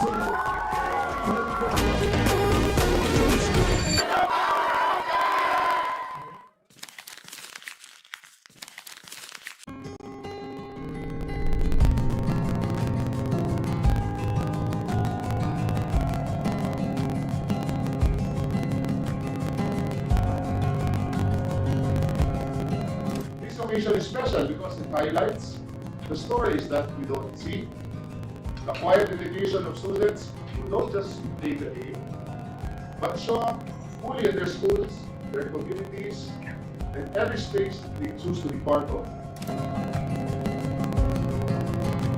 Because we believe that the youth, the students, have their game, and each of your game is of course worth the what's next? It actually starts with X. It's with great honor to introduce this man. Please welcome the CEO and founder of Converge ICT Solutions, Mr. Dennis Anthony Wood. Napakahusay talaga yung mga talent in the Philippines pag binigyan na ng right direction. Together, let's use technology for good and make sure that we leave no one behind. Thank you and good afternoon.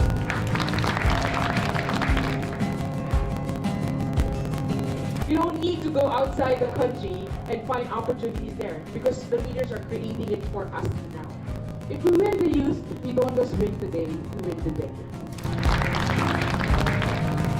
The Converge is there to actually fuel their passion. This is what the campaign is all about. Fueling or igniting the fire inside. By this initiative na ginagawa ni Converge, we are helping them achieve their passion.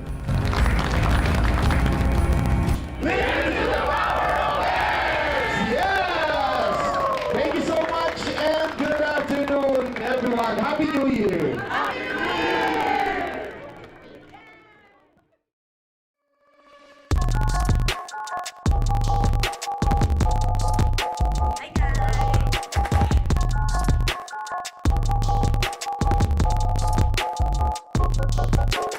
Hi, nice to meet you.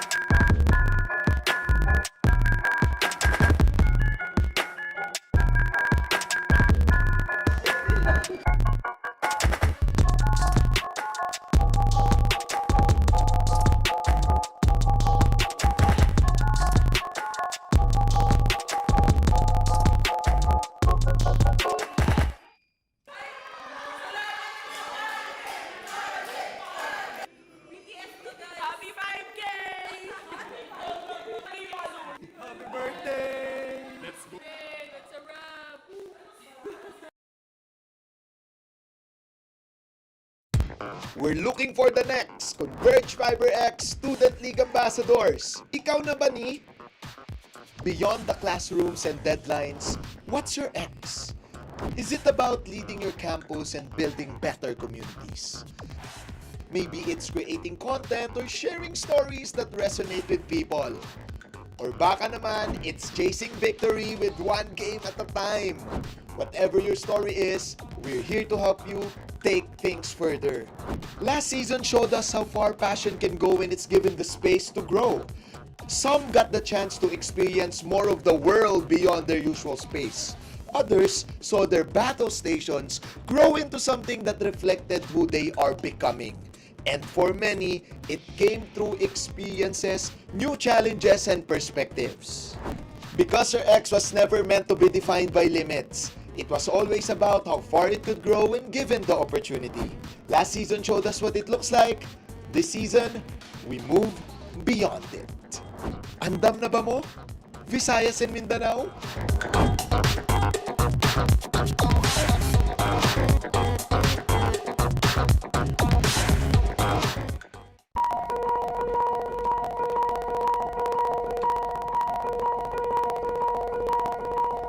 Sobrang laking tulong at naging isang matinding inspirasyon ang mga napagdaanan ko bilang isang streamer at syempre bilang isang vlogger na rin. Kung pagsagap in-game ang ex ko dati, sa labas ng laro ko naman nahanap ang ex ko ngayon. Sa bawat buhay natin, parang may hinahanap tayong yung X-factor na yun eh. We're looking for student ambassadors para sa Converge. Ikaw na ba to?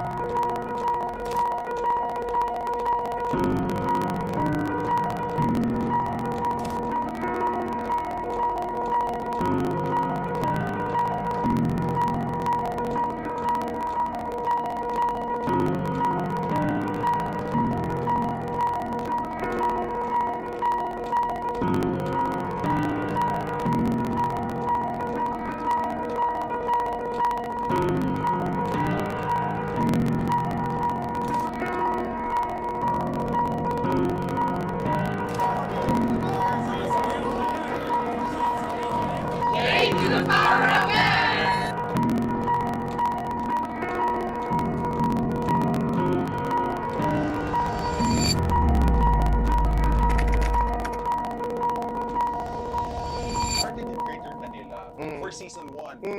But wait, there's more. We're actually exploring Visayas and Mindanao.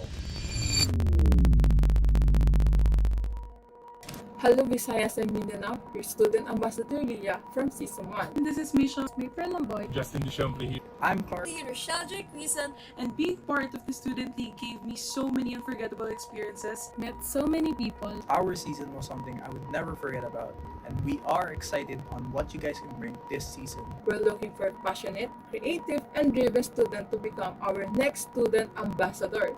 And since season 2 is about to start, time to showcase your passion. It's now your turn. Season 2 is officially your time to shine.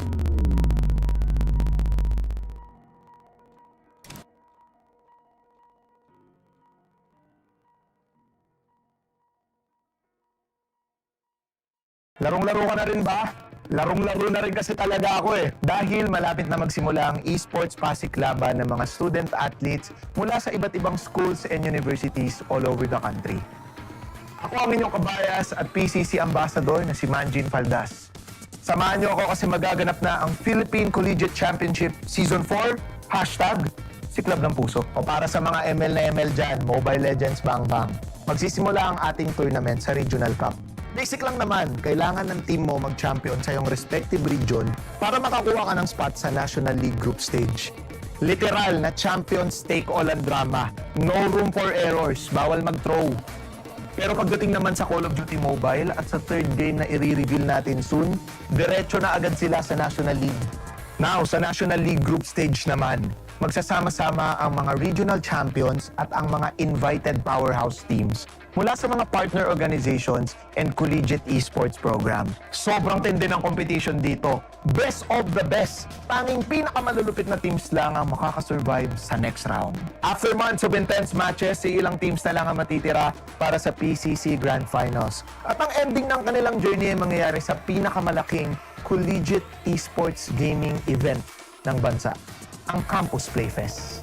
Ito ang ultimate na year-end celebration pa kung saan magsasama-sama ang mga estudyante, gamers, content creators, at fans. Sa harap ng live audience ay maglalaban-laban ng mga finalists para sa pride ng school nila.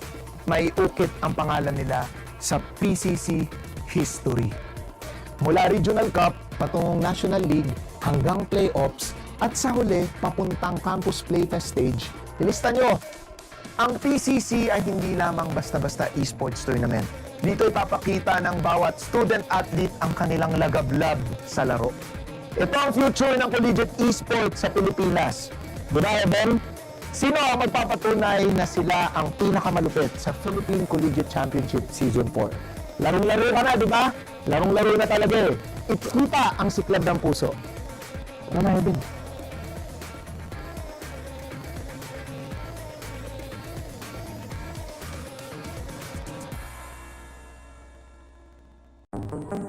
The future holds X possibilities. It unlocks X potential.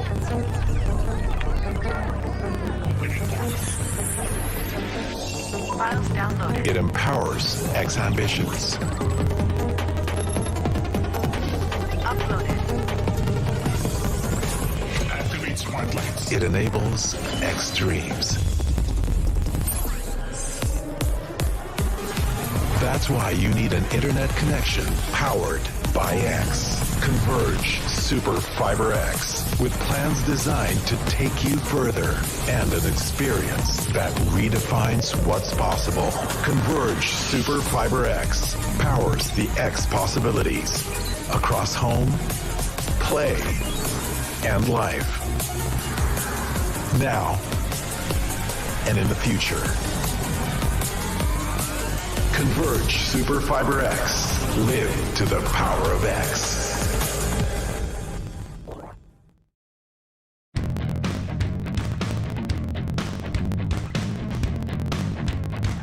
Ang Enyo na at lumakuha ng unang tubo. Pero never mind! AOG double connection on the one. Pagtignan mo naman, pagkakalmutin na sila. Pupulit-pulitin. Godlike care talaga yun.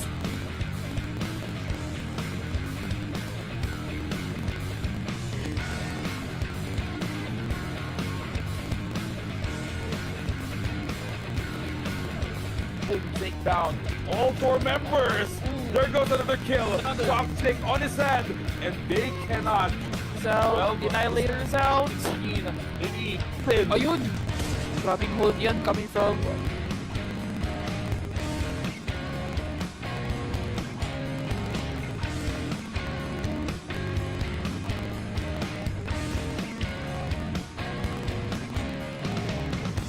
Enyo Bulldogs!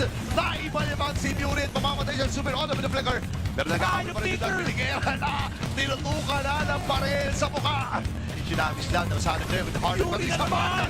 Uses steam power dito na DX Army para iligtas.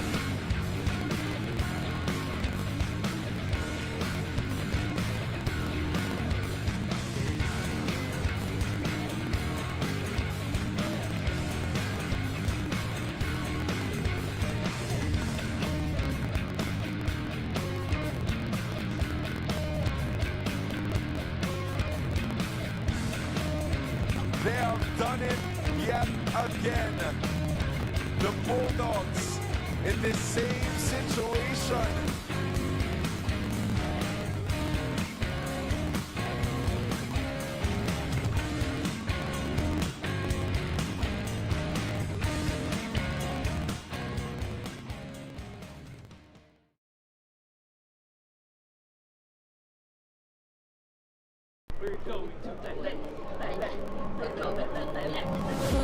Put all your stuff away and check out for the day.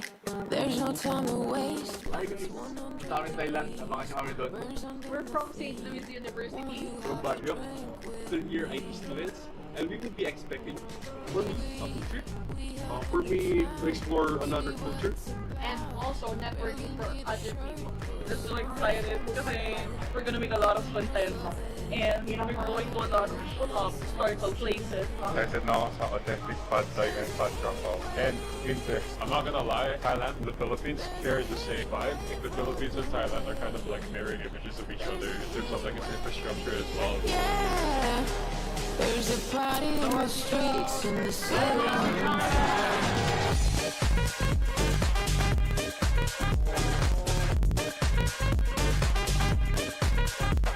Kung nakita kayo ng kababayan sa Thailand!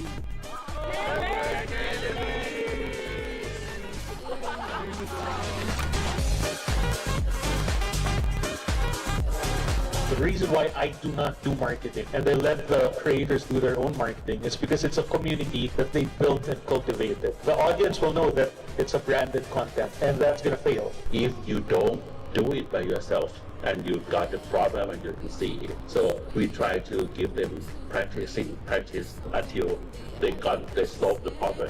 Being part of Converge is a very humbling experience because back then, 8 years ago, no brands would partner with us because we were so small. But you know what?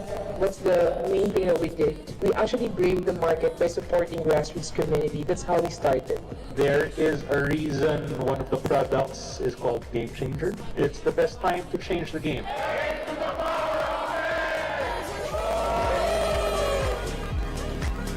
There's a heat wave rolling in. There's a heat wave, yeah. There's a party in the streets and the city on fire. There's a party in the streets. Excited na ba kayo?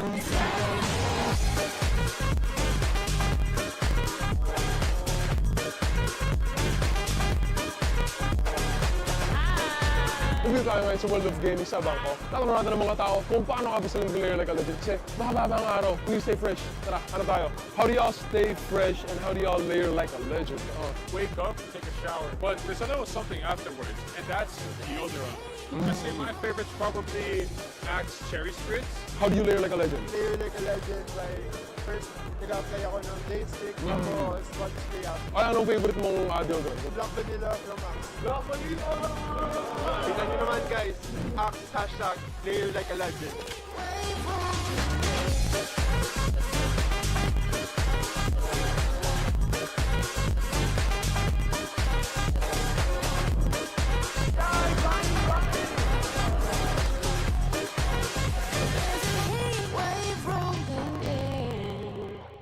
Thank you, Thailand!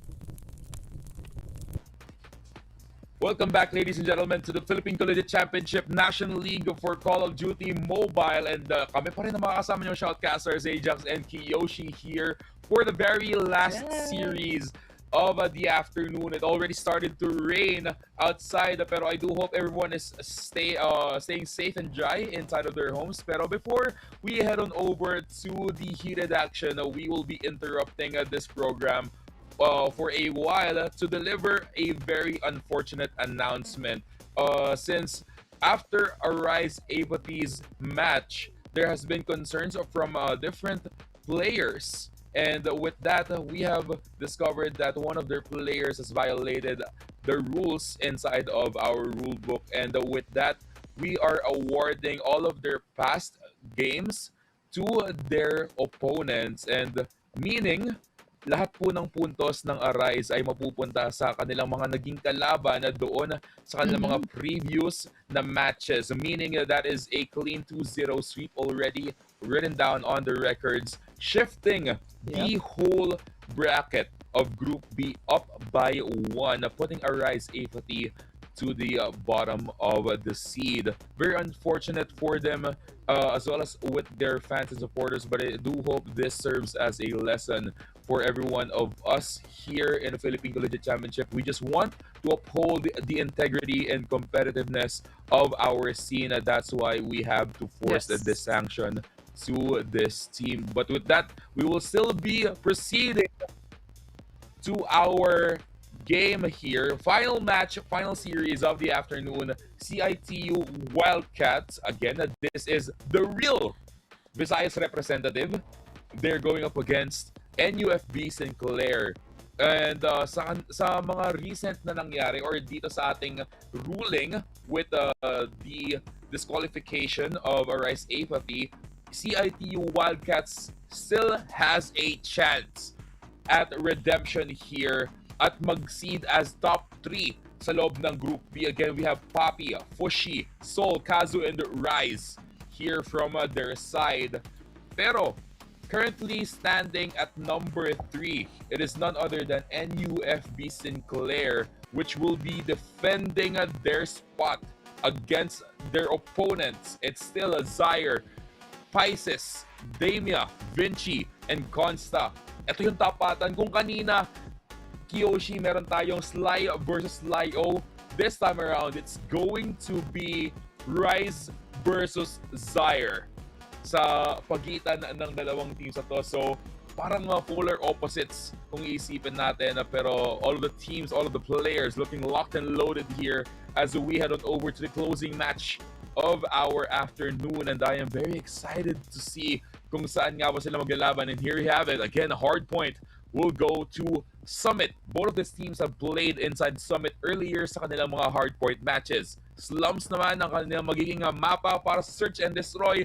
And kung sakali man na magkaroon tayo ng third and final game for the deciders, it's going to be inside of Raid. Kaya guys, I do hope everyone's ready. Kiyoshi, are you ready for this one?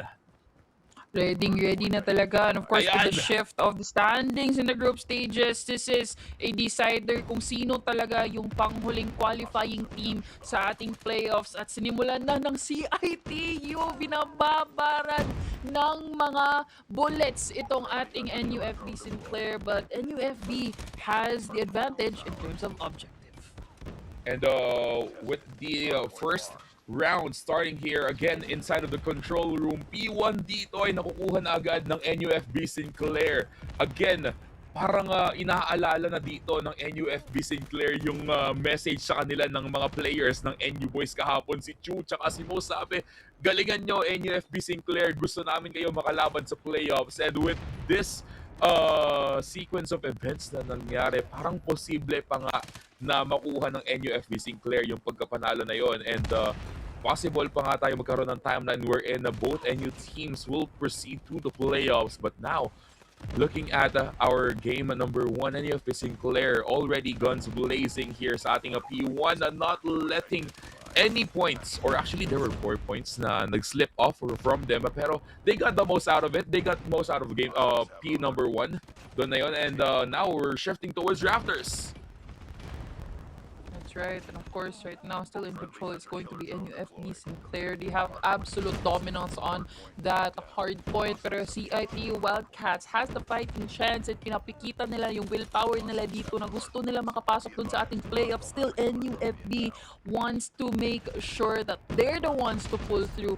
They're the ones to push ahead. And look at the kill feed right now. There's a lot of kills going on. Lots of combo kills. Kazu with a double kill gamit yung switchblade. Pero si Papi, ayan na nga, labas na yung kanyang death machine. Gunning down everybody. Dalawa naman yung napitas niya doon. Punta dito tayo sa 2F control. Just trying to guard those entrances off of NUFB.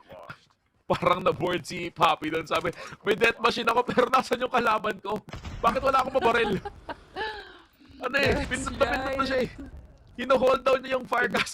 Wala, no target in sight whatsoever. Well, bad timing to use the operator skill. Pero, parang sabi, no need na daw.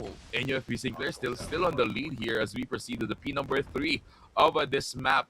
Trying to control this part of the map. Medyo nahihirapan na dito ang NUFB Sinclair. Nakabawi ng slight doon ng Wildcats natin. Pero still, the remainder of this hard point will go to the side of Wildcats. Nagpapalitan sila actually. Nagsasalitan sila ng tapak doon sa may hard point. Pero here comes the spawn trap coming in from NUFB Sinclair. Struggling, equalizer being in play. Consta doon constantly pushing down. Raining fire. Wouldn't survive. NUFB Sinclair, nahahabol na yung puntos nila. Nakukuha na ng momentum dito ang ating CITU Wildcats. Successfully gunning down NUFB. Nakakabawi din ng points. Pero 10 points right na lang. now, sabi ng CITU, okay na dun. Move na tayo sa next hill. Which considering na medyo mababa pa din yung mga points nila right now, I think they should really focus on the bigger picture and leave the scrap points behind. Oo.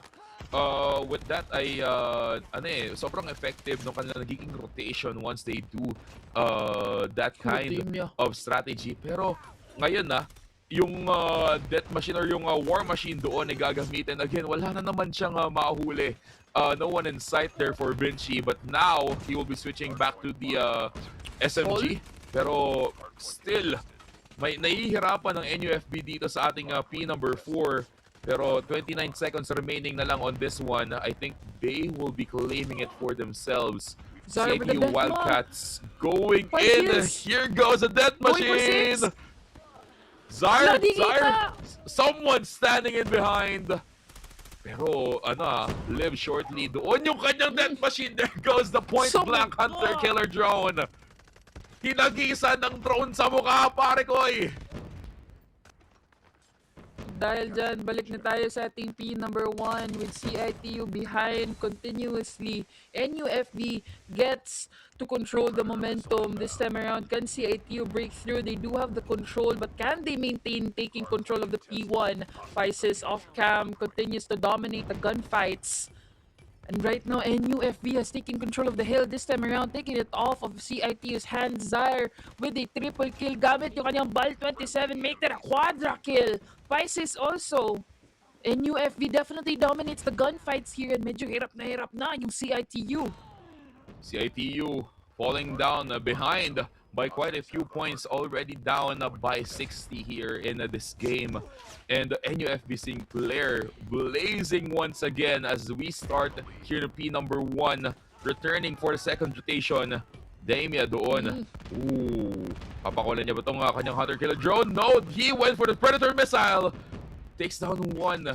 But still, that was the one worth it kill using the Predator missile, maximizing the effect ng kanilang mga kill streaks sa laban na to. Zar, meron din siyang sariling Predator missile. Saan niya itututok? Doon sa bandang dulo, gets another. Oh my G. Back-to-back Predator missile. Good. That was so good kasi dahil doon kuha na yung spawn point ng NUFB, which is very favorable if they move to the third HP. And right now, NUFB Sinclair showing their prowess and mastery in the game, in the map. Zar, dala-dala na naman yung ating death machine dito available. Yung dalawang score streak, just gunning down everybody that he sees in his path. And yun na nga, bagsak yung CITU natin dito, but they still continue to fight as long as they keep on getting back to their feet. Parang napapansin ko dito kay Yoshi, ang highlight ng mga gumagamit ng death machine ay bumabarel ng walang kalaban. Talagang minamaximize lang nila yung bala. Sabi, sayang naman yung duration nito. Gamitin ko. Bumarel na lang ako ng indiscriminately hoping for someone to be caught in the line of fire. Pero parang 3 out of 3 na nakita kong death machine uses dito, wala talagang nakakatapat or parang alam dito ng mga players natin, ay may death machine yan, wag nyo sasalubungin. And that is the call of our players. Pero here comes the claw coming in from Pisces as well as the equalizer naman kay Consta. Both of them now using their operator skills. NU now blazing, all of them activating their op skills. Damien now on the Tempest. Predator missile, isa lang yung nahagip dun sa kaduluduluhan. Still in control yung NUFB dito. That's the passive of the Tempest. Bigla ka na lang stun. And there you go, Zaire. Off camera, just continuing to pick off everybody na kanyang makikita. 3 yung kanyang napitas doon before siya bumagsak. And right now, 15 seconds left for this hill. CIT, you should just give this up and move on to the next one. Go all in for the defense. 7 seconds remaining. Time differential doon sa hardpoint or sa puntos ng Sinclair as well as the scrap points is quite off by a few. 5 seconds ata yung naging difference noon. Pero now, they're going back to P number 4. Predator missile use takes down 1. And with that, it creates an opening for the Bulldogs to go in sa looban ng ating site to claim the remaining points that they need. And the Dogs will win over the Cats here in game number 1. That was a gradual victory here for NUFB. Although the momentum firsthand was taken by CITU, sila yung una nakapitas when they encountered each other sa pinaka-beginning ng match. But NUFB dominated that hard point, dominated those gameplays in Summit, and they really showed gaano nila ka-master yung mga angulo, yung mga rotations, yung mga timing pag nasa Summit sila with hard point. Ito, makita natin yung show of mastery ng ating mga players from NUFB. Again, looking at the highlights, kanina nakita natin na during the first few minutes ng ating hardpoint, that is a quite close game between CITU and NUFB.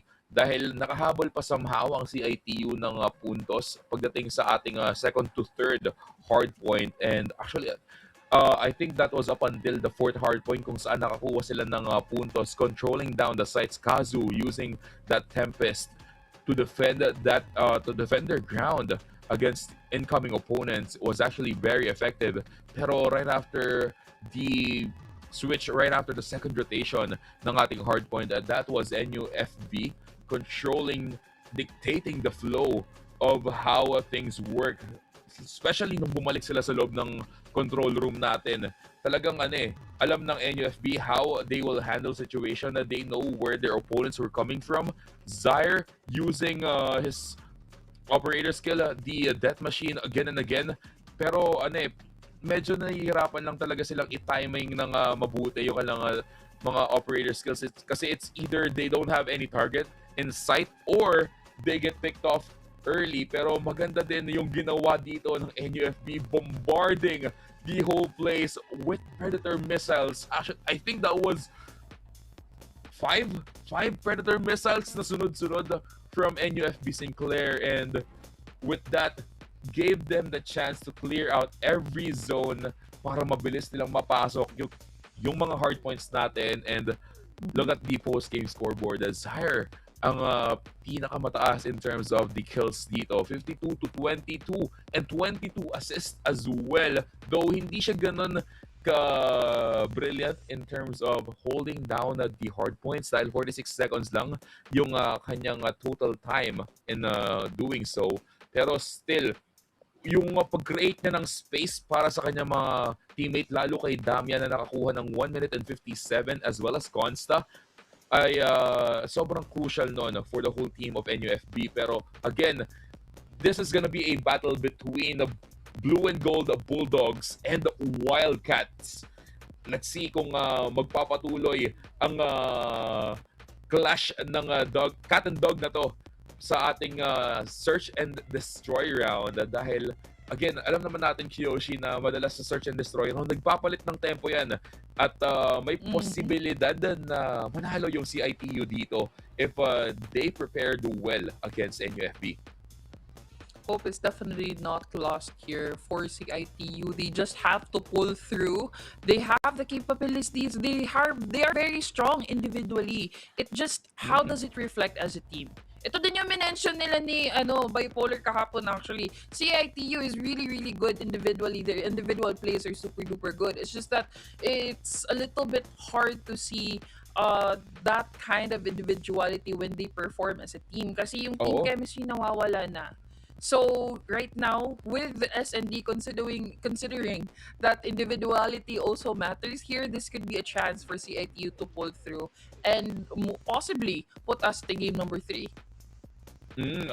Alam naman natin kasi minsan kapag stable ka na or kapag ikaw ay isang stable substance at hinalo ka sa iba't ibang stable substances, may posibilidad na hindi na maging maganda yung kakalabasan. And I do believe you get what I'm saying kasi ikaw ang ating resident chemist dito sa natin, sa pool natin in the PCC. Pero tingnan natin kung gagana ng away yung binabanggit mong chemistry here for CITU Wildcats. Parang kailangan nilang mahanap yung tamang timpla nila being individuals here. Parang kailangan nilang pagganahin yung kanilang mga skill sets and make it like a compound dito sa loob ng ating laban. And just like that, they were able to take down 2. The chemical reaction is reflecting a little bit here in round number 1, but still NUFB's dominance can be really felt now. Rise is left. 1v1 now. Clutch here for CITU. Isa na yung natitira. PKM yung kanyang dala, and that's gonna be against a Tundra. Nakatundra si Rice dito pero si Pisces sabi niya, sige, hindi ako mananalo dyan. Hanap ako ng way para makaikot. There goes the frag grenades. Now machine pistol whipped out by Rice. Pisces, kakayanin nga ba niyang mahanap yung bomba in time para maitanim niya ito? Or rather, mapigilan niya itong si Rice from planting it. Rice now has the bomb in hand.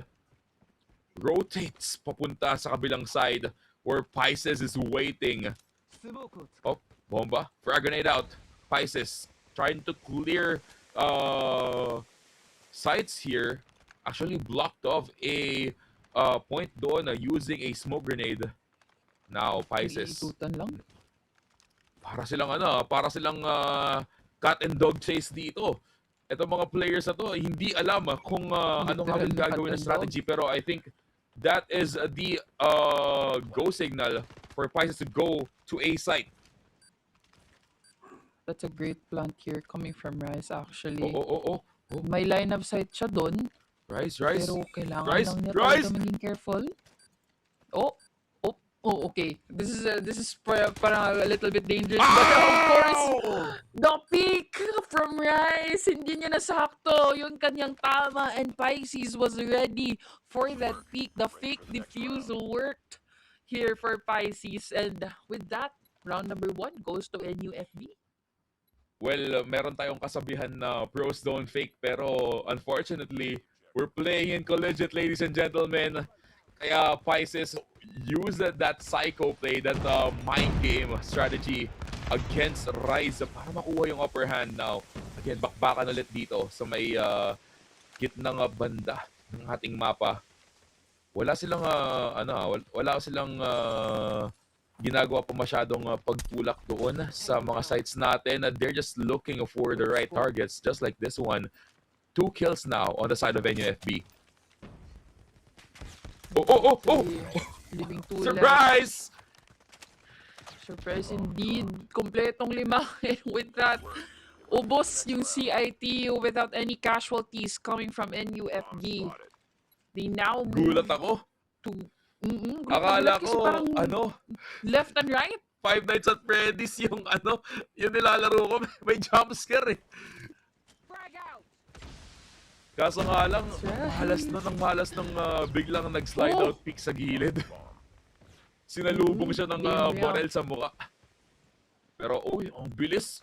Wala pang 20 seconds. 4 na agad yung tutumba and there goes the last member. Exactly 20 seconds. NUFB finishes the round. Looks like we're sleeping early tonight, ladies and gentlemen. If NUFB Sinclair finishes this game off with this win streak sa loob ng S&D. That's right. You can really feel the dominance here coming from NUFB and of course the hunger to finish this match with a clean sweep. Demia once again continues to break boundaries, taking down CITU. And bigla with just 10 minutes, 20 minutes in, 20 seconds in pa lang, isa na agad din natira ng Wildcats. And with barely finishing 30 seconds, the round's already finished. Ganyan kabilis yung galaw ng NUFB Sinclair. Nakita na natin tong problem na to kanina sa CITU during their first search and destroy game. They're playing very passively. They're waiting sa mga corners and NUFB Sinclair, I think they are utilizing that knowledge na sige, naghihintay lang yan na hindi yan masyado magiging aggressive and that is the point wherein the dogs go out unleashed sa loob ng laban na to. Yung mga Bulldogs natin nagwawala na, hinahabol yung mga Wildcats kung saan man sila nagtatago and dahan-dahan nilang binabawasan yung siyam na buhay dito ng mga Wildcats natin. Pero there goes another trade kill. 2v2 scenario now. Fushi and Poppy against Vinci and Pisces in this game. May chance pa dito yung CITU and I think with the even plays, even numbers, it's definitely an opportunity here for CITU. 1 minute on the clock. Being too careful, is that really how they should go with this? Or parang should they show a little bit of aggression right now?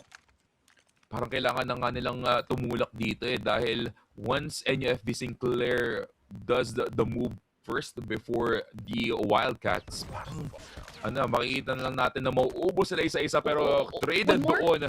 Itong si Fushi, Poppy now being spotted, falling low. Can he get the kill? No. That's gonna be Pisces with a clutch. Hindi nag-heal. 5 points Hindi now. nag-heal si Poppy. Masyadong, nag-pick siya kaagad. Parang nawalan siya ng pasensya doon. He wanted to finish the game. Parang sabi niya, sige, sugal na to. I-all in na natin ang ating luck in this one.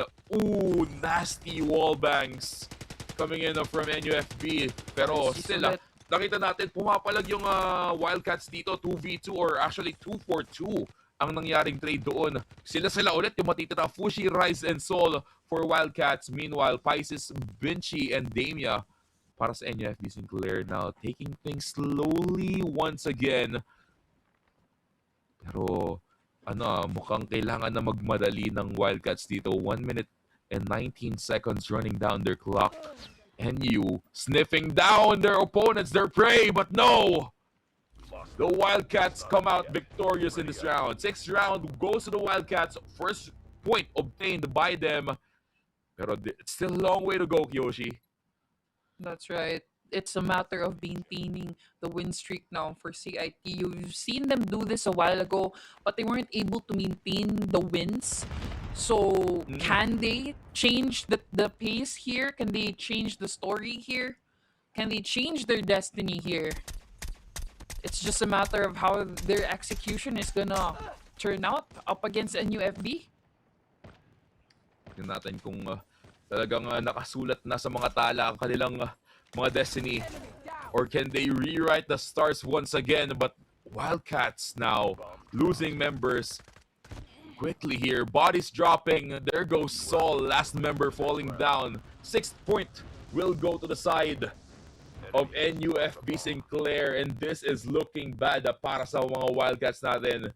The last hope of Cebu is now falling short of their skill, pero they don't they should not lose hope sa laban na to. There goes the flash grenades. Sol just running down, gunning down yung corner na yon in hopes of getting down one, pero he was the one taken out. Now NUFB FB on going into corners, clearing everything out, and Poppy, the only remaining member from the side of CITU, mukhang hahabulin siya ng melee, but no, Zaire with a point-blank sniper kill claims the 7th point for NUFB. Now, kakaroon tayo ng switch of sides para sa ating mga players.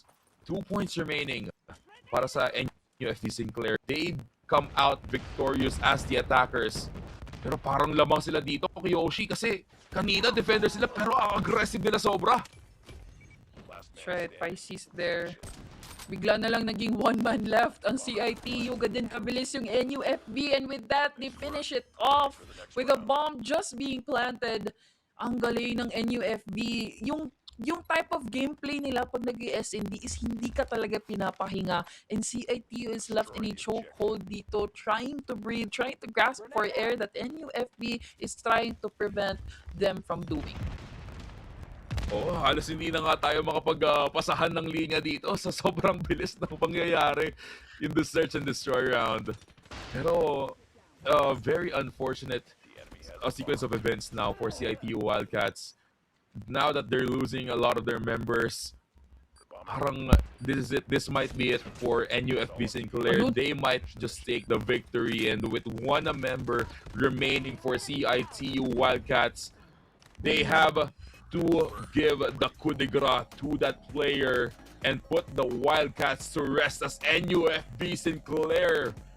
The blue and gold Bulldogs from Fairview will come out victorious and will retain their spot, their 3rd place spot here in the Group B standings. And man, that was so close for CITU na mag-qualify sana para sa ating playoffs. But that just concludes our last game here for our Group B stages. Ang ganda ng mga nakita nating laban kanina. Talagang hindi tayo binigo ng ating mga teams in providing the action para sa ating mga viewers, and of course for us as well. Pero let's take a look at the highlights here in that game number 2. Hoping NUFB, sabi na tapusin na natin na maaga to. That's right. Parang kahit ikaw, Ajax, hindi ka nila pinapatapos magsalita. Tinapos na nila yung round. Sabi nila, ano ba, Ajax, ano ba yung sinasabi mo? Wala na, tapos na. Next round na tayo. You know, nagkakwento ka ba about sa previous round? Nasa next round na tayo. Ganun yung Sorry, tempo, hindi ako makamove on eh. Kaya nga, grabe yung tempo talaga ng NUFB. It's just, they're so quick. They're so sure of what they're doing. There's no doubts that comes into their mind. Lahat ng talaga ng ginagawa nila, they're so sure. It's like they know the map like it's the back of their hand. And look at the numbers. KDA, Pisces, dominating talaga. Yung effect kasi ni Pisces dito, especially with the PKM, nakikita na din natin to siya from the previous series na wallbang lang siya ng wallbang. And yung mga wallbangs na nagiging effective, it's either Spices secures the kill, or kung hindi man kill yung nasisecure niya, it's definitely oppression dun sa kanyang opponent. Kasi it basically means na hindi ka pwede, bawal ka mo dumaan dito. Thou shall not pass, kumbaga yung sinabi ni Pisces. Pag gamit niya yung PKM. Ano eh, hawak-hawak niya yung bridge, tapos binaba na yan, thou shall not pass. Para siya si Gandalf doon. Para siyang si Heimdall kung iisipin natin, no? Hawak niya yung susi sa Bifrost, tapos pinitigilan niyang pumasok yung mga intruders. Pero ano eh, ibang klaseng halimaw din kasi itong si Pisces. Ito, kasabay ito ni Chu tsaka ni Most doon sa napag-uusapan namin yesterday sa PCC recap na naging tournament nila all the way back 2 years ago. And kahit na naghiwalay sila ng teams, still, pareho pa rin sila ng pinapakita nga potential as great players of Call of Duty Mobile. And now we are seeing the updated scores ng ating teams here in the Group B to complete our qualified teams na tutungo sa loob ng playoffs. It's gonna be MTE Conquerors now as our top-seeded team, losing none. Technically, well, in actuality, they were granted the point, pero again, they are now the top seeded team sa loob ng ating group stage. Pero ang naging next team for them is gonna be NUFB Sinclair. It's gonna they will have the score of 8 here, 1 point higher than HCDC Apex na parang wala namang nangyari. Parang kung ano sila or kung saan sila nag-start na spot kanina before our matches began, nandun pa rin sila. Pero they are quality of ng ating ops, and I'm very excited to see kung ano nga ba yung mga potential na matchups na mangyayari sa loob ng playoffs against Group A and Group B teams. And of course, with the teams here dito sa Group B, qualified teams from Group B, makikita nila at makakalaban nila yung mga qualified teams from Group A. We have NU Boys, we have Moreno Club, and we also have Pulsu Gold Gear. So our top 3 teams from both Group A as well as Group B have now moved on, papasok na sila sa playoffs natin dito sa PCC CODM National League. And yan yung kailangan nating tututukan soon, ladies and gentlemen. Sobrang excited ako. How about you, Ajax? Of course, I'm excited as you are, Kiyoshi, na makita yung mga teams natin na maglaban-laban na doon sa loob ng ating playoffs. And with this one as well, parang papalapit na tayo ng papalapit doon sa culmination ng gaming hobbies and everything under the sun sa dulo ng taon natin, which is the Campus Playfest. And we're just waiting for our third game as well to commence, which is again, as we have mentioned yesterday sa PCC recap na Valorant. I'm excited for what's next here for PCC dahil again, marami pa tayong in store para sa ating mga students.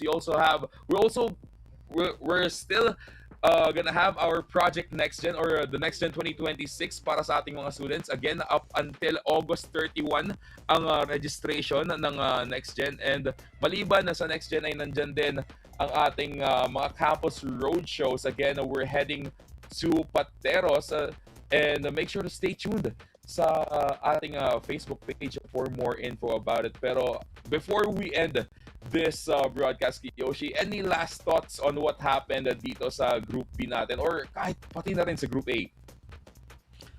It's just completely mind-blowing yung mga pinapakita nila even from yesterday.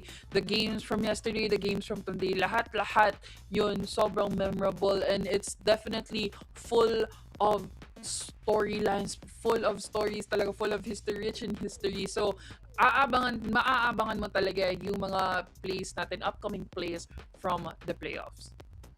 History unfolding right before us indeed here in the group stages ng Call of Duty Mobile. And as we move forward sa mga up next na chapters ng ating mga tournaments here in the Philippine Collegiate Championship, I'm very sure na mas lalo pang papainitin ng mga teams natin ang mga laban at tuloy ang siklab ng puso ng ating mga players. Once again, maraming salamat sa lahat ng sumubaybay dito sa group stage, all the way from group stage A up until now na tapos na ang group stage B natin. Maraming salamat sa mga supporters ng ating mga teams who witnessed the action. And of course, maraming salamat din to our sponsors. Again, we have here Converge. You can discover the game changer plan at Converge and elevate your gaming experience like never before. With its true fiber power, you'll be able to dominate every game effortlessly. And of course, don't forget to use the hashtags, hashtag the game changer and hashtag Converge FiberX. The PCC Call of Duty Mobile National League is also in partnership with Garena